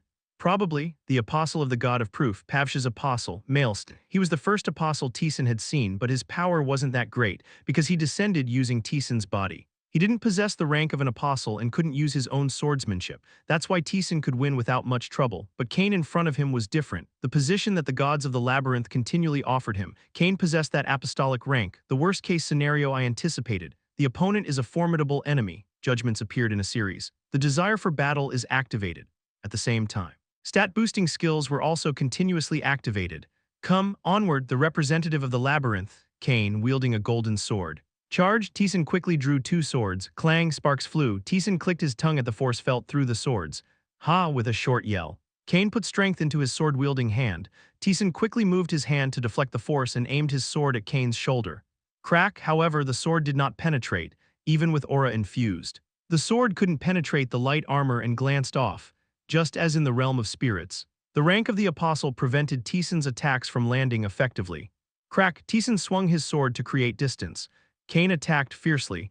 The god he believed in, the splendidly adorned sword god, didn't match Kane's swordsmanship, which was rough and aggressive rather than flashy. Clang, Taesan was busy defending. Using the force of the pushback, Taesan created distance and swung his sword. His arm throbbed. But it didn't hinder his swordplay. Is this your level? Let's continue. All right, let's see. Crack, Taesan was preoccupied with blocking Kane's sword, although his swordsmanship was superior. His attacks couldn't reach Kane due to the disparity in strength and the rank of the apostle. Clang, Taesan was sent flying back. He regained his stance upon landing. It seems you haven't received the grace of a god, then you cannot defeat me. What a pity. Kane confidently declared this. Not considering his own defeat, Taesan got up. I don't believe in gods. That's unfortunate. To devote oneself completely to a god, there's no greater joy. I hate that. He had come here on his own will, not because he believed in someone or devoted himself to someone. Kane smirked. Then you'll be buried in the ground believing in yourself. We'll see, Taesan muttered. Putting strength into his sword hand, the recent fight had shown him something. He's not a proper apostle. They forcibly infused him with power to kill you despite him not having the proper rank. The ghost scoffed to him. Who had seen apostles in the labyrinth, Kane's level was quite insignificant. If he's an apostle, then all those guides are apostles too. This should be enough. You have activated apostle transformation Lakaratas. Power descended upon Taesan's body. Red light swirled in his eyes, enhancing everything. Strength, speed. And even his rank. Kane hesitated. What? I got the gist of it. Taesan stamped his foot. He swung his sword as before. Kane hurriedly blocked. Clang. Kane's arm was pushed back. Astonishment in his eyes. You said you don't believe in gods. I don't believe in them. This is just something I received. What nonsensical talk, Kane exclaimed in denial. He swung his sword hastily. The sword, soaring high as if to pierce the sky, then plummeted towards Taesan's head. Taesan swung his left arm. The moment it collided with Kane's sword, he twisted his arm to deflect it. Hup, not to be outdone. Kane twisted the arm holding the sword and thrust it straight at Taesan. Taesan tilted his head to dodge and thrust his sword forward. Crack. Arg, you inflicted 202 damage on Kane. Kane groaned in pain. Unlike before. Kane created distance. Taesan immediately charged in. The duration of apostle transformation was 10 minutes. He had to finish within that time. That's why he had deliberately taken time to understand Kane's movements. The assessment was complete. All that was left was victory, and Taesan still had no intention of ending his plan. The god of self-proof was trampled with proof, and the god of mystery was dealt with using magic. Even the spirits were annihilated using spirit magic. The opponent was an apostle of the sword god, so the choice of what to use was clear. You have activated counter. Chapter 151, Outside Battlefield of the Gods, Part 7, as Kane stepped back. His face was twisted in frustration.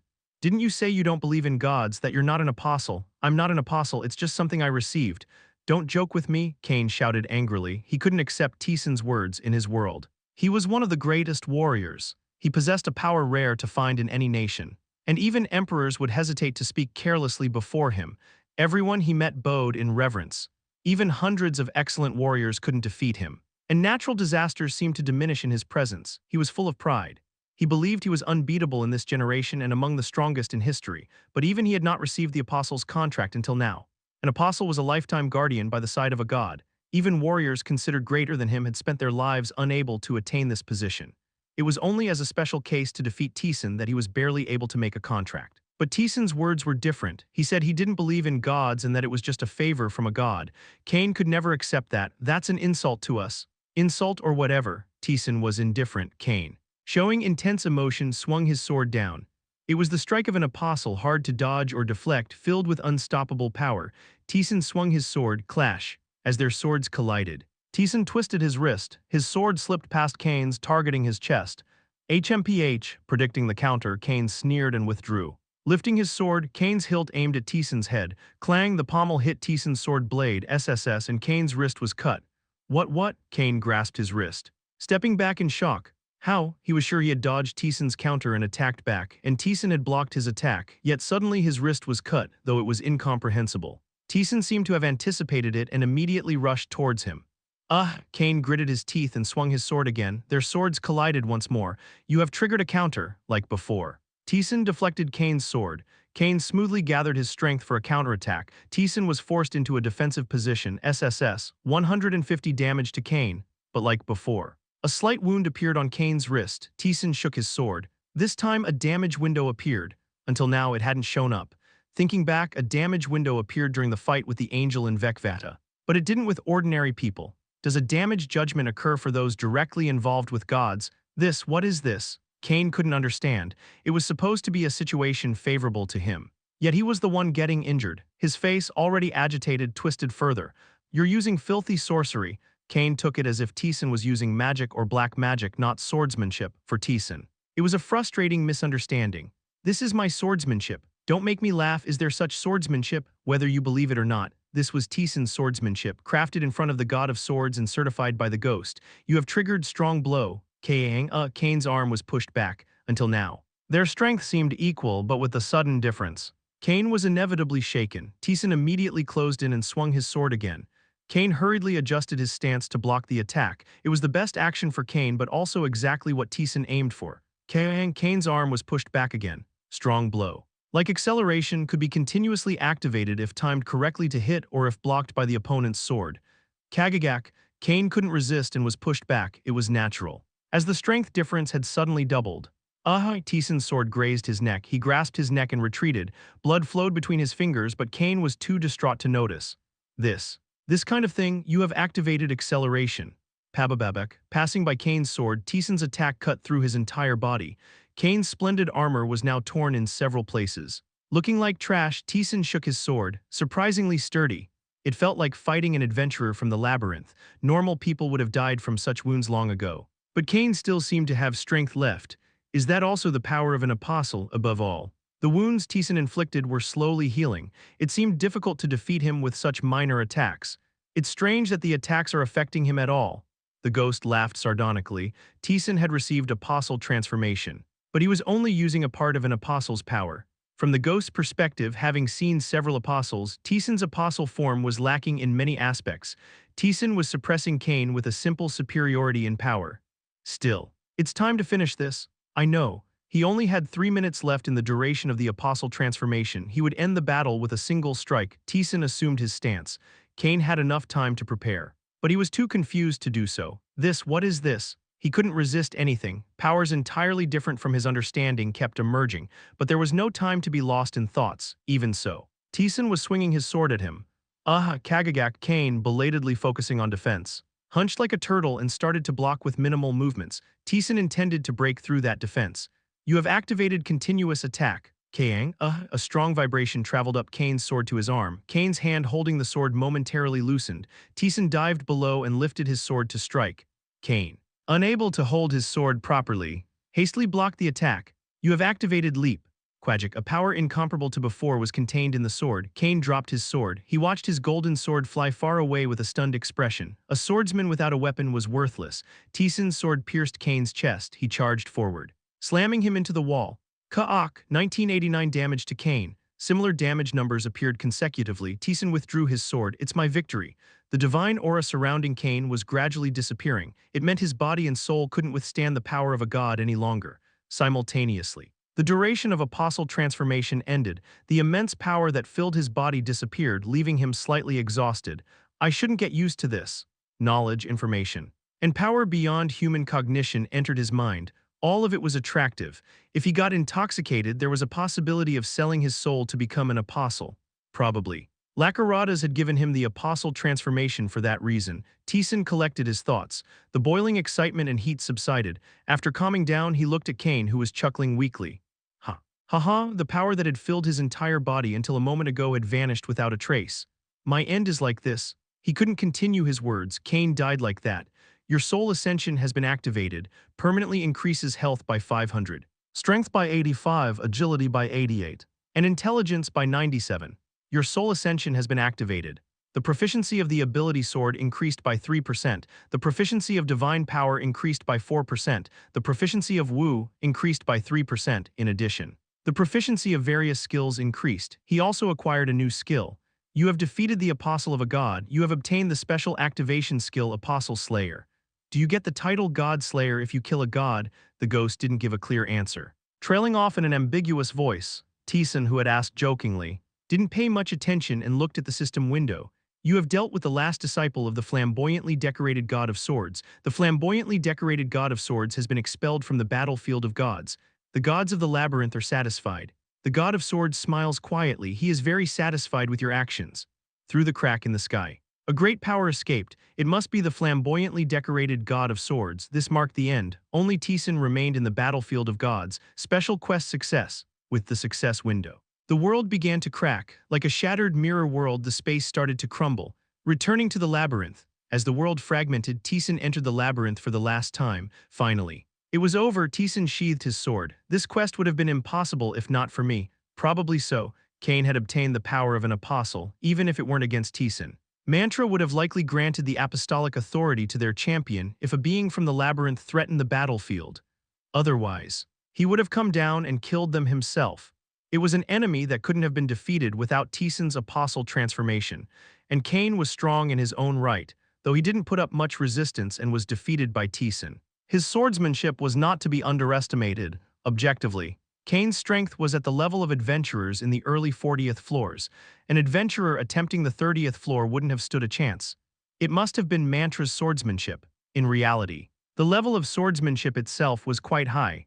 It was just that his proficiency was low. Making it easier, the ghosts seemed to think the same. The fact that they didn't know how to counter your swordsmanship made it simpler. One of the biggest advantages of my swordsmanship. Opponents facing it for the first time would not be able to find a counter strategy. That was the characteristic of Taesan's swordsmanship. The speed of the sword strike suddenly doubled. The power also doubled suddenly, in the case of a counter. It was even more so, the ghost muttered in amazement. Did the counter change like that? Isn't this swordsmanship practically saying, don't even try to block it? Special activation skill counter. Mana consumption 5, proficiency 39%, counters the enemy's attack. Inflicting greater damage, counters even attacks that cannot be countered. Condition, advanced swordsmanship ability sword. Condition 1, when you attempt to block and counter an enemy's attack but fail. Condition 2, if the opponent attempts an attack within a certain time after the counter fails. If both conditions are met, you can attack while ignoring the opponent's attack and defense. However, lethal damage is impossible. With the effect of the ability sword, Taesan could now use counters more actively. The variable of failing a counter, which Taesan could somewhat control, followed by a guaranteed hit, was enough to confuse the opponent. In fact, this happened with Kane. He blocked Taesan's counter and attempted an attack. However, when Taesan ignored the attack and struck him, Kang was greatly flustered and couldn't properly execute his attacks. The damage itself wasn't significant, but it was a skill that could create a major variable in battle. Still, it's not that easy. The risk of needing to fail a counter was significant. A guaranteed hit also depended on initiating an attack from his side. So it wasn't a 100% successful condition, but it's still good. It feels like playing a card game. Taesan muttered, meeting conditions and drawing effects. It was similar to a card game. But when do I get the reward? Quite some time had passed since he returned to the labyrinth. But there had been no changes. However, as soon as Taesan finished speaking, the system window appeared. Several gods expressed doubts about the decision of a few gods. Doubts, before he could even ponder on that. The window continued to appear. The god of choice has listened. The god of proof has listened. The god of victory has listened. The demon god's interference has lessened. The interference areas of the gods were being reduced. The god of struggle and death's interference area has lessened. The god of swords interference area has lessened. The god of magic's interference area has lessened. Taesan hesitated. Chapter 152 Outside. Battlefield of the Gods, Part 8. Looking at the system window that appeared one after the other, Taesan said, "What is this? Why are there so many?" The ghost muttered doubtfully. Taesan felt the same way. He knew the reward wouldn't be just one thing. It was a conflict between the labyrinth and the outside world, given its large scale. He anticipated various rewards, but this was too much even considering that. Several gods respect the opinion of a few gods. Several gods? The ghost seemed to have an inkling. Speaking in a tone that hinted at realization. Is that the concept? Interesting, I've heard stories, but it's my first time seeing it in action. If you know. Explain what's going on. It's not that complicated. You saw that the interference area of the gods has reduced. Right? You know when that happens. When gods reduce their area of influence to perform some action. Taesan had received rewards for clearing enhanced trials. And such a phrase had always appeared. The gods whose interference areas have reduced were all those who had given you direct trials. They decided to reward you. And other gods found it puzzling, but they respected the decision. So that's the concept. It wasn't a difficult story, as the ghost said. But there was one thing bothering him. Then what exactly did they give? Right, a reward that even the gods found puzzling. It's good but a bit scary. Taesan checked the system window one by one. How many lines are there? Dozens of lines of text filled his vision. Let's clear it first. With so many. He became calmer. He could check them one by one, but first, he planned to open what he had obtained. Special activation skill Apostle Slayer. Proficiency 1%. The one who has slain an apostle of a god. It forces the apostle into a decline during battle. A decline in status. From Taesan's experience. It had one meaning. Does it mean I can deal proper damage? The power of apostles significantly reduced the damage they received from those without it. This skill seemed to mitigate the issue of attacks not being effective due to the difference in status.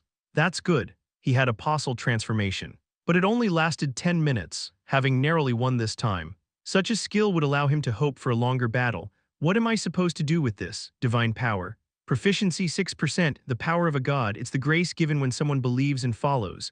As of now. It seems to have no meaning after defeating Kang. His proficiency in divine power also increased through soul ascension. It was still a skill whose purpose was unknown.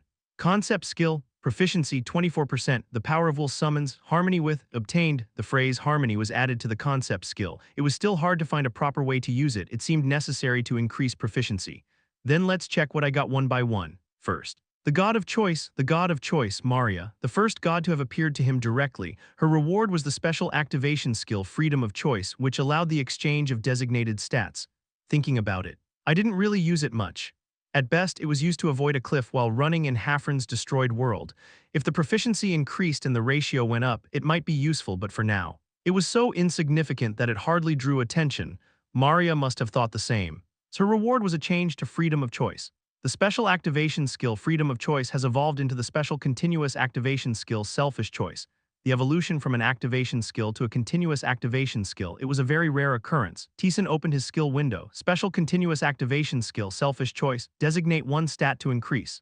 A very simple description. There was no need to ponder about the effect, since he acquired the skill. He just had to use it directly. Taesan designated attack power and checked his stats. Attack power plus 361. His original attack power was 328. An additional 33 was added. That meant a 10% increase. Surprise appeared on Taesan's face. This is useful, if. As Taesan expected, it wasn't a fixed value but a percentage increase skill. It would be valuable even beyond the deep layers. And the fact that it was a continuous activation skill was the most important. Once designated, Unless the skill disappeared, it would automatically apply without needing attention and unconditional advantage. This is really unbelievable. The ghost was at a loss for words too, even in the deep layers. He had rarely seen a percent increase skill, except maybe in equipment. It lives up to its name. Selfish choice, a skill true to its name. Taesan smiled and moved on to the next skill, the god of proof. Pavsha, like the god of choice, he too had evolved a skill. The special continuous activation skill self-proof has evolved into the special continuous activation skill 3 proofs. Special continuous activation skill 3 proofs. You have proved yourself to yourself, to the gods and to the world. What you have built becomes a phenomenon, staying around you and exerting a material influence. Although the description changed a lot. The core was 1, material influence. Taesan immediately tried using it. You have activated the 3 proofs. Power circled around Taesan. Its effect was clearly different from before. It wasn't visible to the eye. But a physical pressure was subtly spreading out. It was powerful enough to crush and kill someone weak just by being near. Taesan deactivated the skill. This isn't that great by itself, even if it was a physical influence. It was insignificant against an enemy capable of facing Taesan. It was disappointing for a gift from the god of proof. Really, however, the ghost thought differently, just by revealing itself. It had not only a mental but also a physical impact. The meaning behind it was significant. Taesan almost died just from the Spirit King's anger. But that was because her emotions resonated and caused flames to erupt. As of now, it might not seem significant, but if Taesan became stronger and reached the top echelon, this skill could become a disaster, like selfish choice. To the ghost, this wasn't a skill one would normally receive here. But Taesan, unaware of the ghost's thoughts, continued to check his rewards. This time it was the god of victory. The god of victory's previous reward was victory's proof. A skill that increased designated stats. It was a useful skill he had been using. Contrary to initial expectations, killing a single monster did not increase his stats by 1. As his mana increased, the increase became progressively slower. Still, thanks to that, his mana nearly reached 1,000. Originally, the rate of mana increase was painfully slow. He had no choice but to obtain additional skills or items or use mana-increasing potions sold in shops.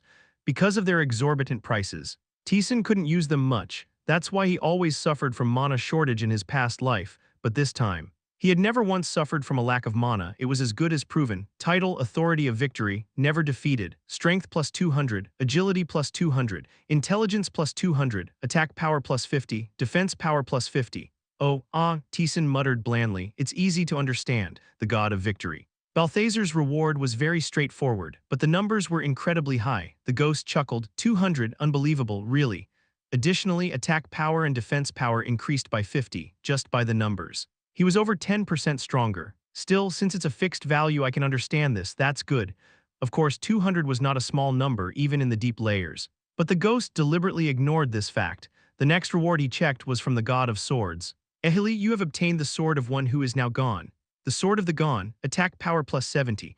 A noble snow mountain, the sword was used by its master. It lay alone in a land without an owner. A weapon used over a long period acquires a weak self-awareness and harmonizes with its owner. Taesan held the sword. And a strange sensation was felt. He could sense the sword's trajectory, flow, balance, everything. This is quite good.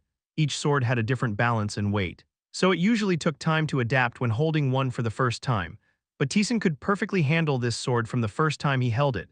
Since Taesan used dual swords, he decided to wield it together with the sword from Carvert. This is dangerous. I hope my sword doesn't get abandoned. The ghost groaned. Carvert's relic was a good weapon, but its performance was inherently limited since it was obtained on the 10th floor. He had been managing with various enhancements, but its standing was becoming precarious. I need to get my old swords back quickly, the ghost muttered. Starting to plan, while he was thinking, Taesan checked the gift from the demon god. Magic permanently increased by 100. Proficiency in dark magic increased by 10%. Simple. But a definite increase. Magic perceptibly increased less than mana. Even with a special skill from the demon god to increase magic, it was still only in the 70s, but now it has increased by 100. Moreover, dark magic was a skill that became more powerful the more magi it consumed. It made a difference not only in convenience but also in power. The increase in proficiency in dark magic was also valuable. As it didn't rise easily, the demon god system window had an additional line. Unlike that of other gods, the demon god expresses dissatisfaction with the choices of other gods. Dissatisfaction? It was a difficult to understand system window. He passed it over as it wasn't crucial and checked the rewards from other gods. Special continuous activation skill, Frenzy of Struggle. Proficiency 1% the longer you continue to fight. The faster your movements and the stronger your power becomes, the effects disappear when the fight ends. The reward from the god of struggle and death. Lakarada's, it was a battle continuation bonus fitting his domain. It would be a useful skill as he would continue to face strong opponents. And the reward from the god of magic. Title, Qualification of Magic. You have earned the right to learn deeper secrets. Mana plus 50. The title seemed to explain the qualification for intermediate magic. He also acquired a beginner spell. Beginner magic, Realm of Regeneration. Mana consumption 50. Proficiency 1%. Regenerates health and mana of all beings chosen by the user within a certain range. A recovery spell? Taesan was intrigued. Another means to recover health and mana even outside was now available. The parts about within a certain range and all beings caught his eye when returning to Earth. Mana and health shortage were the biggest issues. Being able to regenerate not just for himself but for others too made it a skill of immeasurable value for him. Ha, Taesan chuckled, thus. Taesan spent tens of minutes checking his rewards. It was the first time it took this long to check rewards. Beyond imagination, he had believed he would receive substantial rewards, but he hadn't anticipated receiving this much. That's why the other gods were questioning. The achievement was great but not enough to warrant such huge rewards. That must have been the other gods' judgment. But the gods who met you personally didn't think so. Adequate but not excessive rewards. That was the judgment of the gods who had met Taesan, and well, the rewards aren't entirely incomprehensible. Although imperfect, you did kill an apostle after all. Apostles, being positions appointed directly by gods, require considerable power from the gods themselves. The apostles were almost representatives of the gods. Taesan had killed such an apostle, considering the significance. The rewards were indeed deserved. It's still not over. The rewards from the gods were individual as they reduced their areas of interference. There was still the special quest completion reward left.